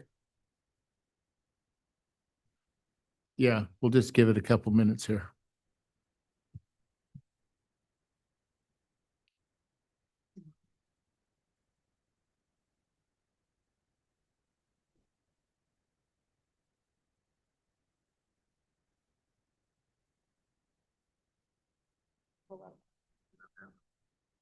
I can jump in here, and this is, bear with me, council, but this is, what I did for a living for 40 years. There is something that's very important, and we've been through this at the Water District. For us as members, if you go to page 142 of the staff report, there's a letter from our disclosure council that talks about the responsibilities that we have as council members. I don't know if anybody can bring up that page 142, all the attachments. I don't think were printed in the agenda, but essentially it outlines our obligations as a council and staff's obligations to review the preliminary official statement under federal securities laws before it's released to the public for investment. And I know our bond counsel, I'm not sure our disclosure counsel's here, but I know our bond counsel's here, and she could speak to this and walk us through it. But so that's the high level overview. So I have been through the preliminary official statement. I've looked at it. There are, and essentially what happens, and I don't know if we have the timing of when that's going to be finalized, Pierre, but there's still some things that have to be included in there that weren't in the draft that came to us. And I know that staff and bond counsel and disclosure counsel will get them in there. But I just want to say, I think the best approach here is that before whatever date it is that you're going to finalize the POS, that, all the council members have an opportunity to provide feedback and then any comments. And also that whoever's going to sign that certificate for our staff, certifying that the preliminary official statement is final, needs to have, make sure they've gone through it and they've read it and they've looked at it. It was in the packet. We did have an opportunity to review it. But maybe one of you could answer that question. What's the timing look like in terms of when the POS is to be finalized and sent out to investors? Thank you, Councilmember Whalen, Pierre Sawaya, Capital Program Manager. Renal might be able to talk more specifics, but as far as high level, the bond sale is anticipated to occur on January 13, with the sale to close on January 27 of next year. How are you? I'm doing Good to well. see you. Good seeing you. We are having our due diligence call next week on the preliminary official statement. So I would ask that if there are any comments on the preliminary official statement, that we receive them this week. And, under Council Member Whalen's request, I can briefly go over the requirements. I am not disclosure counsel on this deal. I know I provided many of you with the training at the Water District Board meeting. So briefly, under SEC regulations, it is the responsibility of this council to review the preliminary official statement. That statement contains information that a investor would consider material in making the decision whether or not to purchase bonds. And so it's essential, and it is your duty to make sure that there is that the materials contained in the preliminary official statement are material and not misleading, and do not omit information that would cause an investor to think something other than what the actual facts are in the state of the assessment district, state of the city, and the information presented in there. So if there's anything missing that needs to be included, please let us know. If there's anything incorrect that needs to be corrected, or any material information that needs to be added, that needs to be in there. Thank you. Thank you for that. I will get a few comments to you. I think it's overall in pretty good shape. The one item, and I don't know if you may not be aware, because this would be something normally Disclosure Council would do, but on the continuing disclosure section, we're obligated to, one of the things we're obligated to do is disclose whether we've been in compliance with our past undertakings. Yeah. And there is some language in there, I guess, relative to our audits for 3 years not being filed timely. And then I think one time we didn't give a notice. But what was the due diligence? Did somebody retain one of those firms that does the overview to kind of do the check? And So I'll check with the underwriter and disclosure counsel on that. I did not receive the continuing disclosure compliance report, so I can't speak to that, Yeah. but we can circle around with. so if somebody could make sure that that is received by our city treasurer and finance director, I think that would be something we'd want to make sure was reviewed internally as well, and that they're not aware of any other, failures. It's not fatal to have a failure. You're just obligated to disclose it. But it's not good. But you're as long as you disclose it, you're complying. You disclose it, you're complying with the rule. So I think that was those were the primary questions that I had here, and I will forward a few comments on the preliminary official statement. Thank you. So again, Bob, did you think there was any value in a presentation or just your questions? It might be worth. Okay, great. I'm not sure either of you have been here when we've done a public sale before of bonds, so it might be worth just getting a quick update from staff. How do you feel? I do have a Holly? prepared presentation. I can zip through it quickly if that's the desire of council.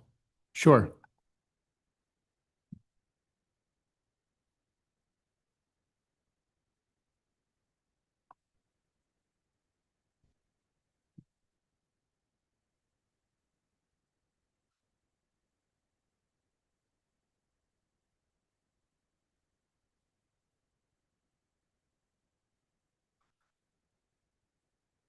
Okay, I'll try to make it quick as we get through this. So just to provide a little background on how we got here regarding the tallying of the ballots for the district back in September, affecting the bond sale, we did hold a cash collection period in early October that provides property owners the option to pay off their assessments if they choose to. It is optional. We did receive 23 prepayments for this district totaling $1.1 million. And then back in October of 28th, we returned to council to decide on the financing method for the district. And that's when council did approve the public offering bond issuance. So just some high-level information on the bond sale. As a public offering, it would be for a 25-year term, which was the desire of the residents within the district. Market conditions are saying 4.71% as a true interest rate. And taking into account those cash prepayments, we're looking at getting bond proceeds of $3.89 million. We did just briefly discuss the timing of the bond sale and the closing for late January. And following receipt of the funds, we would start construction in February of 2026. Just a couple other high-level items for council tonight. We are asking for a task order award to Accenture for construction inspection and management of the project. Due to the size and scope of the project, that'd be full-time inspection, part-time construction management. That would be almost $144,000. We are also asking for council to authorize the city manager to make advance payments to the utility companies. That is to lock in current costs for the project. And so that way they can also begin to procure materials for construction. And just a note on the loan deferment program, while that program is in place, it was not utilized for this district. While there was some interest, we did not receive any formal applications to the program. And just zipping through our accounting right here, showing the expenditures and revenues. On the expenditure side, construction, incidental expenses, and bond issuance costs bring us to $6.58 million. And on the revenue side, as mentioned, the $3.89 million for bond proceeds. We have a small amount for the bond premium, and then taking into account the prepayments and the city's contributions to the project of 1.1 and 1.4 million, that brings us also to that $6.58 million. And that finally brings us to tonight's recommendations, which are to adopt the two resolutions, one determining the unpaid assessments, the other basically approving all the forms and agreements for the bond sale. It would approve the purchase of the public offering bonds at a 25-year term. Authorize the city manager to award a task order to Accenture for inspection services.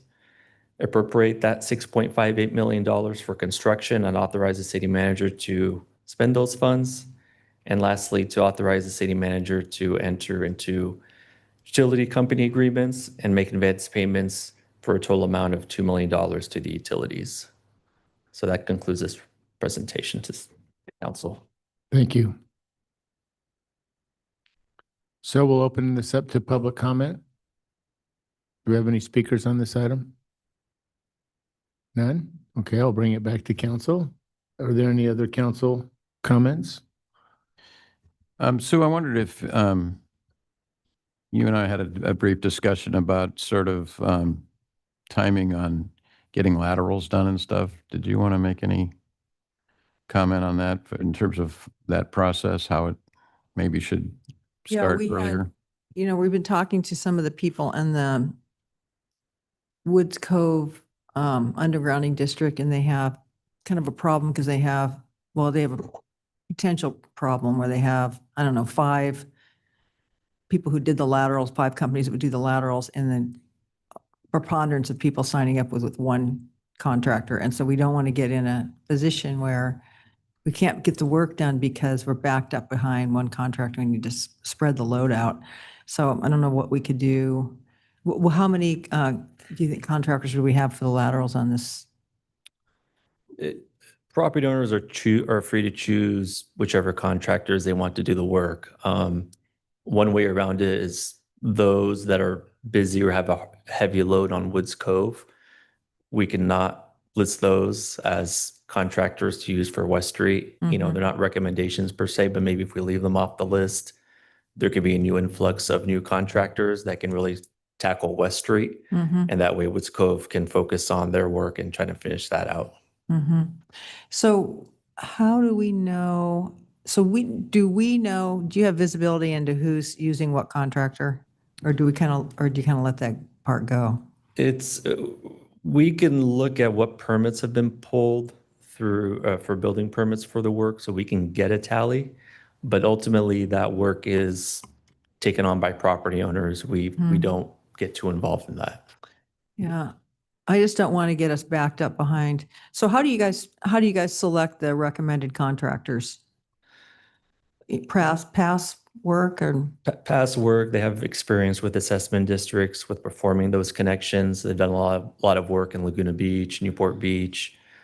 So there is that familiarity versus your regular electricians that may not have that full experience of the electrical, but also the trenching work on property. So I think that's where they kind of just fall into that list. But we are open to, you know, receiving additional contractors that we can put out there for people to consider. I mean, Dave, do you have any ideas about this? Because I've had a number of Woods Cove residents bring this up to me now, and I'm kind of concerned about it. Because there's a lot more homes in that district, though. Yeah, and I did, following your conversation with me, and met with a resident that has a specific interest in this, and I talked to Pierre about it. My sense was the kind of things that Pierre is talking about, whether it's to keep monitoring who has pulled the most permits, whether they're checking in with them, whether or not they have the capacity and giving other choices, especially to the West Street undergrounding district residents, is a good way to go. We'll keep watching it. I think Pierre's got a good sense of who's working on what, and good at diverting those potential clients to other vendors that can provide that work faster. One of the things I heard, Pierre, and I don't know how we communicate with property owners. I mean, it's obviously, you're right, it's their obligation to do it, right? But like early on, like now, don't wait until you see the poles, you know, till you start to see the street dug up, but make your arrangements early, and don't wait till later in the process. I mean, I think we as a city, we could encourage more of that, to get people under contract sooner and kind of, remind them that it needs to happen. We ultimately, on the back end, there have been a couple districts, I mean, our treasurer may recall, but where, or you may recall, where, there were laggards, right? So you can't get the poles down until the last lateral goes underground. So anyway, I think it's something we need to figure out if we can, facilitate residents in these districts moving sooner on their laterals. Councilmember Whalen is bringing a point that I raised with Pierre too, and I think you had a good explanation for me as to why we don't just tell everybody at once it's time to do it, that we try and get ahead of it, but not too far ahead. That you explain what you explained to me. I just thought that was helpful. Correct. So we will do that early notification, letting folks know, hey, the construction's happening, start obtaining quotes and proposals and compare them, and make sure they're signing up a contractor that they're comfortable with and they feel like they're getting the best bang for their buck. But at the same time, they can't go full blown into construction. We've got to get the work done in the streets, do the trenching, install the vaults, get those services trenched up to the property lines. Then at that point, it's, hey, property owners, now's a green light to go ahead and start doing your connections, because now you know exactly where to tie to. If you do the work too early on, you could miss it. There could be some field condition that, doesn't jive. So it's really kind of an iterative process, but once those surface trenches are dug, they can go ahead and make those connections. Well, and you could certainly contract for the service. I understand your point, but you can certainly have somebody lined up. Hey, Pierre called me, my service, it's ready to go. When can you start Monday, right? Instead of oh, gee, I got to find a contractor now, to do a lateral. So I think we could probably figure out how to make the process more efficient. What do you do if somebody hasn't performed? We typically send out reminder connection notices. So it'd be like a first connection, a second connection, a third connection notice. I think what I've seen in the past, ultimately the last letter may be written from the city attorney's office with some, hard deadlines written in there. And that usually gets people's attention. So the connection's made via open trench or pull box. What do you do? On the Does each property, how do you make that connection? Yeah, each property would, in most cases, do an open trench from the street to their meter panel. There are situations where some contractors that can drill under, have a pit here and a pit here and drill under, assuming there's nothing in the way. So there are different ways to do it, but the most common method is an open trench. So if somebody's ahead of the game, they just put the conduits in and then just wait, run them wild and to the panel until the undergrounding comes through? That's where we want to just be careful, because if they set their conduits too close to the street and for whatever reason, we can't dig our service trench to that exact location, we're 5 feet away, 10 feet away, then that creates that conflict, and then they'd have to kind of redo their work. So we just have to be a little bit careful there. So then there is some coordination that takes place. Correct. Okay, so how would you like to proceed, Bob, with that in mind? No, that was just helpful discussion, and I think we can maybe work with Pierre and, Pierre and Dave and staff could figure out a way to make that a little more efficient going forward, or even in Woods Cove, I guess, at this point. I would be prepared to move the recommended action. I think, subject to, as I said earlier, I'd like all of us to have an opportunity to provide any final comments on the preliminary official statement. And then I also would request, maybe this would come from our city treasurer, we've got a debt policy that we've adopted. And I'd just like to have a certification or an email back from our treasurer that this financing, as is being approved, complies with our debt policy. If we could have that before we go out to market, that would be appreciated. So is that something you think you can do, Laura? You could. Oh, absolutely. Okay, thank you. Okay, with that, I would then move the recommended action. I'll second. All in favor? Aye. Hi. Aye. Aye. Approved? Okay, great. We'll move on to item number 26, the adoption of the 25 wastewater master plan. Do we have to get Alex? Oh, yeah. Jeremy Rennan got him. He's probably get his ear to the door.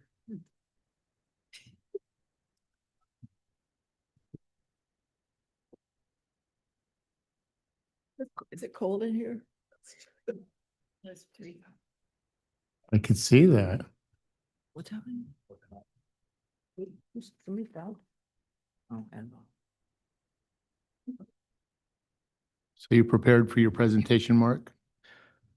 Yes, Mayor Pro Tem, City Council, Mark McAvoy, Director of Public Works, and with me is Ulysses Escalona, our Senior Project Manager, who is the city staff overseeing the wastewater master plan. We also have Chris O'Connor from Dudek here, who prepared the plan for technical questions later on. We have a hopefully brief presentation, and we'll get started now. So with that, this is the city's first comprehensive sewer master plan. It combined field work, hydraulic modeling, and condition assessments for our pipelines, manholes, lift stations, as well as our stormwater diversion structures. And tonight, we're requesting you to do two things. First is to adopt the plan, and second is to find that adoption of the plan is not a project under CEQA. I'll start with the objectives of the plan and then walk through the key findings in the recommended capital program. So So the master plan had four main objectives. First was to analyze the hydraulic capacity, note any deficiencies. Second was to assess the physical condition of the system, which includes just under 100 miles of gravity sewer, about 2,900 manholes, 26 lift stations, which is a lot for our town's size, and 25 diversion structures. Third, identifying specific rehabilitation and replacement needs and group them into near, mid, and long-term projects. And finally, to prioritize all those projects, which feeds into a capital improvement program that the master plan recommends. Next slide. On the capacity side, the news is good.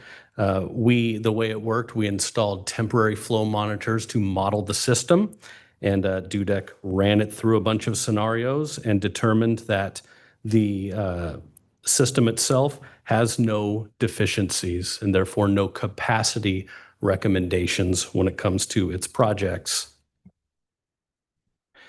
There was one project related to capacity that we did end up including in the CIP, and that's to install 5 smart manhole covers at key locations along Coast Highway, 3rd Street, and High Drive, which give us real-time monitoring during storms and then notify us of potential issues.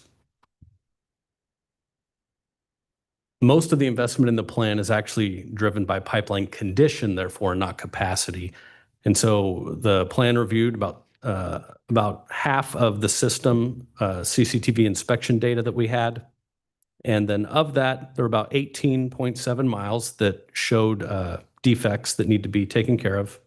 After accounting for all the lines that have previously been rehabilitated by the city over the past several years, the plan recommends structural work on just under 6 miles of pipe.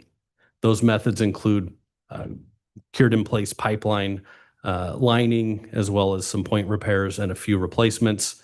And in total, there were 24 segments for replacement, 41 point repairs, 96 segments for lining. The plan also incorporates condition work on the North Coast Interceptor, the reaches 1 through 4. You'll recall reach 5 is under design right now, which are critical to conveying our flows to the coastal treatment plant.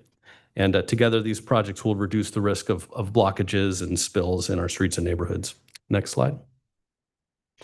For manholes, we used a 3D virtual manhole scan and video on about 400 of those structures.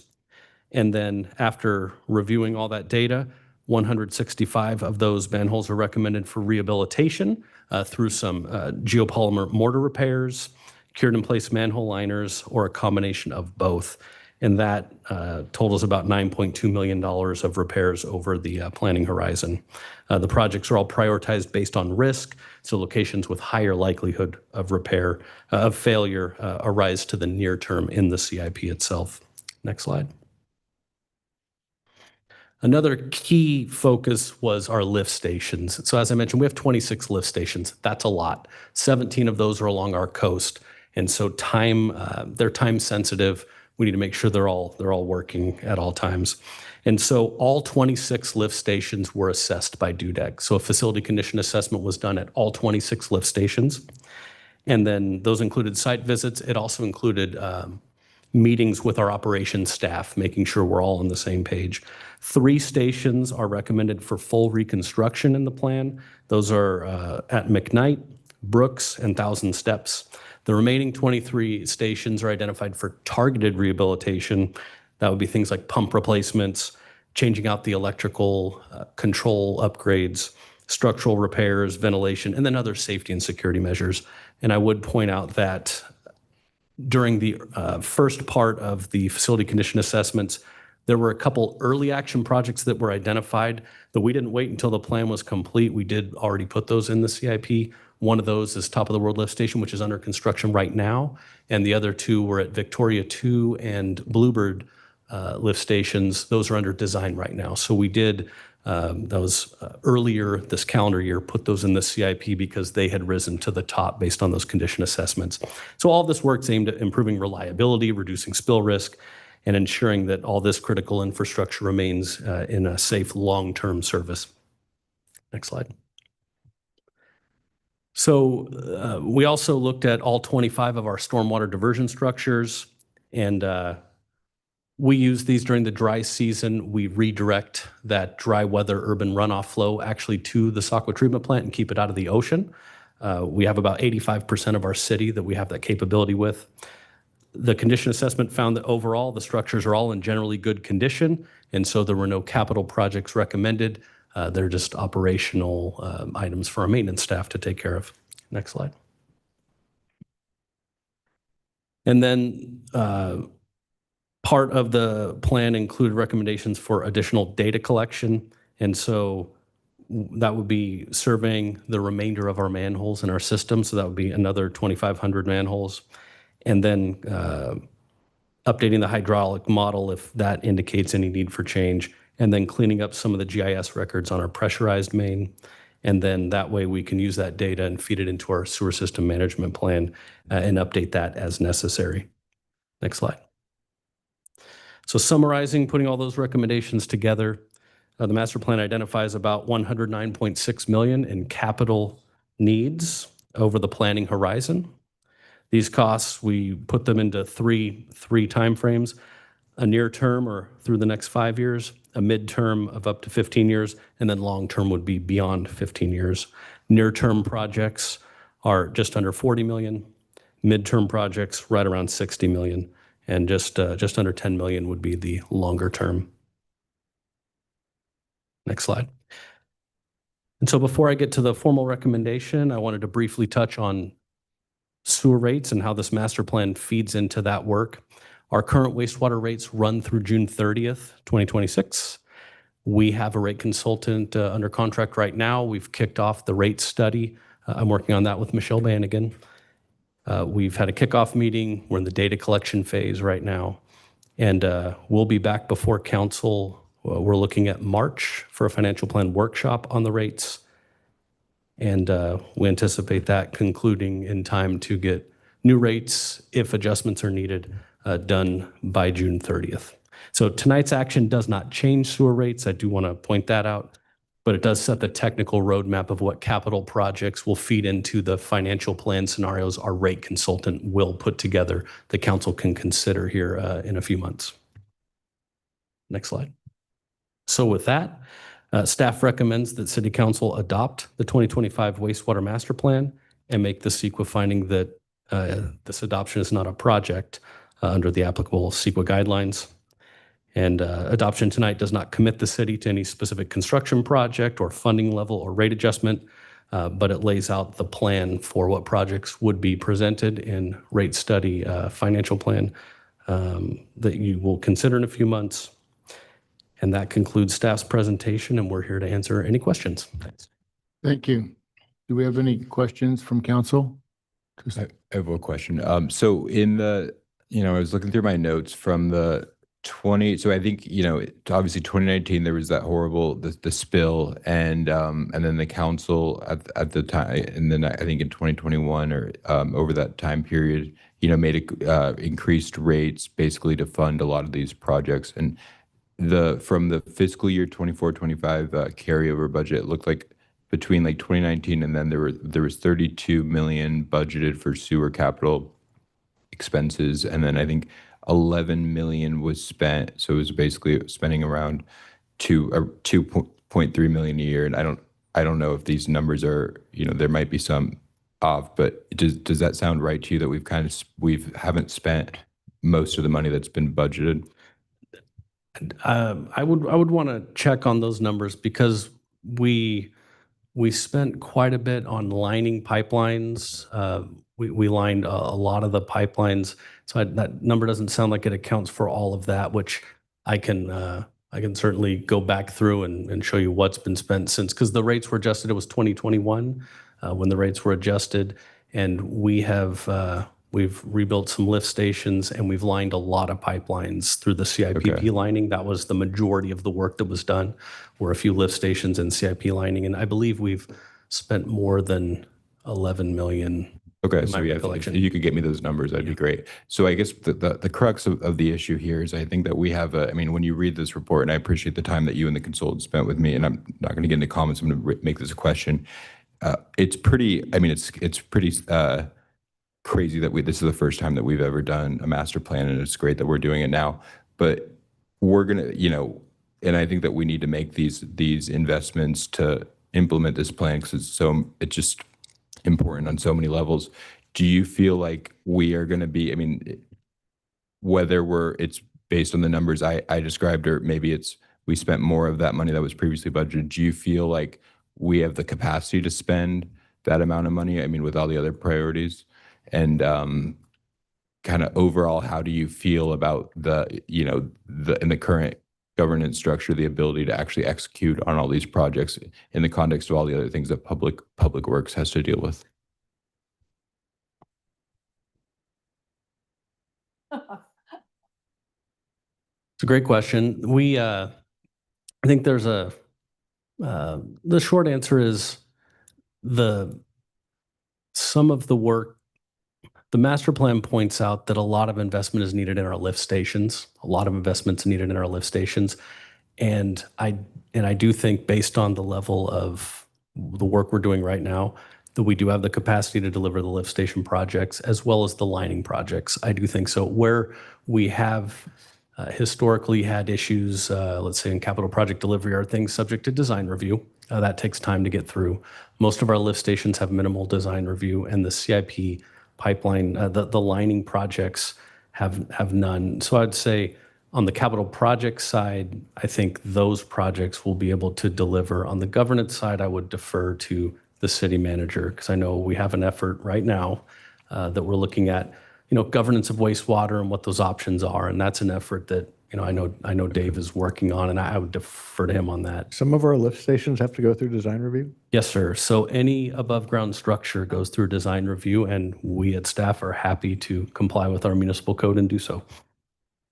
Thank you. As Mark is mentioning too, we do have a RFP out on the streets to look at a governance study. I'm asking like Baker Tilly and Raf Tellis and other firms that are more engineering wise to say, if we were building our wastewater division from the ground up right now, what would we do? Yeah. Would we have it as a standalone department or part of Public Works, or a standalone utilities department with some collaboration with the water district? So that's pending, and we'll be bringing that, assuming we get some good proposals, we'll be bringing that contract to you relatively soon.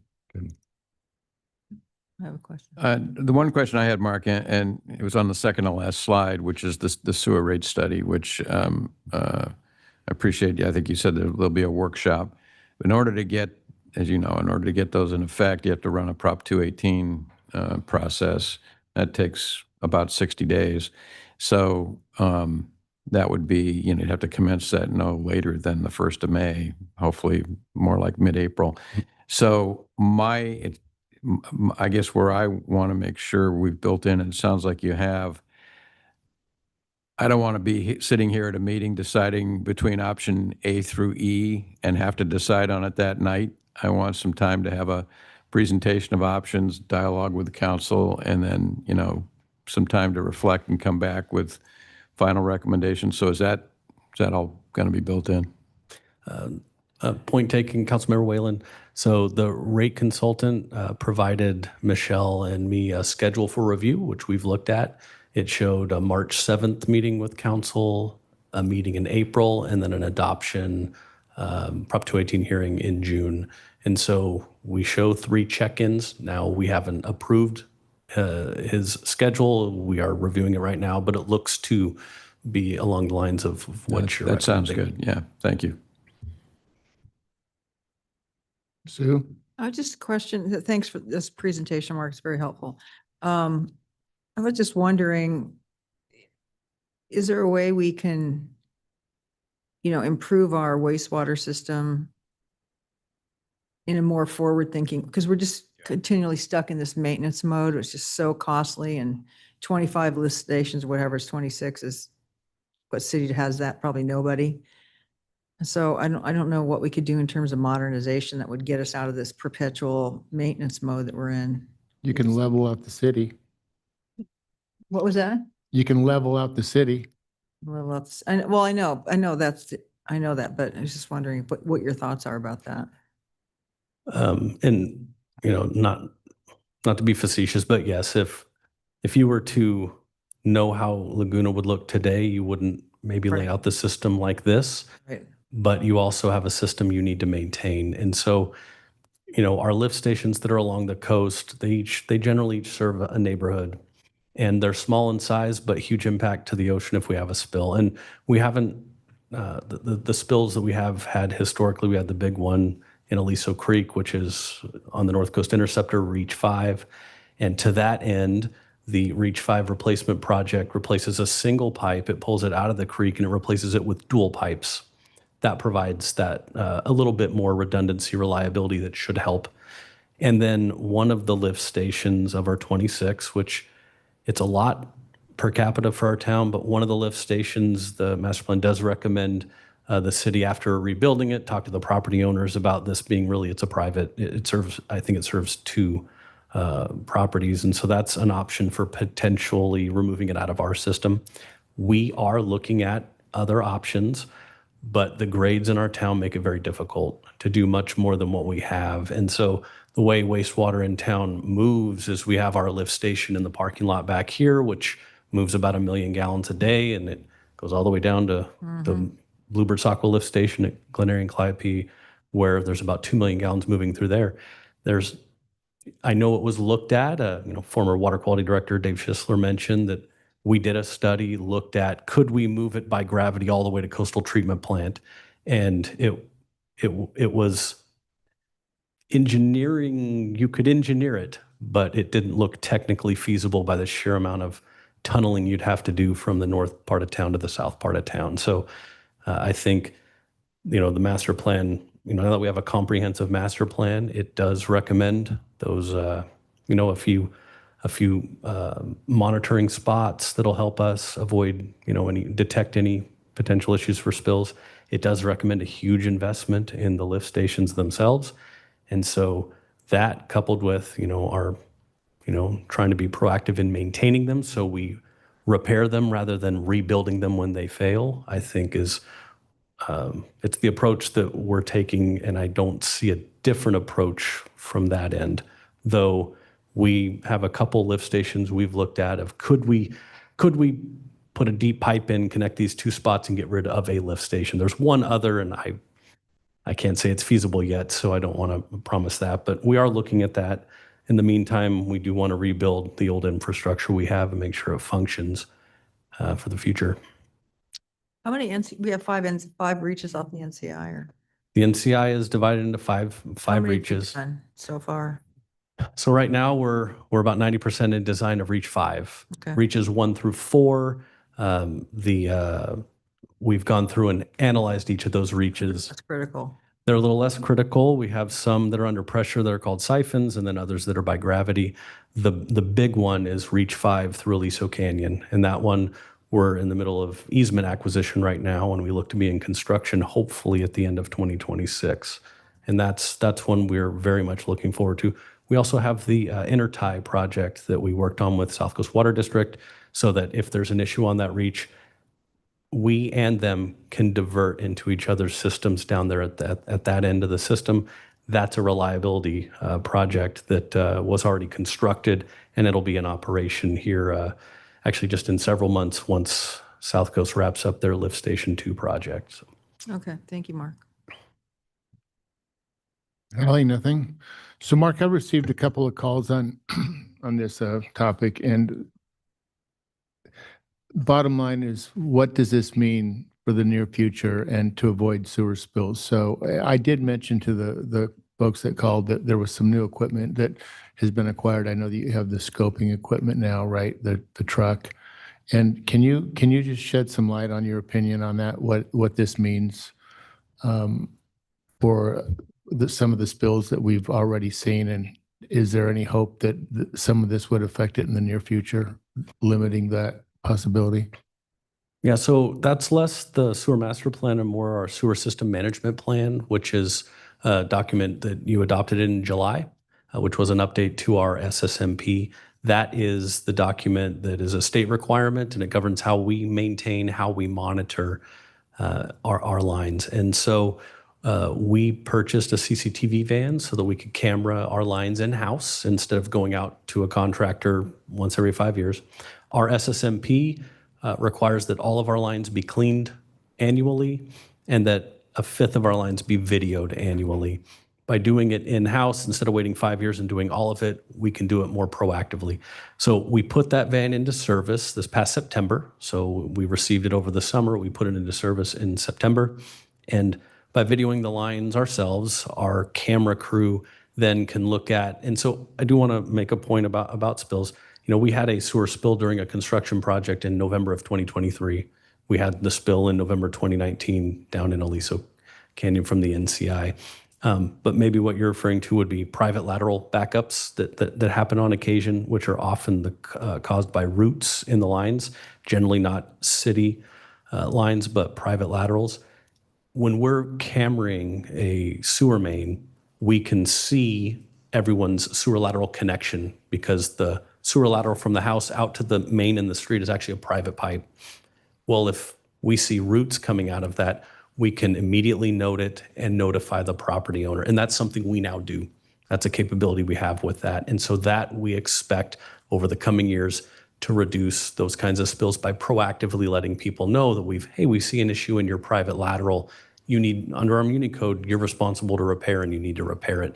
And so now instead of after a private backup spill happens and having to go back through to prove it was a private tree maintenance issue or a private lateral maintenance issue, we can be proactive. And so we are out there notifying folks now. And so some weeks we don't see any, and then some weeks we'll see a couple. And so we're letting folks know. And that, I think, should have a pretty positive impact on our system. Thank you.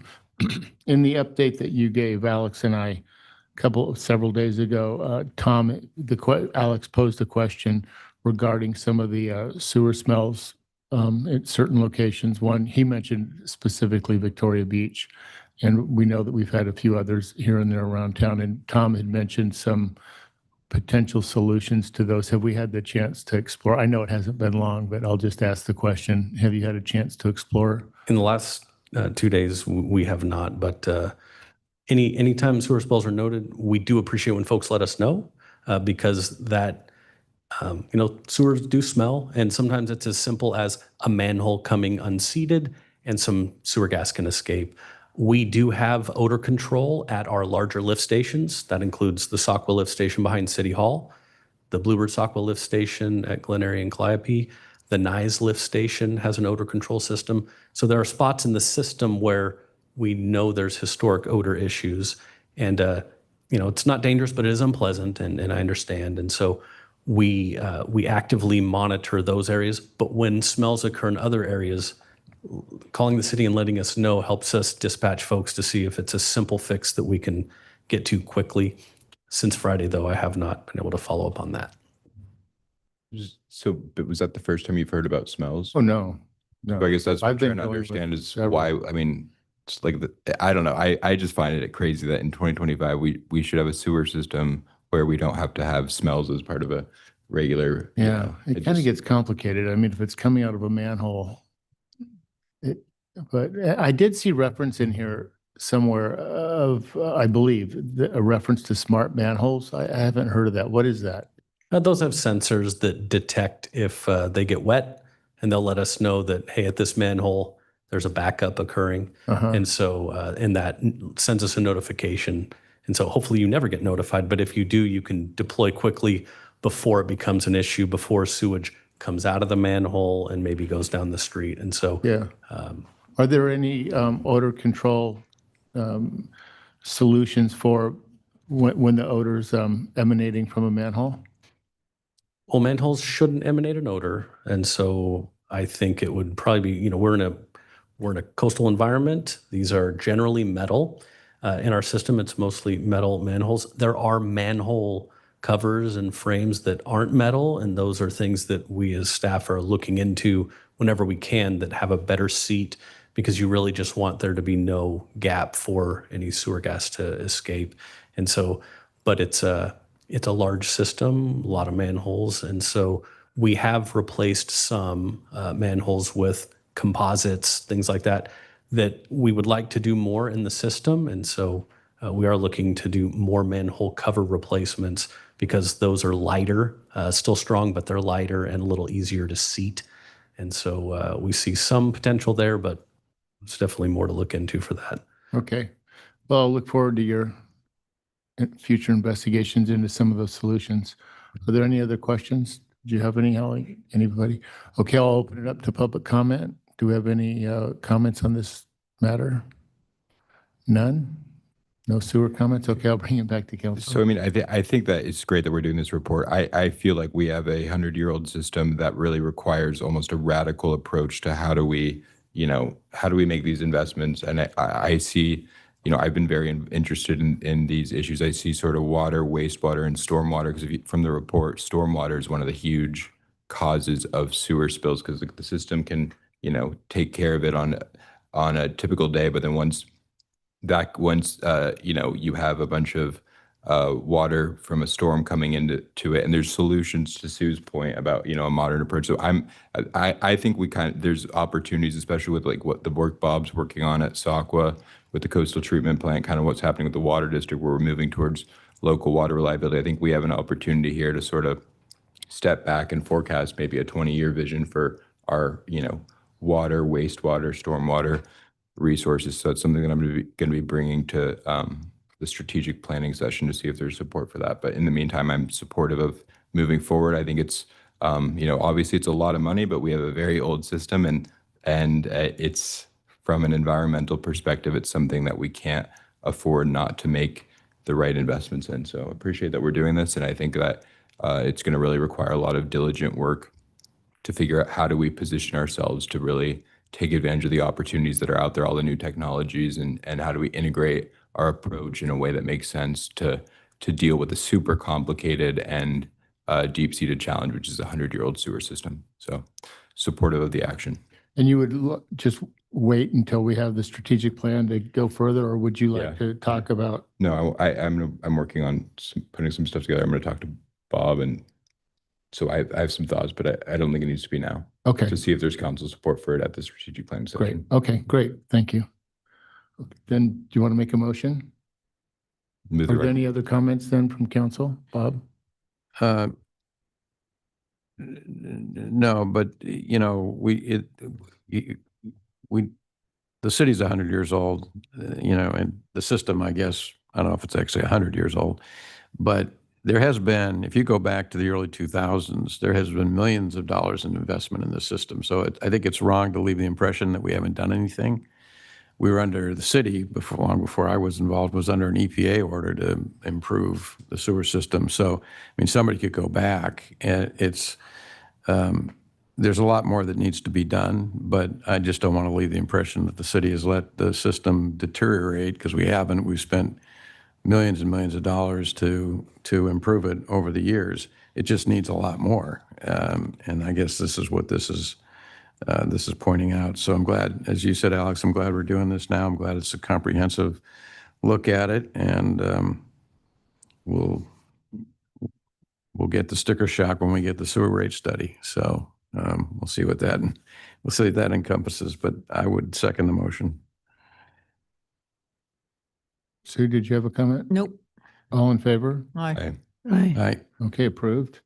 Okay, we'll move on to appeal number A. Did anybody need a break? Okay, we're going to take a 3-minute break.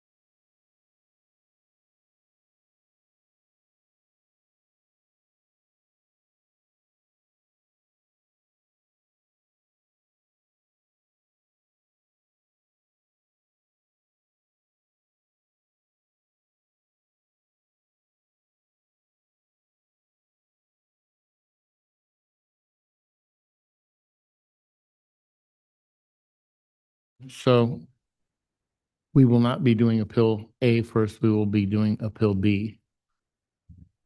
And Madam Attorney, will you direct me on what we're doing to it? Yes, thank you, Mr. Mayor. And I'm actually going to hand it over to Mr. Vieira. As I understand it, the parties have reached a deal. And so this is actually going to be a little bit different than our normal appeal hearings. Yes, thank you, Mayor and members of the City Council. I will be turning it over to Associate Planner Daniel Latham for a very brief presentation for you. All right, so for Appeal B, 31421 Holly Street, the project consists of a 2-foot deck extension that was approved by the Community Development Director designee and then appealed by the neighbor. The applicant and appellant appear to have come to an agreement tonight. So staff has prepared a revised resolution with more restricted conditions for the City Council's consideration. Based on the standards of review contained in tonight's agenda report, one of your options on the appeal is to uphold the approval, but include more restrictive conditions of approval. And that is what this revised resolution does. So I'll go over it briefly. As you can see, we've added language regarding imposing more restrictive conditions. And then a few tweaks here and there up here, and then going down under section 5, it mentions imposing the more restrictive conditions of approval, which are attached here to as Exhibit A. And so Exhibit A is attached down here, and Mark is now the mayor. So Exhibit A mentions these two we call special conditions of that the applicant and appellant have agreed to. And then in addition to that, are the standard conditions that the board would approve for any project here in the city. So all the standard conditions and indemnities and requirements related to typical projects that aren't oceanfront, such as this one. Thank you, Daniel. And I will just add that staff's understanding is that there are additional terms to the private agreement between the two parties. However, the applicant understands that two of those terms can be appropriately incorporated into the project by the City Council through more restrictive conditions of approval. Special condition number 1 on the screen before you requires the installation of a low concrete curb between the two properties on the applicant's property to control drainage. And special condition number 2 requires the installation of a privacy film to create a visual barrier between the two properties. And that film would be applied on the east-facing portion of the bay window, which is off the second floor master bedroom adjacent to the project area involving the deck expansion. Thank you. Mr. Mayor, I was so eager to get going because we had a deal. I failed to say we should open the public hearing. So the public hearing is open for purposes of the staff report as well. Okay. So, and also, are there any ex parte communications to announce? I spoke briefly with Steve Quaratani about this, but there were no details outside of the staff report. I spoke briefly with Mr. Quaratani as well. As did I. Okay, thank you. So then we just continue with, to see if there's any public comments on this issue.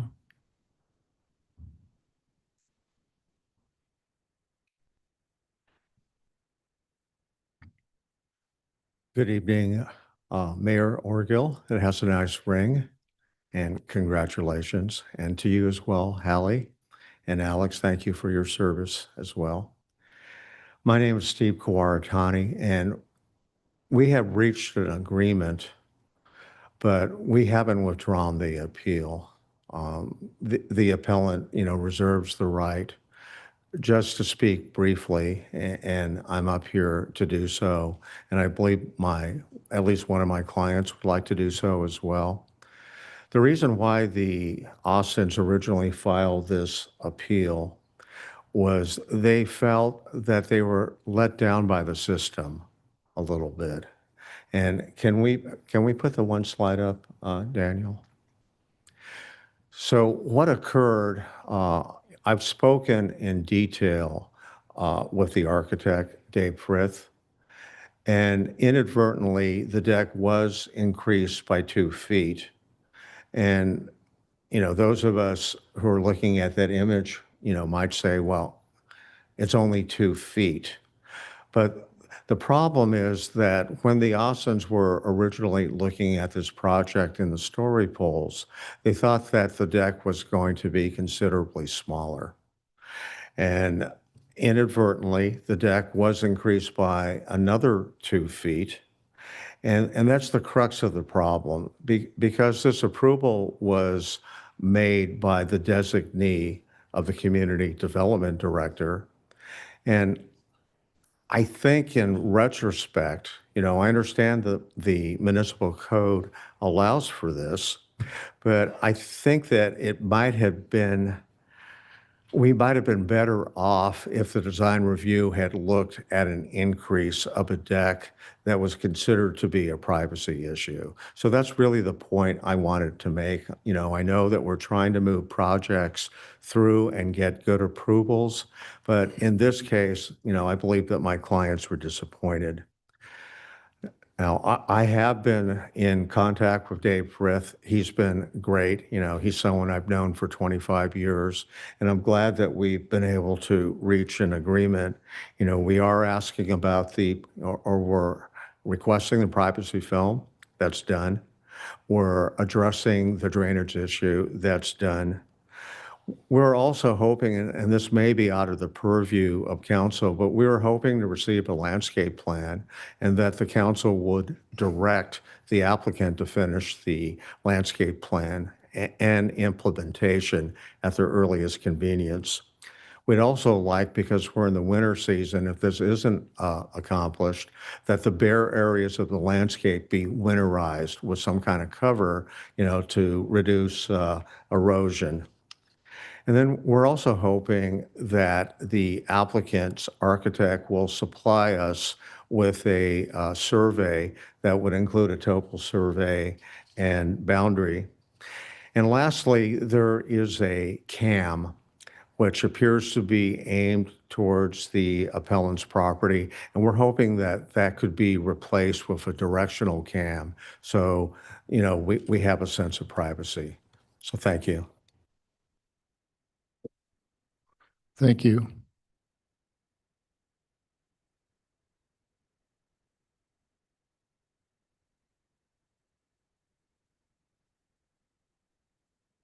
Good evening, Mayor Orgill and council members.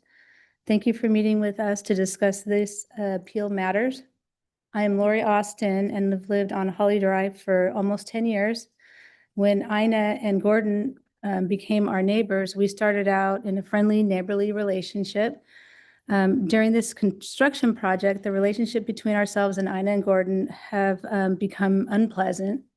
As such, we sought out city members for guidance, and our participation in this design process has been very stressful and at times disappointing.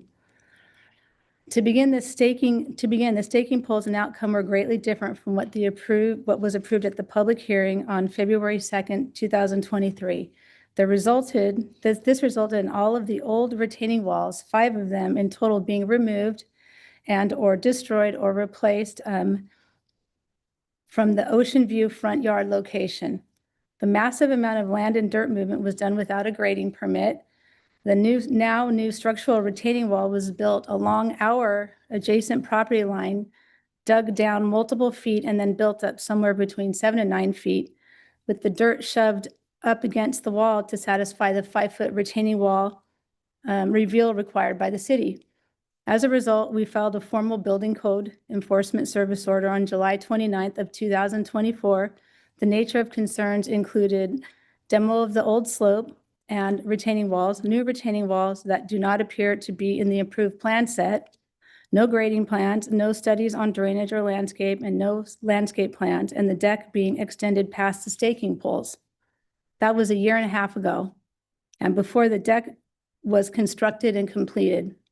The amount of dirt movement and work done in the location has greatly changed the topography and of the site and the height of the site from its original elevation and has greatly impacted our property. Further, Ina has said to me she's doing this construction project in 2 stages, which is evident by the massive structural retaining wall and structural subpanel added to their electrical panel during this current remodel. It is my belief that the extent of this structural work would not have been necessary had the deck been constructed as depicted by the staking poles. Do I have just a couple, okay.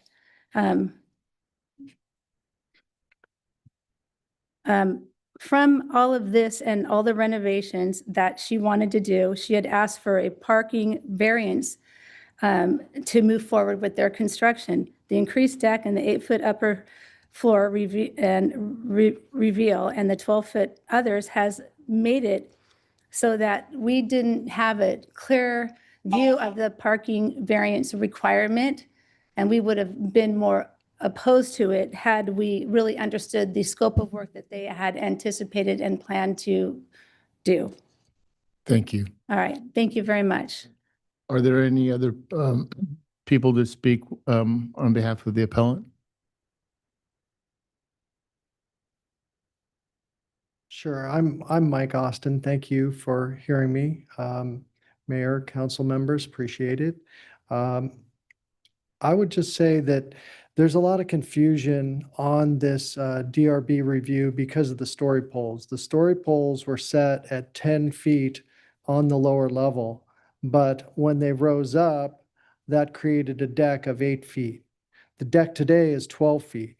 So the story poles told the story for an 8-foot deck, and this is something we relied on, and that's created a lot of confusion. And that's really the crux of the appeal. So on the lower level, it was 10. When it went up to the second level, it was 8. They built 10. So that was 2 feet beyond the story poles. And then they actually built 2 feet beyond that. So I think the construction drawings called for 10. And then they built 12, asked for forgiveness on that. So we have 12 feet when the story poles said 8 feet. And that was confusing at the hearing, and it was argued, and we couldn't argue back, and we were limited on time. So I just wanted to set that straight. So we kind of rely on story poles. That's one thing. On the DRB side, it's a cohesive, all-encompassing design review with multiple elements, including the parking variance, the deck. This was supposed to be a minor remodel. Instead, there are big terraced walls that were installed and that sort of thing. The point is that we kind of agreed to everything at the very beginning with a reasonable sized deck. And when somebody morphs that deck and expands upon it on its own, it ruins the continuity and the holistic approach to the original design review. And so when you go back in and you do things onesie twosie, or you ask for a revision, it really jeopardizes the original DRB. And in our case, it went back to one person as an admin to patch a 2-foot problem, but it was really 4 feet. So thanks for hearing us. Mayor, can I ask a question? Yes. Yeah. So are you supportive of the red line changes? You know, it was a little bit of a surprise to us to right before this hearing, because we thought we had dropped all of those things. They're all reasonable because we can't completely redo the whole thing. But there is one question. The film, the one-way film on the inside of the window is probably not going to give us the privacy. One of the problems at the very front end of it was that we didn't want a bay window popping out to where it could be looked on right there, right as on our master bedroom, which is part of the problem with the deck as well. So what would work on that bay window is opaque or a frosted glass panel. One-way film is probably not going to do it. The other things were reasonable, and I think we could work through them. I was just surprised that there's a little miscommunication on our side that we're going to go ahead with these things. Because to be honest, I think maybe the whole thing should go back to DRB, but Steve's been a big help, and I don't want to be a big impediment, but that would be my only objection, I guess, right now would be the glass should really be frosted or opaque. We asked for the whole side of the house because their windows align directly with our master living room. We asked for some of those to be fluted or opaque. That was turned down. You know, if they do the bay window and they frosted or opaque it, that would be reasonable, along with the other things that Steve mentioned. So thank you for asking. Thank you. Thank you. Are there any other speakers for the appellant? How about the applicant?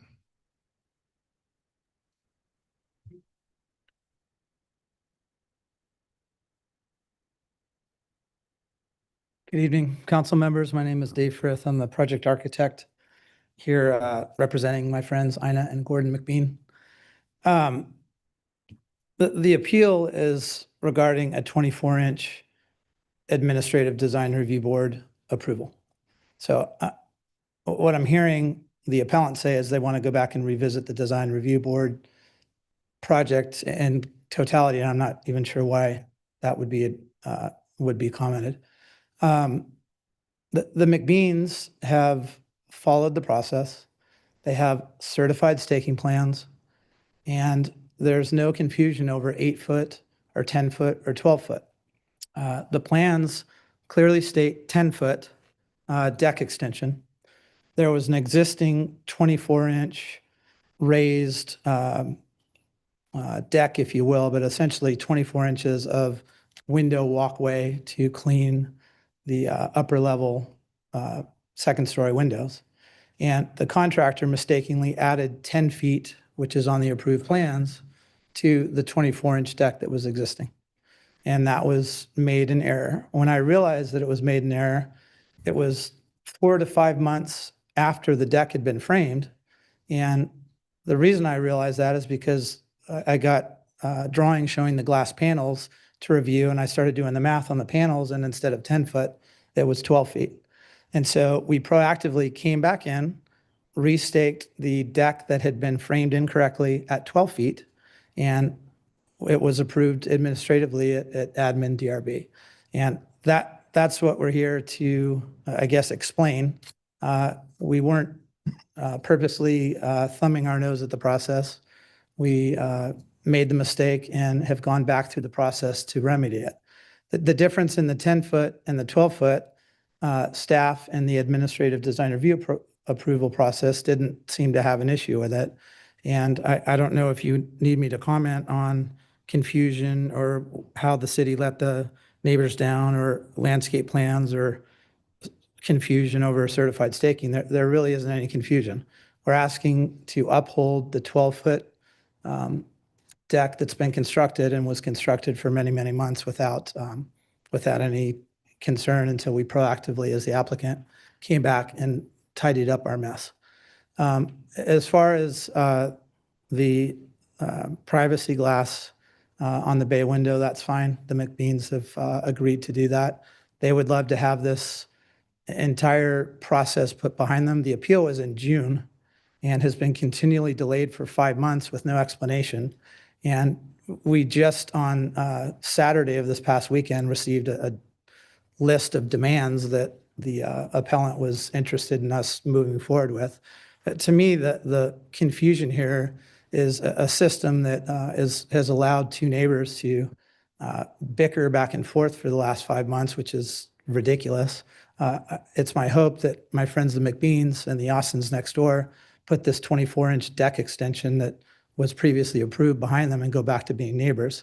The other condition is a low wall, 6 inches, that would remedy, I guess, some water issues. I went out and took a look at that today, and again, the McBeans are happy to do that. So would be happy to answer any questions regarding the confusion if there is any. Otherwise, we would ask that you would kindly uphold the appeal or the approval. Thank you. So, you have any questions? I do have one. So just for clarity, so they're agreeing to make the change to the window, the frosted, not the film, but they'll actually change it to, as the appellant said, Yeah, I think that, I don't know if Daniel has the specific letter. I think it was considered privacy. I think the privacy film, is that the way the condition was written? Yeah, it reads shall be opaqued with privacy film, but we could change it to say opaqued with privacy glass, if that is more suitable. The McBeans are agreeable to film. They're not agreeable to tearing the glass out and reframing the I windows. thought that's what you said. Okay. Okay. Wait, and just to clarify for my own confusion, so the window was not part of this, but that's sort of like a concession Right now. even though that's not part of this application. That's correct. The Okay. window that we're talking about has nothing to do with, With the deck that was, it doesn't. accidentally built longer than it should have been, and That's then you correct. went through admin DR for that, and that's the issue before us. Got it. That's correct. Okay, thank you. And I do recall the continuances. Why were all these continuances made? At whose request? Or was it city or was it the applicant? Sure. So the first continuance, it was first scheduled for August 12th, 2025, and the appeal was made back in June. So within 60 days, that first meeting was scheduled. It conflicted with several other appeals, so it was continued to another meeting, and then we received word from the appellant that they weren't available for those following meetings, where it was continued 3 more times to this point. Going forward, it might be helpful to have some sort of a policy involving, the number of continuances. Yeah, Councilmember, I think that's a good idea. The appeals ordinance is being as part of the DR efficiency ordinance, so there will be changes to it. And one of those changes is the timeline. And so we may have less, or the hope is that we will have less issues with continuances, but I agree, notwithstanding that proposed change, that it's probably still a worthwhile endeavor to evaluate continuances. Did you have any comments, Sue? Hallie? So is the goal then to move forward with this or continue it? Well, I would like just to clarify for the record, based on the comments, so that both parties are in agreement with the 2 conditions. That was, as I understood it, what was communicated to staff. That's what has been presented in your revised resolution. So just to be clear on the record that is where we are. Yes, the McBeans are agreeable to adding film to the 1 bay window. And then 2 minutes, adding a 3 minutes? low wall to address the drainage concern. Okay, and those are reflected in the Those are the 2 conditions. 2 conditions that are on the screen right now, special conditions 1 and 2. Yes. Yeah. Okay. Steve and I had a conversation or separate conversations with staff just today. Great, thank you. And we'll just ask Mr. Yeah, we'll do the, Convertani to come confirm. An appellant rebuttal?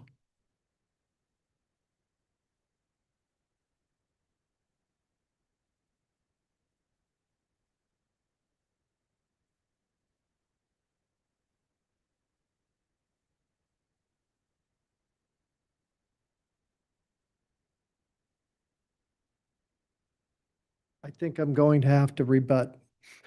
This keeps happening. And I think it's really important for the council to understand what's happening here. There is no confusion on the story poles. There's a certified staking plan that is 10 feet out from the bottom of the house. The bottom of the house is 2 feet setback from the top of the house. This creates an 8-foot story pole for the deck. This was crystal clear. They had it up there for months. They chose to do nothing about it. Then their construction drawings called for a 10-foot deck. They didn't build the 10-foot deck. They said, oops, we built a 12-foot deck. The 12-foot deck is different than the 8-foot story poles. It's crystal clear in all our documents. It's on the staking plan in the documents. It says 10 feet, and then that 10-foot measurement shows the downstairs floor. There's an overhang of 2 feet. We're sorry, but Dave is creating confusion where there is no confusion. It's an 8-foot story pole. That's what we relied on when we agreed on the original DRB. As to these resolutions, I was a little bit surprised. We're not in agreement. So we're going to have to continue this or come back or something like this. Film is just not going to do it. And I don't think Dave's had an opportunity to talk to his client more clearly about this. We can't just throw away this whole story pole deal on a little 8-foot berm and a piece of film on a window. This has been serious, and we've been at this for months over the story pole issue. The story poles should tell the story, and neighbors should be able to rely on story poles. So that's where we stand. I mean, we could come back in another month. I don't know what the procedures are for continuance or going back to DR.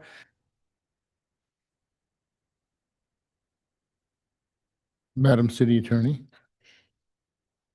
Mr. Mayor, well, it appears we don't have a deal.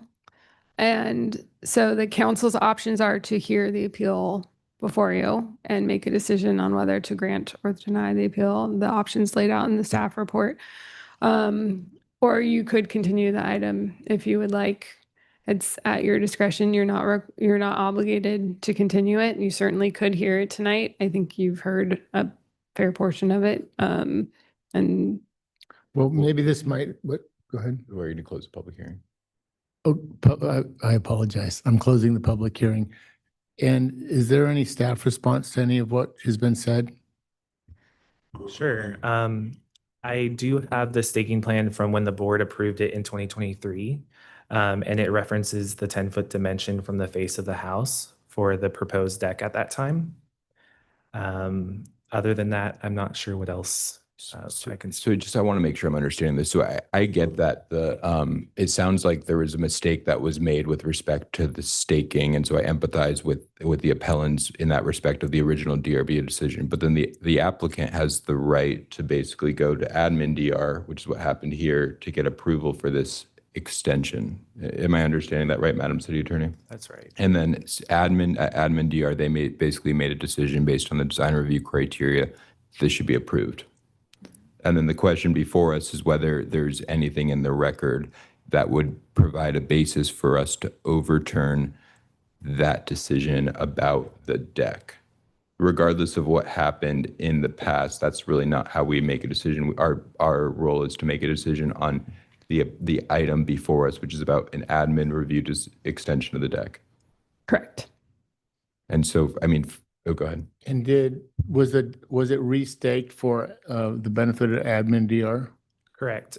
Since it was already constructed, in that photo that Steve brought up, you could see the staking was done on the existing deck to show that part that is the 2-foot extension. And can you bring up those conditions or the red line conditions? Sure. And I'll mention while Daniel's pulling that up, the reference to the privacy film was pulled from an email that staff received from the appellant's representative just before 7 o'clock this evening. At the time, it was staff's understanding based on that email that both parties were agreeable to the application of a privacy film. And Mr. Mayor, I would note without both parties' agreement to these, I think we would need to set forth in the record the nexus between these conditions and the project that's before you tonight. Yeah, And that's there an issue. does not seem to be a clear nexus without the mutual consent of both parties. That isn't an issue, but since that doesn't exist here, we'd have to establish that. So essentially, you're saying that would be taken off the table, and we would just be focused on the 2 feet. Yes, unless the council believes that there is a nexus, which I haven't heard evidence of yet. Yeah, so again, I mean, I don't know, does anyone else want to speak? Go ahead.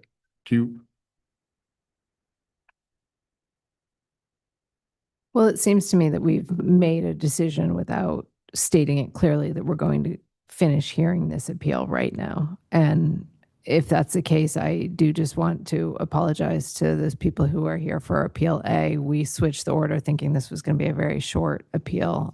So thank you for your patience. You want me to just speak?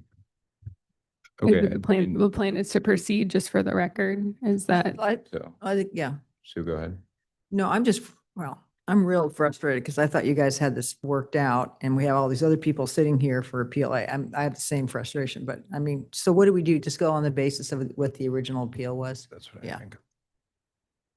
So, I mean, again, I think that I empathize with the appellant about it's always complicated. I think our design review process is a complicated thing, and the fact that the staking was off and that there was, you know, an error in what was supposed to be built. But I think what the decision before us is about whether that extension of the deck, which admin DR, that was through admin DR, and whether the staff decision on that was based on the findings.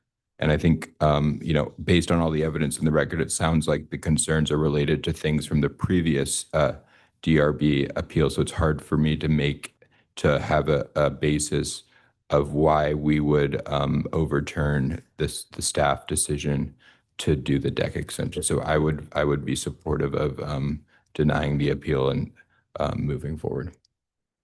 But I'm open to hearing another perspective.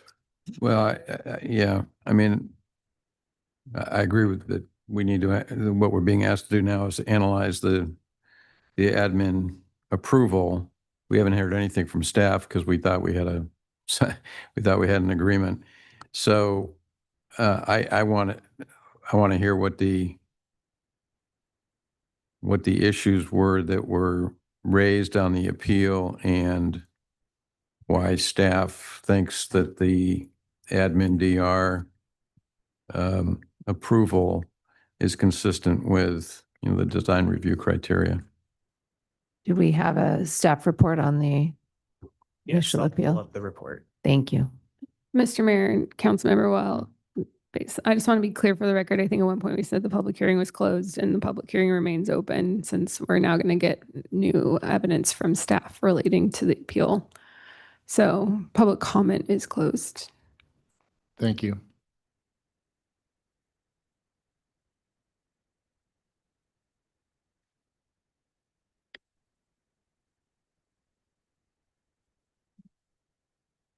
All right, so for this project, it's located in South Laguna. The project site is a through lot between Ocean View Street and Holly Drive. There's a slight upslope and from Ocean Street. And then the proposed project that was reviewed by the Community Development Director's designee was this 2-foot extension, as you can see on this floor plan and on the left. And on the right is the elevation showing that 2-foot extension that's been bubbled. And in the background, so on February 23rd, 2023, the board approved a project that involved a 760 square feet of additions, as well as the 300 square foot elevated deck and doors and windows, exterior building materials in the spa. And then on June 4th, 2025, the Community Development Director designee approves the 2-foot extension. And June 18th was when the appeal was filed. These are the 3 contentions. The first contention is that the deck extension was described as a 2-foot or 28-inch extension at first. The deck was, whereas the deck was constructed with approximately 4 feet of extension. And then number 2, there are CEQA impacts from the alterations and excavations and topo features. 3 being the plans were not available at the building counter. So for contention 1, this is showing the 2023 Design Review Board approved plan. It shows the 10-foot extension from the face of the house.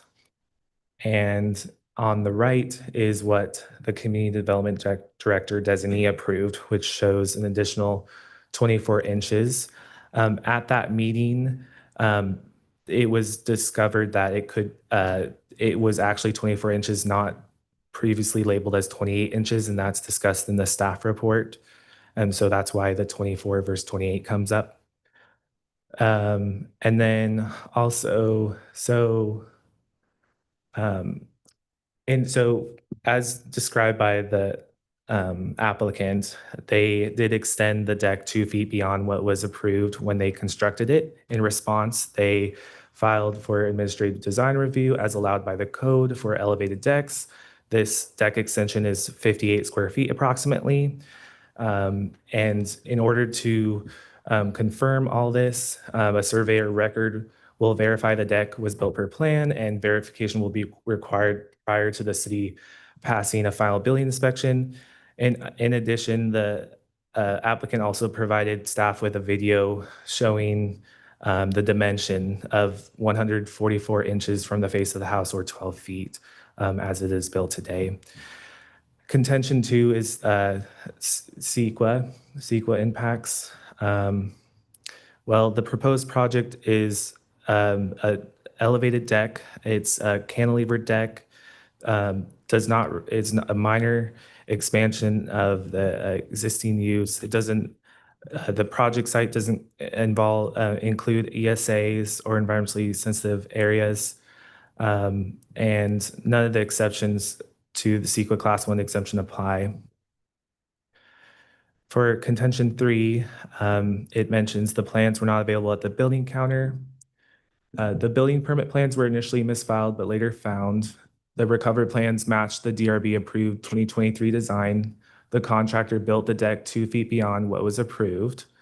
The applicant believed the overbuild was 28 inches at first, but the measurements confirmed it's exactly 24 inches. And the applicant requested the approval of the 2-foot deck extension as previously mentioned. In terms of CEQA, as previously mentioned, this is exempt under Class 1 existing facilities. And these are the city council options.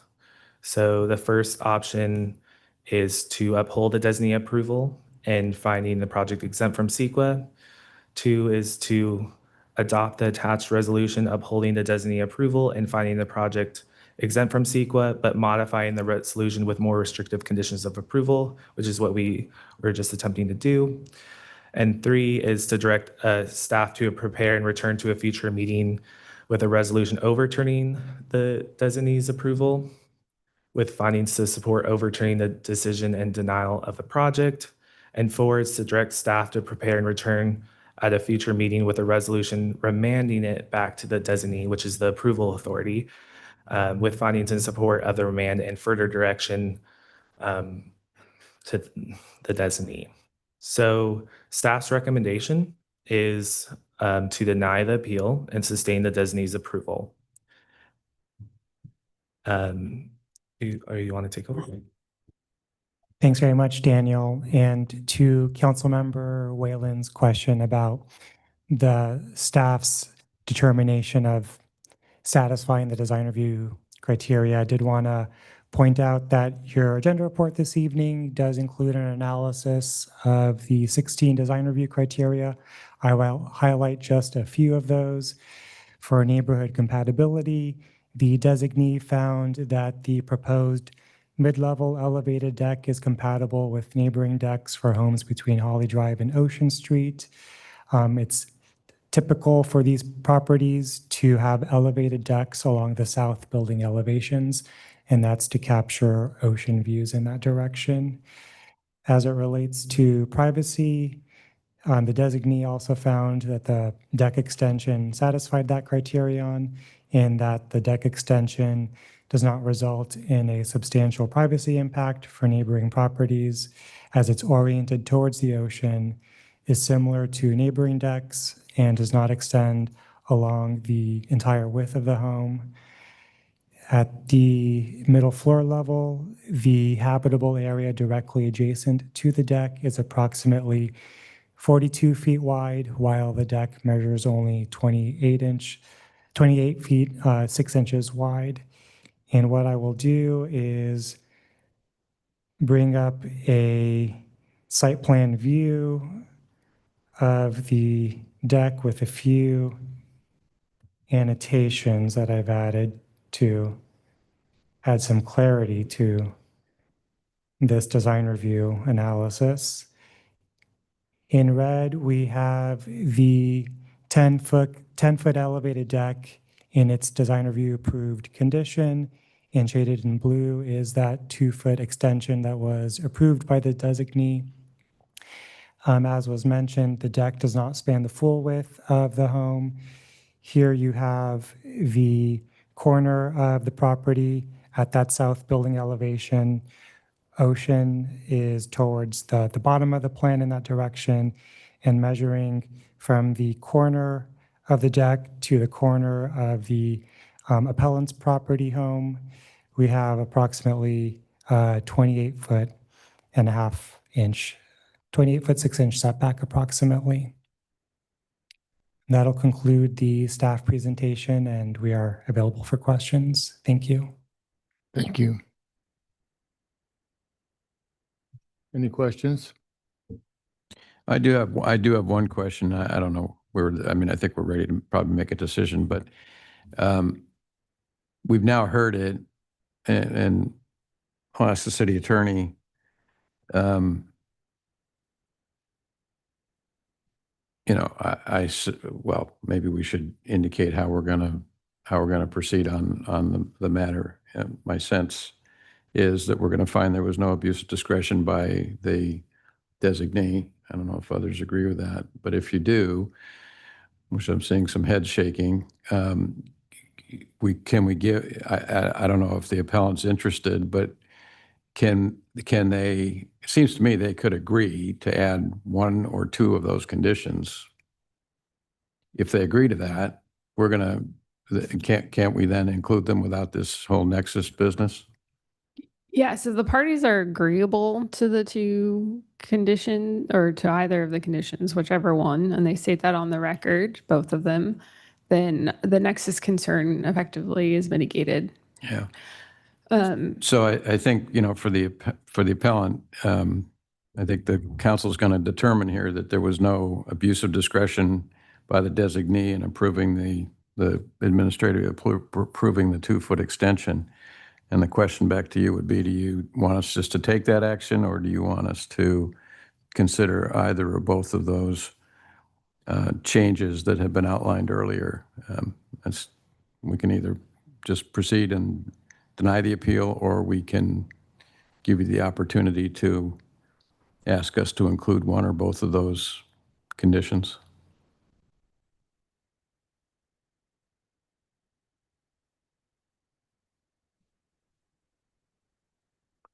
So would this be opening the public hearing again? Okay, opening public comment. First of all, I apologize for the confusion. You know, I sincerely thought that David and I and my clients and his clients had found some kind of resolution on this.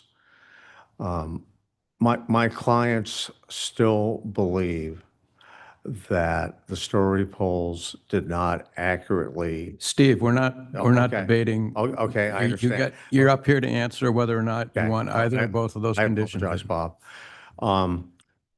They're not going to request the conditions. Okay, Okay. So close the public hearing. close the public hearing, bring it back to council. I mean, based on the appellant's representative, I don't think that there is a nexus argument to connect the deck to those conditions. So based on that, and based on the evidence in the record and the contentions raised in the appeal, I would move to deny the appeal and adopt the resolution as stated in the staff report. I'll second that. All in favor?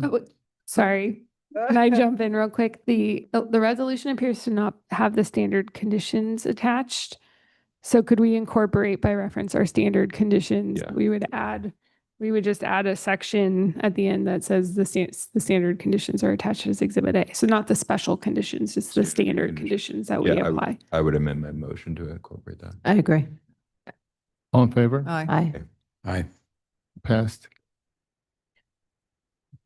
Thank you.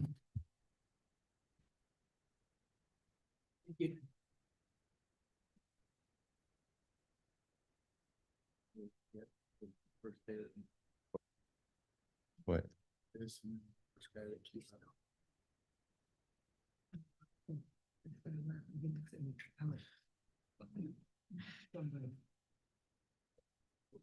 I don't understand. I like something is better than. Totally.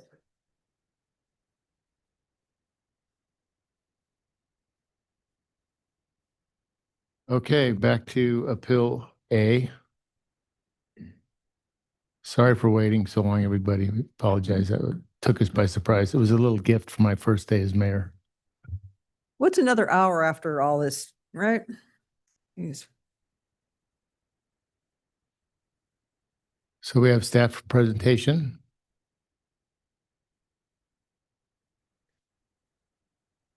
Do we have any ex parte I'm disclosures? with the owners of 607, the McIntoshes and the Mahonies at 615 Short Street. As I did as well. And I did as well. And Steve Quartani was with when we met at the appellants. I did as well. Or are the, no, not. Same with me. Mahoney's all. So Alex, you're included in that? Okay, thank you. Good evening, Mayor and members of the council. Appeal A is for Design Review 24-1572 and Coastal Development Permit 24-1688 at 607 Short Street. The project site is located on the western side of Short Street across from Laguna Beach High School. The property is within an established residential neighborhood consisting of both single and two-story residences ranging in size from 1,100 square feet to 3,300 square feet. The project consists of a major remodel and upper-level addition to the existing single-story residence, new detached accessory dwelling unit, exterior elevation changes, elevated decks, and landscape improvements. The project was heard by the Design Review Board in February, June, and October of this year. The project was redesigned between the subsequent hearings in response to the direction provided by the board. The homeowners filed an appeal after the third and final hearing by the Design Review Board on October 9th, where the project was denied by a 3-2 vote. The appeal was filed on October 22nd by homeowner Steve and Vicky McIntosh. The appeal consists of three contentions. Firstly, that the decision of the board did not follow the objective guidelines and codes outlined in the city's zoning code. Secondly, that the statements for the denial were incorrect, contradictory, and fully subjective. Lastly, the contention is that the project is required to comply with California's Housing Accountability Act. Staff's response to these contentions is that the board denied Design Review 25-1572 based on its inability to make the required findings and justified their inability to make the findings and the details of the project presented at the third and final hearing. Because the board felt that the project did not make the required design review findings, the board did not reach a conclusion on the coastal development permit. The board, in their deliberations, took into consideration all of the required design review criteria and felt that based on design articulation, neighborhood and compatibility and view equity, the project did not comply with the requisite design review criteria. For the second contention, the board denied Design Review 24-1572 based on the inability to make the required findings and justified those based on the project that was presented at the third and final hearing.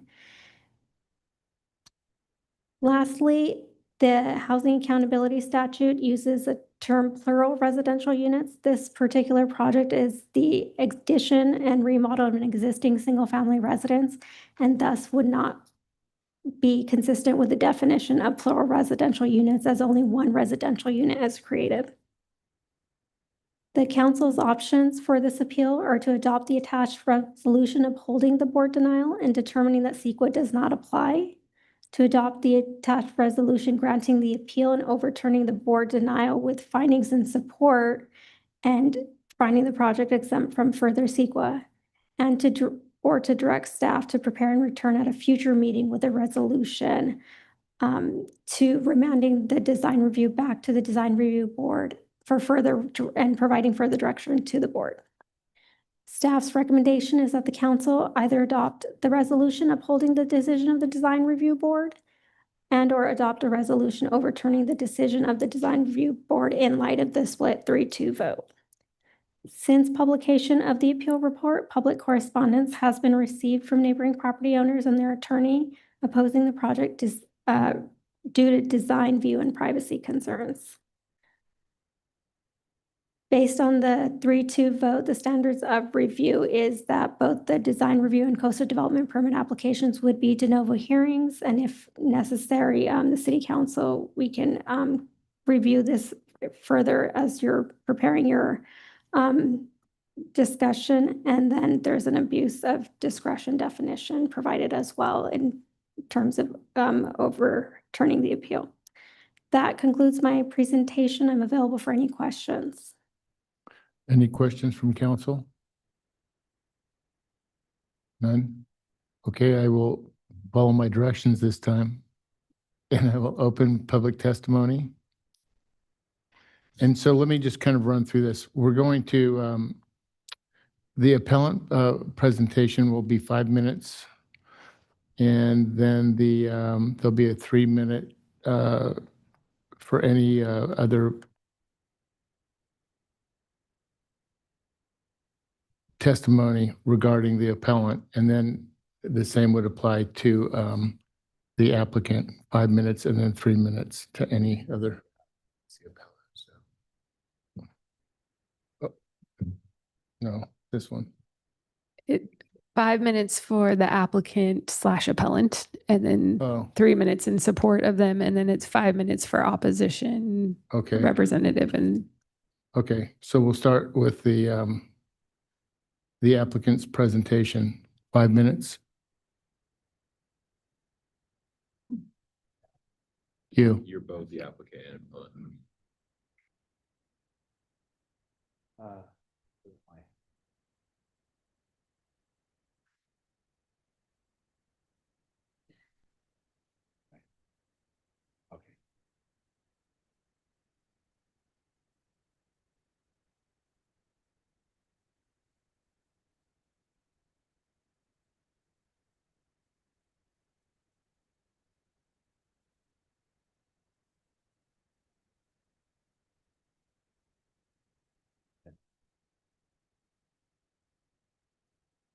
The one for the applicant.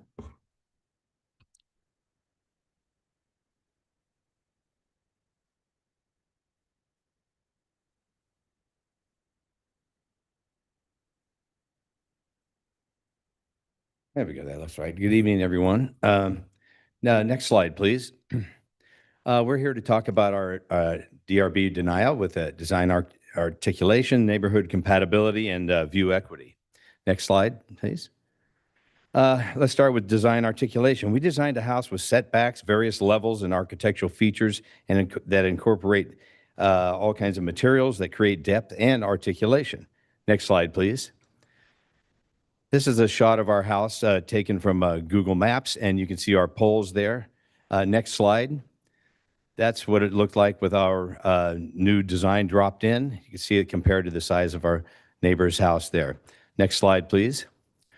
At the board direction, we had actually had to eliminate windows and make them narrow and opaque for privacy issues. Now some DRB members say that the walls are too plain with no articulation. As you can see, we use materials and articulation there with architectural features. Next slide, please. In addition to that, there's a large hedge that covers 25 feet of the wall and much of the second floor. And a lower level also blocked by a brick and a wooden fence. Next slide. Despite some board member statements, many of the second-story homes have elevations with little architecture or articulation are within 2 blocks of us, including the home to the next door at the 615. That's the front of their house. Next slide. There's 4 more. They're just all over the place. Next slide, please. Neighborhood compatibility. Our goal was to design a home that was modest in size, follows the existing footprint, not filling up the property, and one that fits well within our historic neighborhood. Some on the DRB said we were built too much on one side, and that was to keep the mass and scale lower. We actually spanned 66% across the width of the home. Next slide. These are some of the homes, just various. There's dozens of architectural styles. Once again, next slide.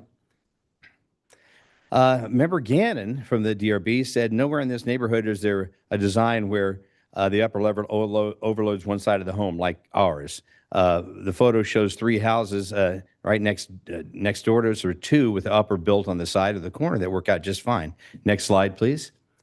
And there's just some examples. The one on the right is just literally right next door to us. Next slide.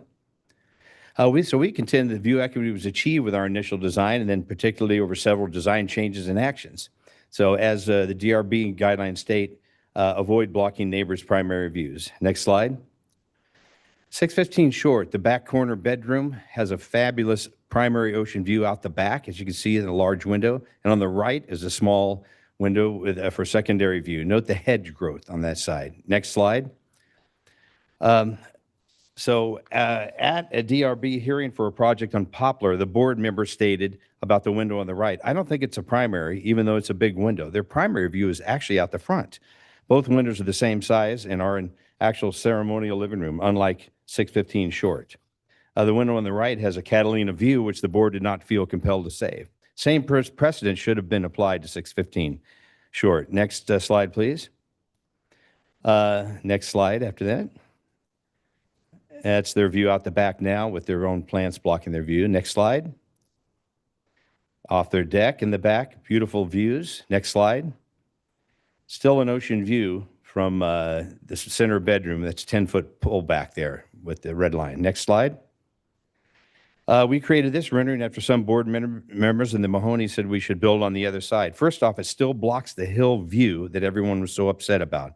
Causes major privacy issues, exposes our master bedroom, deck, and family room, destroys privacy for 615 Shorts, and violates multiple municipal code, which states the placement of picture windows, don't put them there to invade privacy of neighbors.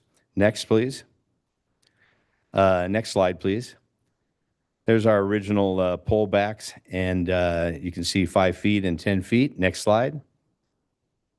There's a giant tree that we took out to open up views to the north. Next slide. Member Jessica Gannon listed all the items for our denial, including a brand new supposed issue that had never been mentioned or discussed by the board, at least in public. Gannon stated our project would block public views from the high school and the outer towners and local use area. As you can see in the photo taken from the high school, our poles and flags fall short of blocking views, nothing like the giant 615 Short on the left. Next slide.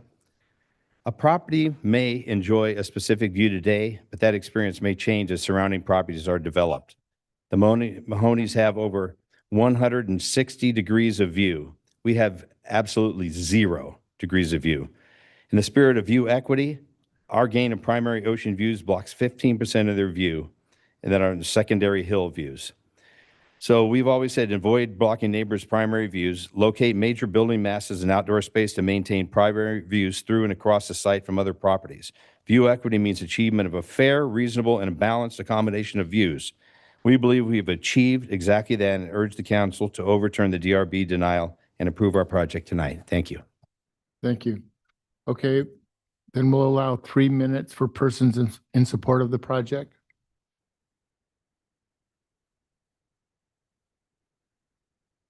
Hi, I'm Vicki McIntosh. I've lived in Laguna Beach 28 years, and I'd like to thank you, Mayor Orgill and City Council members, for your time regarding our modest remodel. Talking about the 3 criteria that was stated, we didn't meet articulation, neighborhood compatibility, and view equity. I'm going to highlight independent third-party comments in support of the 3 criteria.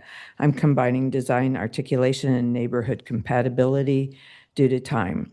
The city staff has stated, through colors and materials and design, the house will be well articulated and is compatible with existing development in the neighborhood, which has many varying architectural styles. The materials and design will effectively reduce the appearance of mass. Upper level addition is offset from the lower level roof, creating additional articulation and reducing the appearance of mass and bulk. The step backs and architectural features appropriately break up vertical and horizontal planes. DRB Chair Thomas Gibbs stated, I start with design articulation, and I think that the project is well designed. It's an attractive project. I think even the second story elevation facing the Mahonies is sufficiently articulated. It has the same essential articulation as the property on that side, with the exception of smaller windows, which I would require that are done to preserve privacy. Indeed, there's so many flat walls on their house that are less articulated. He goes on to say second stories are totally neighborhood compatible throughout the whole neighborhood. The second story doesn't extend all the way across, so it has less of a mass and scale. The Mahoney's goes all the way across, so they have a much larger mass and scale house than what's being proposed. This is a modest project, and I think it's well designed. I think it's neighborhood compatible. Under view equity, the city staff has stated the upper level addition maintains view equity for neighboring properties by minimizing view impacts to existing canyon and ocean views from the primary windows in primary bedrooms and ceremonial rooms. The addition would not create any view impacts to the ocean or shoreline located west of the property, as the high school's at a higher elevation and existing development already limits the ocean views. Chair Gibbs states, the view equity in my mind is achieved in this property, and that's because the primary views are in the back, and that's true of the houses in the neighborhood towards the ocean. We rarely give any view equity considerations, particularly where the house has other great views, which the house does, from the master and deck upstairs. The study has much bigger picture window facing towards the ocean. The view is towards the ocean. They happen to have a secondary bedroom that they use as an office that happens to have a side window that sees some mountain views. That is not protected. It is certainly not entitled to the significant protection that this board is giving it. It's not a ceremonial room, it's a side window. The main view window, which is actually larger, faces the ocean. In conclusion, I believe we've shown objectively that the DRB was in error when denying our project. I believe a reasonable third party, Thomas Gibbs, did agree on approving this project and articulated it quite well.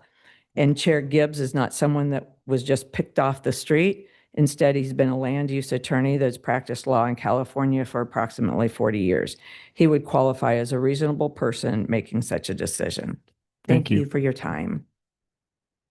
Are there any other speakers in support? 3 minutes. Good evening, Mayor and council members. My name is Drew Blake, and I'm the designer of the project. I'd just like to thank you all for coming out and checking out the on-site conditions, and that was really nice of you guys. To save time, I'll just try to highlight a few items. I think that Vicki and Steve have done a great job and really encapsulating what has gone down in terms of the last few meetings. But it is a small remodel, just over 1,000 square feet. We pulled the rear yard back 10 feet to allow views to the neighbors. And really, they still have their ocean view. It's just blocking a small portion of the hillside. We removed a large tree, as you saw in the slide. Also, reduced a lot of the windows on that one south-facing side, and all the windows on that upper level are opaque, not film. Also, we pulled back the upper closet and allowed for more views of the front bedroom window looking out towards the mountains. You know, they talked a lot about articulation, and as you saw in that little rendering, I believe that the house has a really beautiful beach cottage style. There's lots of architectural elements and material changes, color changes. It's not a big stucco box. So when they talk about it doesn't have articulation, that we haven't looked into the view equity and those items, I just don't think they're correct. Again, we've worked really hard to try to accommodate their concerns by each time coming back 5 feet. We're not coming back 6 inches or even a foot or 2 feet. Each time 5 feet, then another 5 feet. So these are big moves, in my opinion. So I want to thank you all again and appreciate your time. Thank you.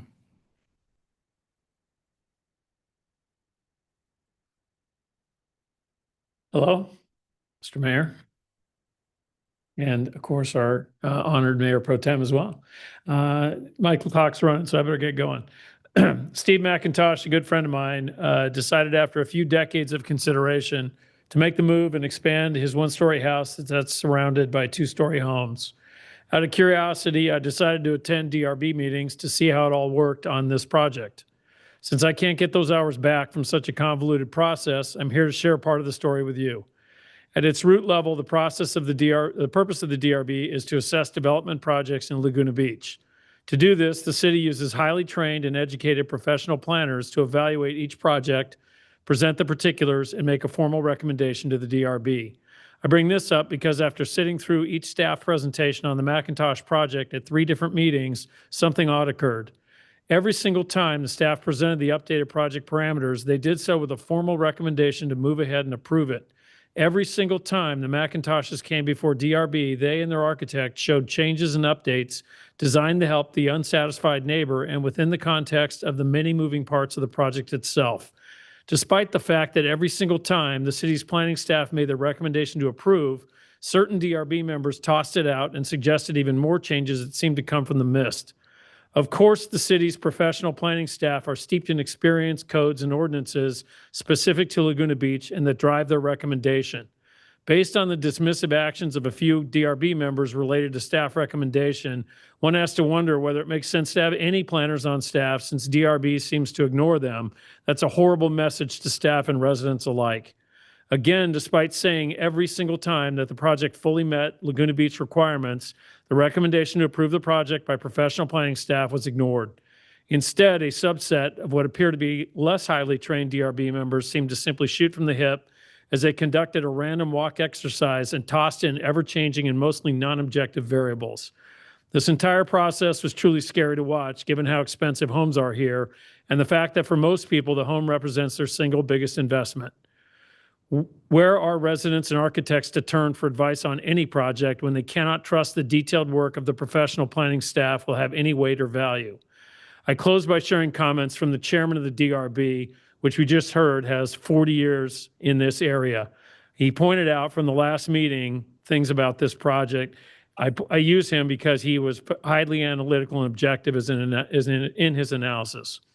He said the McIntosh project was modest, well-designed, neighborhood compatible, imminently approvable, and still leaves the neighbors with, quote, a full-on view of the ocean. He also said that all of the pushback was, quote, just to preserve a secondary office bedroom view of the hills. He pointed out that not approving the project impacts the right of the McIntoshes to develop their house, even though it's much smaller than the neighbor's much larger 2-story house.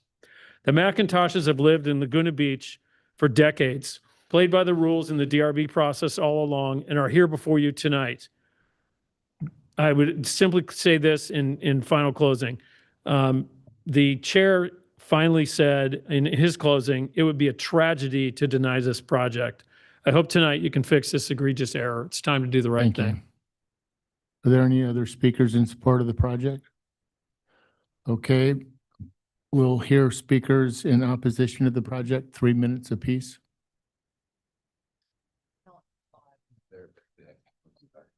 Yeah, this is What's that? 3 minutes. We okay? Okay. So, dear city council members, thank you for taking the time to first visit our home. Some of you came out and had the opportunity to see our home firsthand, to hear and read our statements as to why we support the Design Review Board's decision to deny the design set forth by the McIntoshes. This is really not merely an aesthetic concern. This is a real threat and a concern to our family's privacy, to our views, to the light, and to the overall quality of life. We respect the McIntoshes' right to improve their property. The proposed design directly impacts the north-facing portion of our home, where we spend about 70% of our sleeping and waking hours. And I think we showed when some of you were at our property, we on the south-facing side of our home, we don't have any window. We have 1 or 2 windows, but we have no view, we have no windows. It really almost becomes the primary view from our home, that north-facing side of our property. And specifically, the areas of concern are the loss of light and air. So the north-facing side wall will block the natural light and the airflow, turning our main living areas darker and less inviting. This is a permanent change to our quality of life. The view obstruction The design takes about 100% of the hillside view and canyon views, including water from multiple rooms. The DRB members have repeatedly noted that a fair compromise, even 30 to 40% view sharing, would meet the view equity standards. The applicants refused to make any adjustments. Privacy invasion. The height and the placement of the second story allow direct visibility into every north-facing room, bathroom, backyard spaces, including our spa. This eliminates the ability to enjoy our home in private and really violates the expectations of residential privacy. The design articulation, the walls, it's monolithic, it's unarticulated, it's inconsistent with the architectural rhythm of the adjacent homes, and really no precedent exists in our neighborhood for such massing. And the minor 4-foot pullback is truly, it's insufficient. And despite the repeated DRB guidance and the opportunities to compromise, the applicants have refused to meet, discuss, and even negotiate what would make sense for both parties, even stating that their alternative would be an ADU to bypass the DRB oversight. I mean, this really undermines both the fairness and the integrity of the design review process. And we asked City Council to protect our home, our privacy, and our neighborhood integrity by upholding the 3 decisions that the DRB made to deny to the design. A reasonable alternative exists that allow the McIntoshes to remodel without really destroying the fundamental quality of the life of the neighbors. Thank you for your time. Thank you. Any other speakers in opposition? Hi there.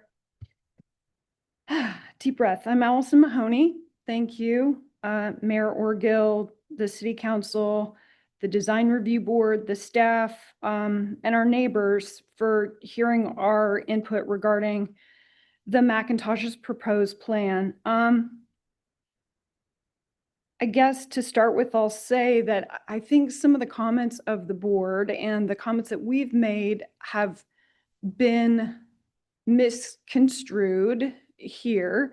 And I want to be clear that we have all participated fully in the design review process, and we support the board's decision to deny the application. Across all the hearings, multiple site visits, the board consistently provided direction. The applicants did not respond in a reasonable way with changes. The requested revisions focused on things we've all been talking about: massing, improving articulation. The design is beautiful, but the articulation we're talking about is what we're going to see from every window of upstairs. We're not talking about the overall articulation. We're talking about our view and perspective of the articulation. We're talking about looking at a continuous 35-foot flat wall plane, a substantial loss of air and light, inadequate articulation on our side, a tunneling effect because we have no windows on the other side of our house on the upper story, loss of about 90% of our north-facing views of Ocean Canyon and city lights. And the planning staff, I'll just say also, unfortunately, the planning staff looked at the design and never came to our house and never saw really what the impact of the design is. So I want to reconfirm, we are not against the McIntoshes designing, rebuilding, remodeling, whatever their design is. They should be able to improve their home. We're not opposed to a second story. Our concern is this design and the impact to our design of our 1937 house that we can't change. We cannot change the orientation. We cannot change the livability of our house if there is a 35 or 36 foot flat plain wall. So before the board meetings, we've tried to meet with the McIntoshes. We met with Drew.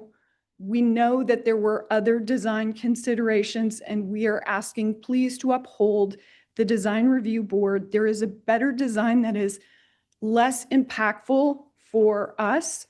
We value our home, our lifestyle, and the equity in our home so much, and we know that there is a better way forward in terms of design so that the McIntoshes can have the dream that they want, and we won't be so impacted. Thank you. Thank you.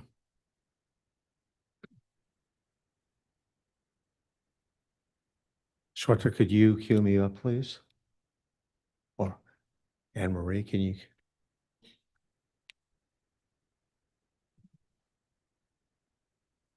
Thank you very much.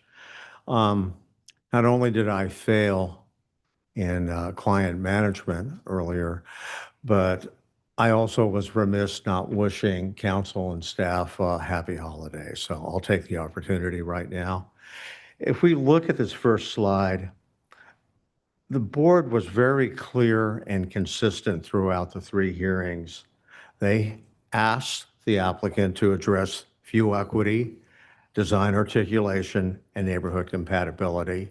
If we look at these 3 slides, the red area represents the view obstruction that would occur if the project was approved. So we start at the first hearing. We go to the middle slide. You can see there was very little change. And then we go to the final slide, which when the project was denied, there was no improvement to the view. And the reason for that is if we go to the next slide, the top slide shows the project as it was originally presented. The next slide shows no reduction in the program, but the project was slid forward by 5 feet. The final slide shows a reduction finally of 5 feet, but the reason why the view wasn't improved is that the applicant failed to listen to the board. Next slide, please. I've highlighted from Swetha's excellent staff report on what the comments were. And what I want you to see as far as consistency, the board had concern with view equity and neighborhood compatibility. If we go to the next slide, they continued to have concerns with view equity, design articulation, and neighborhood compatibility. And if we go to the final slide, they still was requesting from the applicant to address view equity, design articulation, and neighborhood compatibility. This is 3 board members, not 1 board member, the chair, who is eminently qualified, but the board majority had to deny the project because they believed that the applicant did not follow direction.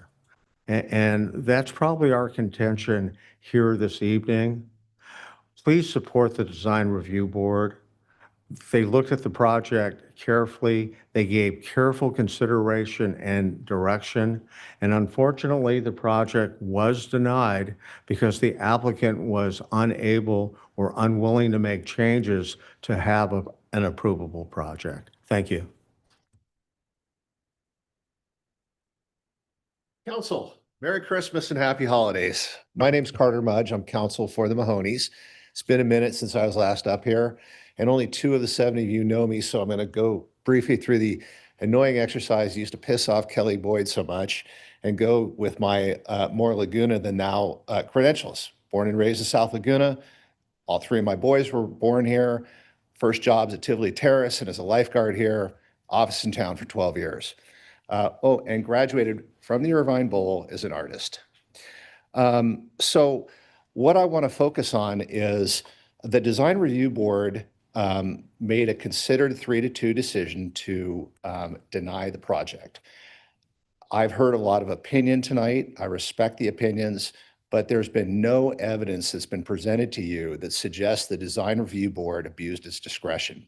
Now, of course, you're sitting here in a de novo review, but the Laguna Beach Municipal Code requires that you defer or presume at least that the Design Review Board members were acting properly and that when they made their findings, they were correct.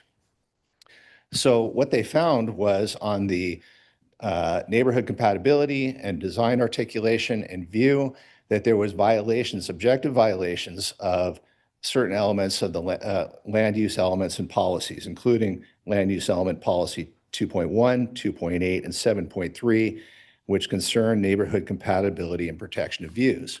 Now, if you want to talk about whether or not coastal views up the hills are protected, yes, they are under section 30251 of the Coastal Act, which specifically requires that permitted developments shall be sited and designed to protect views to and along the ocean and scenic coastal areas, and that the project has to be visually compatible with the character of the surrounding areas. And the city's highways and highways element, it also suggests or says you have to protect coastal views. Now, one thing that has been overlooked that I really want to emphasize for you, because no one else has mentioned this, and I bet you don't know this yourself. The view that they showed from the high school over the top of the house is misleading because it's taken from way up. But if you go there and if you look, you will see the Amy Klosterman Memorial. Amy Klosterman was a young girl, Mark Klosterman's niece. She passed away tragically in 1991, and her classmates thought so much of her that they placed a memorial on that lawn in front of the school. That public view is directly impacted by this project. So even if you decide to remand, remember that there was no decision made on the coastal development permit, no review, nothing done with that. So in a minimum, if you were to remand, you would need to have a complete new hearing on the coastal development permit. But again, I've seen nothing that suggests that there was evidence that the design review board didn't do their job and that their decision shouldn't be upheld. Thank you. Thank you. Are there any other speakers in opposition to the project? Okay, I'll close the public hearing and bring it back. I'm sorry. Oh, I'm sorry. Rebuttal. 3 minutes.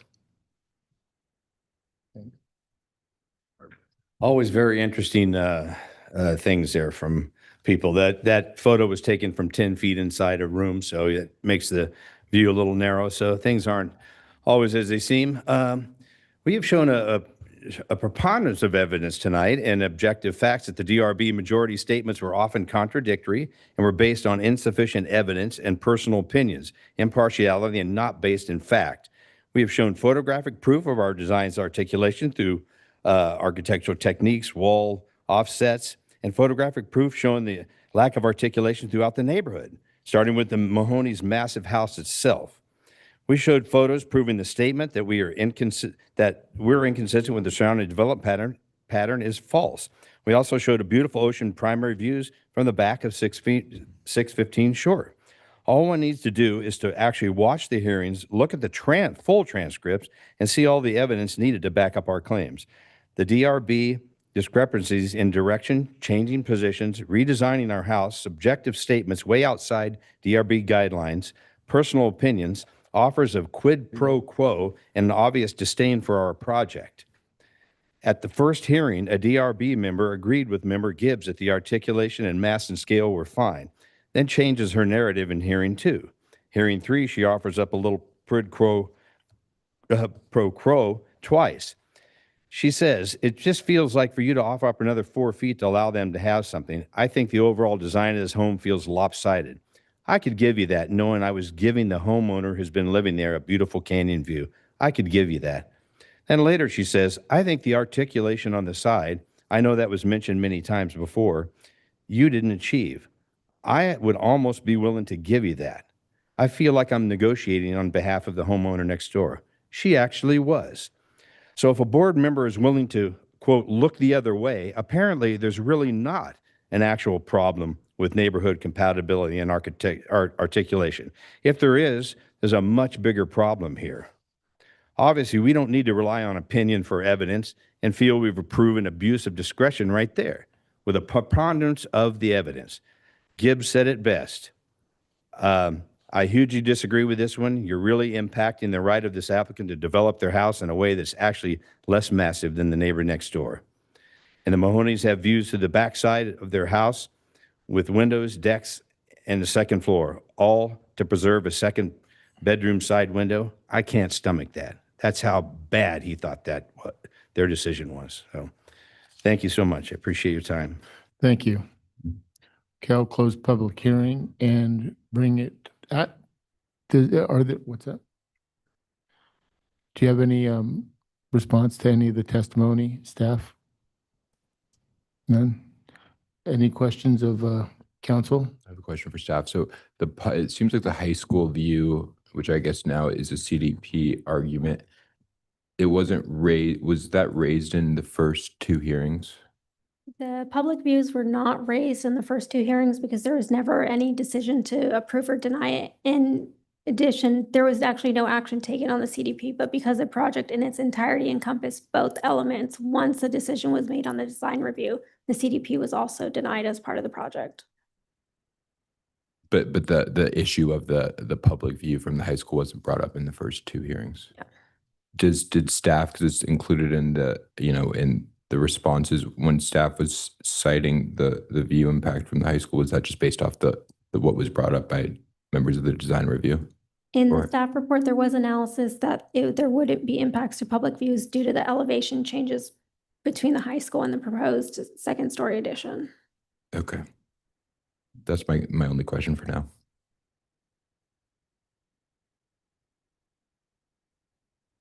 Comments from council? Well, I guess just following up on the CDP or I think we've taken this view, and the attorney for the opposition raised the Coastal Act and talked about private views, public views. I think, are we at the point as a city that we've determined that it's just public views that are protected, not private views? Under the Coastal Act? Under the Coastal Act, correct, Councilmember. The Coastal Act does not protect private views, nor does our LCP.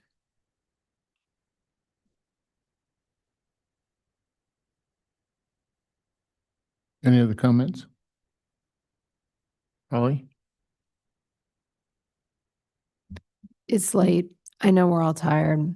And I just have to say, these are some of the hardest things that I deal with on council. I'm only speaking for myself here. Because at the end of the day, we all have to live in this town, right? We all have to live with our neighbors. And we have to figure out some way that we can get through things like this without tearing our town apart. So this is a hard decision and a hard discussion for me for that reason, more than anything. So Madam City Attorney, could you remind me how we're supposed to look at, so, it'd be different if this were a 4-1 vote. It's a 3-2 vote. Can you remind the council about how we're supposed to be evaluating the evidence as we make a decision here? Yes, Councilmember Runagi. So when the decision was not supported by 4 or more affirmative votes, which is the case here, then the council shall conduct a de novo review, but you're limited to the grounds of the appeal and to the evidence that was presented below. The code does say that in exercising your independent judgment and discretion, that you shall nevertheless be a presumption that the decision was reasonable, valid, and not an abuse of discretion.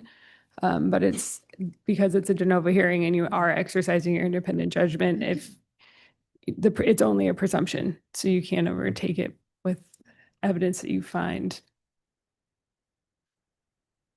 Say that again. You can't. So you're exercising your independent Yes. judgment. There's a presumption in favor of design review, the design review board, but evidence that overcomes just the presumption, you can change your decision by exercising your judgment. By a preponderance of evidence. Yeah. Sue? Well, I can start, I guess. So I did visit both properties, as we said in our disclosures, and I watched last night the third hearing, the third DRB hearing. And I actually watched it twice because I was reading my staff report and also, listening to the hearing.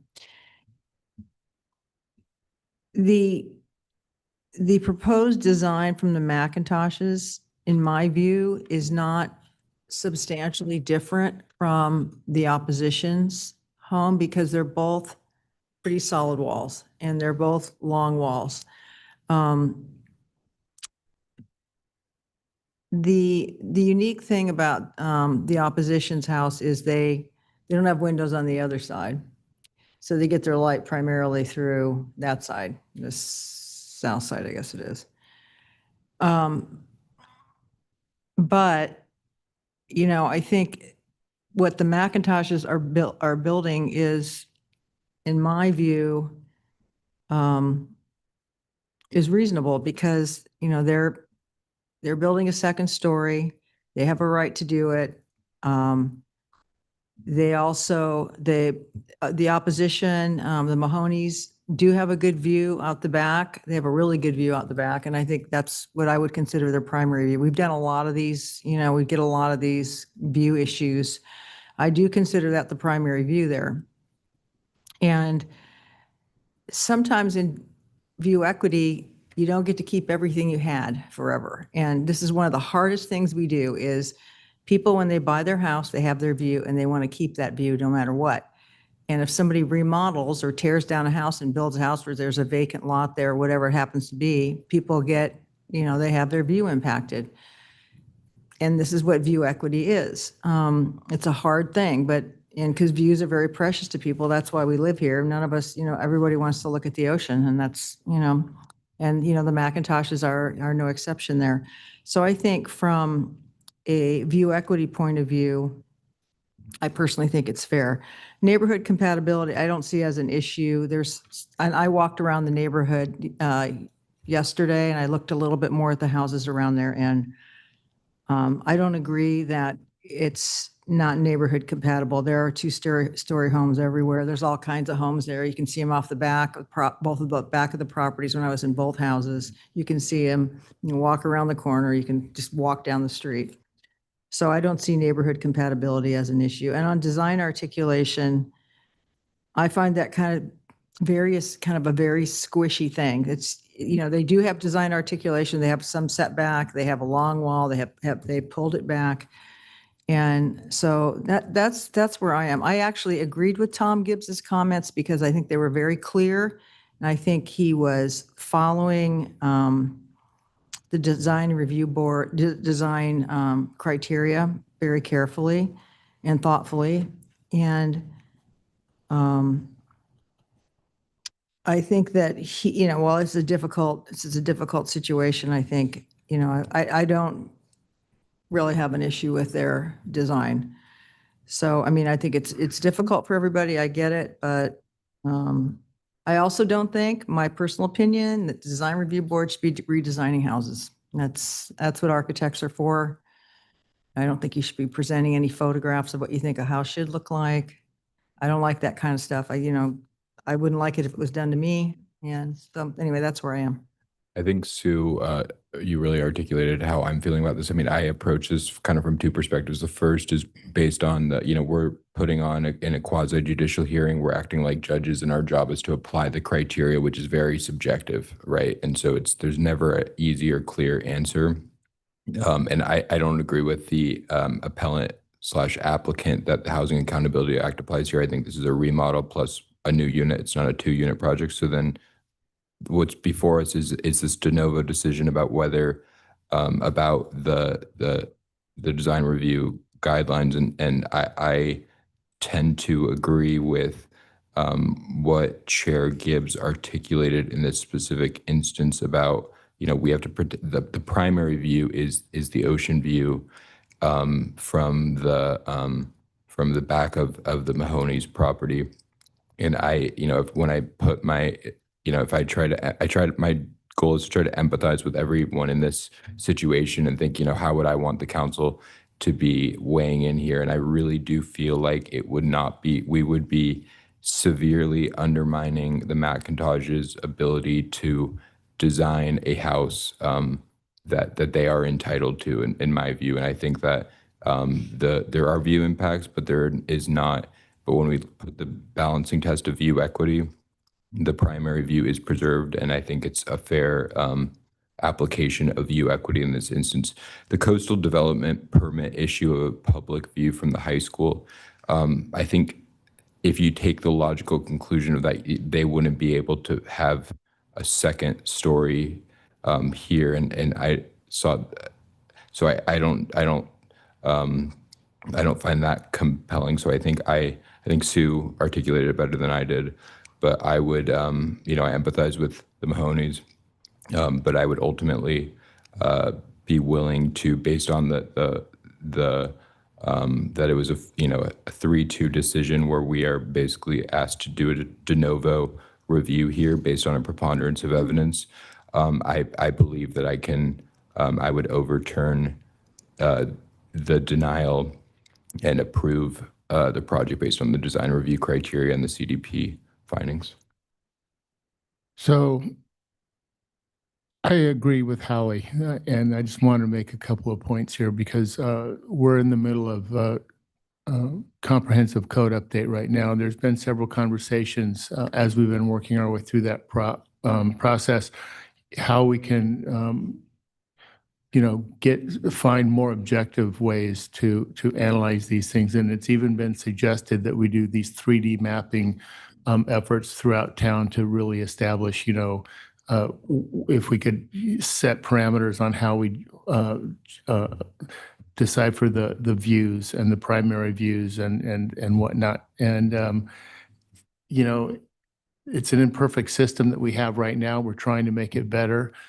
This is not an easy decision for myself as well. I see my neighbors walking around. I live nearby these projects, not close enough to recuse myself, but I do see them. Yeah, I wish I could recuse myself from this one. But anyway, and if I just look at this from my experience in town, and dealing with these projects and how I've gone through these things and really being sensitive to primary views. I watched a couple other, in preparation for this meeting, I spent a lot of time, and I actually did go back and watch other design review meetings on other projects.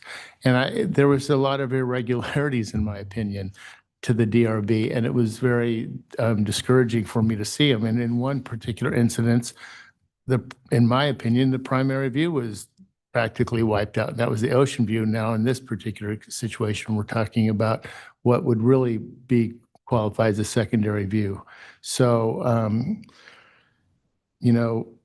fortunately for the McIntoshes, I agree with Sue and Alex, and unfortunately, for the Mahonies, which I, am disturbed by this fact that I have to be forced to make this decision, but unfortunately, I'm going to have to agree with my other two council members that just spoke on this. So hopefully one of these days, as we go make our way through the comprehensive code update, we will find some better solutions to some of these issues.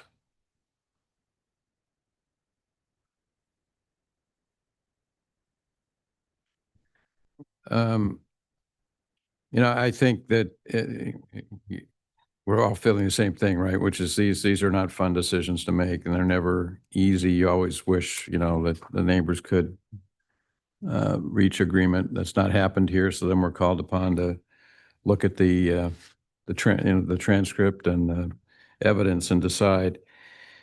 And I think, in order for us to take the action of granting the appeal, we have to find that I think the relevant standard, which is on page 4 of the report, is that the findings are not supported by the evidence. That's really what we're saying. That all the evidence in the record, three members of the DRB looked at it one way. I think we're looking at it, we would be looking at it and saying the opposite, that the findings are not supported by the evidence. And, I think that is the right outcome here, that to determine that the DRB ruling should be overturned and the appeal granted. When I look at on page 18 of the staff report, and I look at the standard, the determinations that the board made, and where they were saying, oh, we don't think design articulation was satisfied, neighborhood compatibility, or view equity. As I read the rationale there and compare it to what was in the staff report, and then compare it to my observations around the neighborhood and the project, I just don't think the evidence, that their findings are supported by the evidence.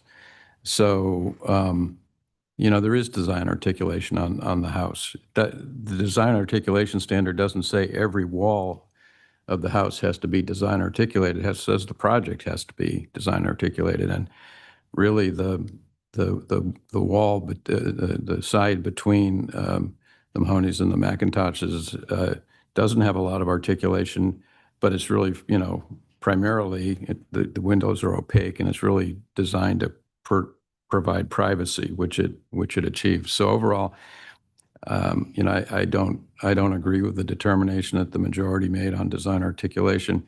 Neighborhood compatibility, I mean, that's really, to me, I just disagree with the determination. I mean, there's lots of second stories there immediately adjacent and in the surrounding neighborhood. This one is not incompatible with the pattern of development.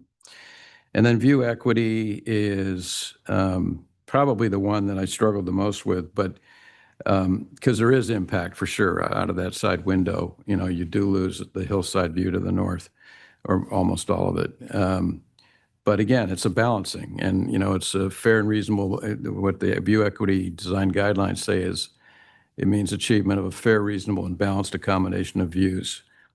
And when I look at it overall, and you see the view that remains, the view that is lost, I think, and the scale of the development next door, I think I'd go the other way from where the majority was. I think view equity has been achieved here. So,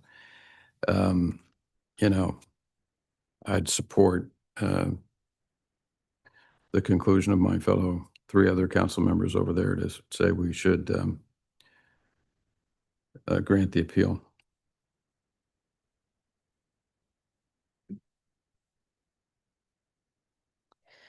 My concern is less around view equity, because I do think those primary views are preserved. Neighborhood compatibility, I don't have concerns around neighborhood compatibility. I think it's a reasonably sized compatible home. My concern is around that design articulation, and I definitely see what you're saying, Bob, that it is design articulation on one side of the house, but it's a prominent impact to your closest neighbor. So that's the piece of this that I'm really stuck on, and that's okay.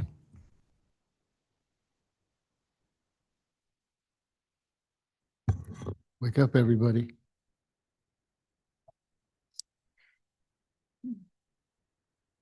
Well, do we just want to, I think we have an agreement here between 4 of us. So do you want to just make a? Do we have to update the resolution with an abuse of discretion? I think Bob articulated it well. Yes, Councilmember Renagi, I think, do you guys have the draft resolution that you could pull up here?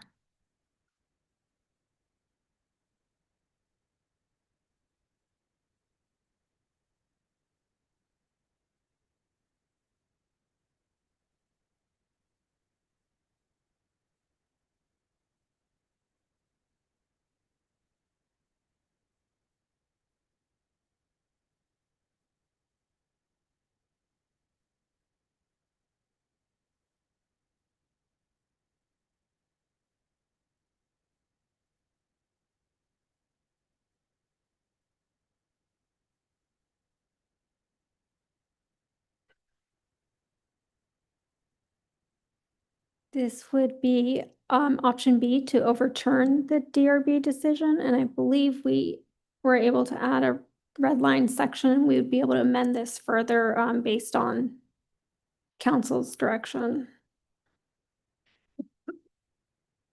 I think we could, council, if you're agreeable, more or less just take Councilmember Whalen's prior comments and where he laid out what he found the abuse of discretion bit, which was based on the lack of evidence, so evidence didn't support the decision. Yeah. So we would use his prior statements to finish here on the section 2, the rationale there. So does it have to come back, or No, it can go forward. I think with that is the only change, with the other exception that in the CDP discussion, this appears to be in this house appears to be in the exclusionary order. And so the CDP itself for the remodel arguably is subject to the exclusionary order, not the ADU. I don't know if you recall, we have an exclusionary order, and certain zones in the city don't require a CDP for development of single family residential development. this is, appears to be in a neighborhood that has that application. It would only apply to the remodel component, not to the ADU, because the coastal commission has taken the position that the exclusionary order does not apply to CDPs for ADUs. So I would recommend that you just make a reference to the exclusionary order as it applies to the remodel and leave the findings in for the ADU. Okay. There were just one or two things on the, just a little cleanup on the resolution. If page 38 of the staff report, page 6 of the resolution.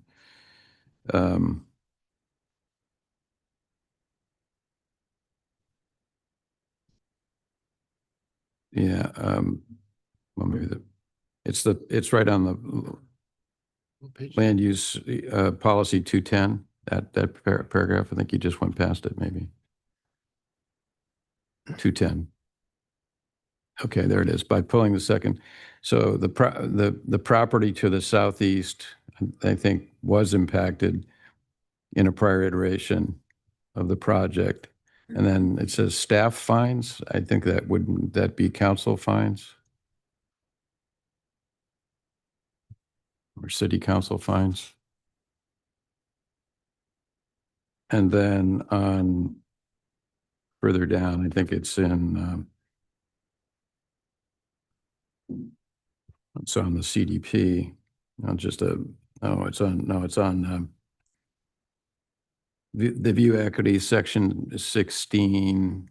This is page 13 of the resolution. I don't know what you're going off of here. It's just it says the upper level addition maintains view equity. It's the view equity paragraph number. Page 13. It's page 13 of the resolution, page 45 of the staff report. Anyway, there's just a small typo there. The word, it should be ocean or shoreline instead of, there's an extra T there. It says ORT instead of OR. So just, I'll just make that motion. Just correct the typo there.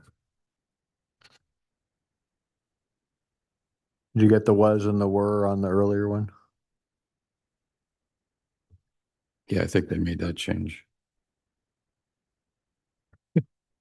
But the more important one is the city council fines instead of staff.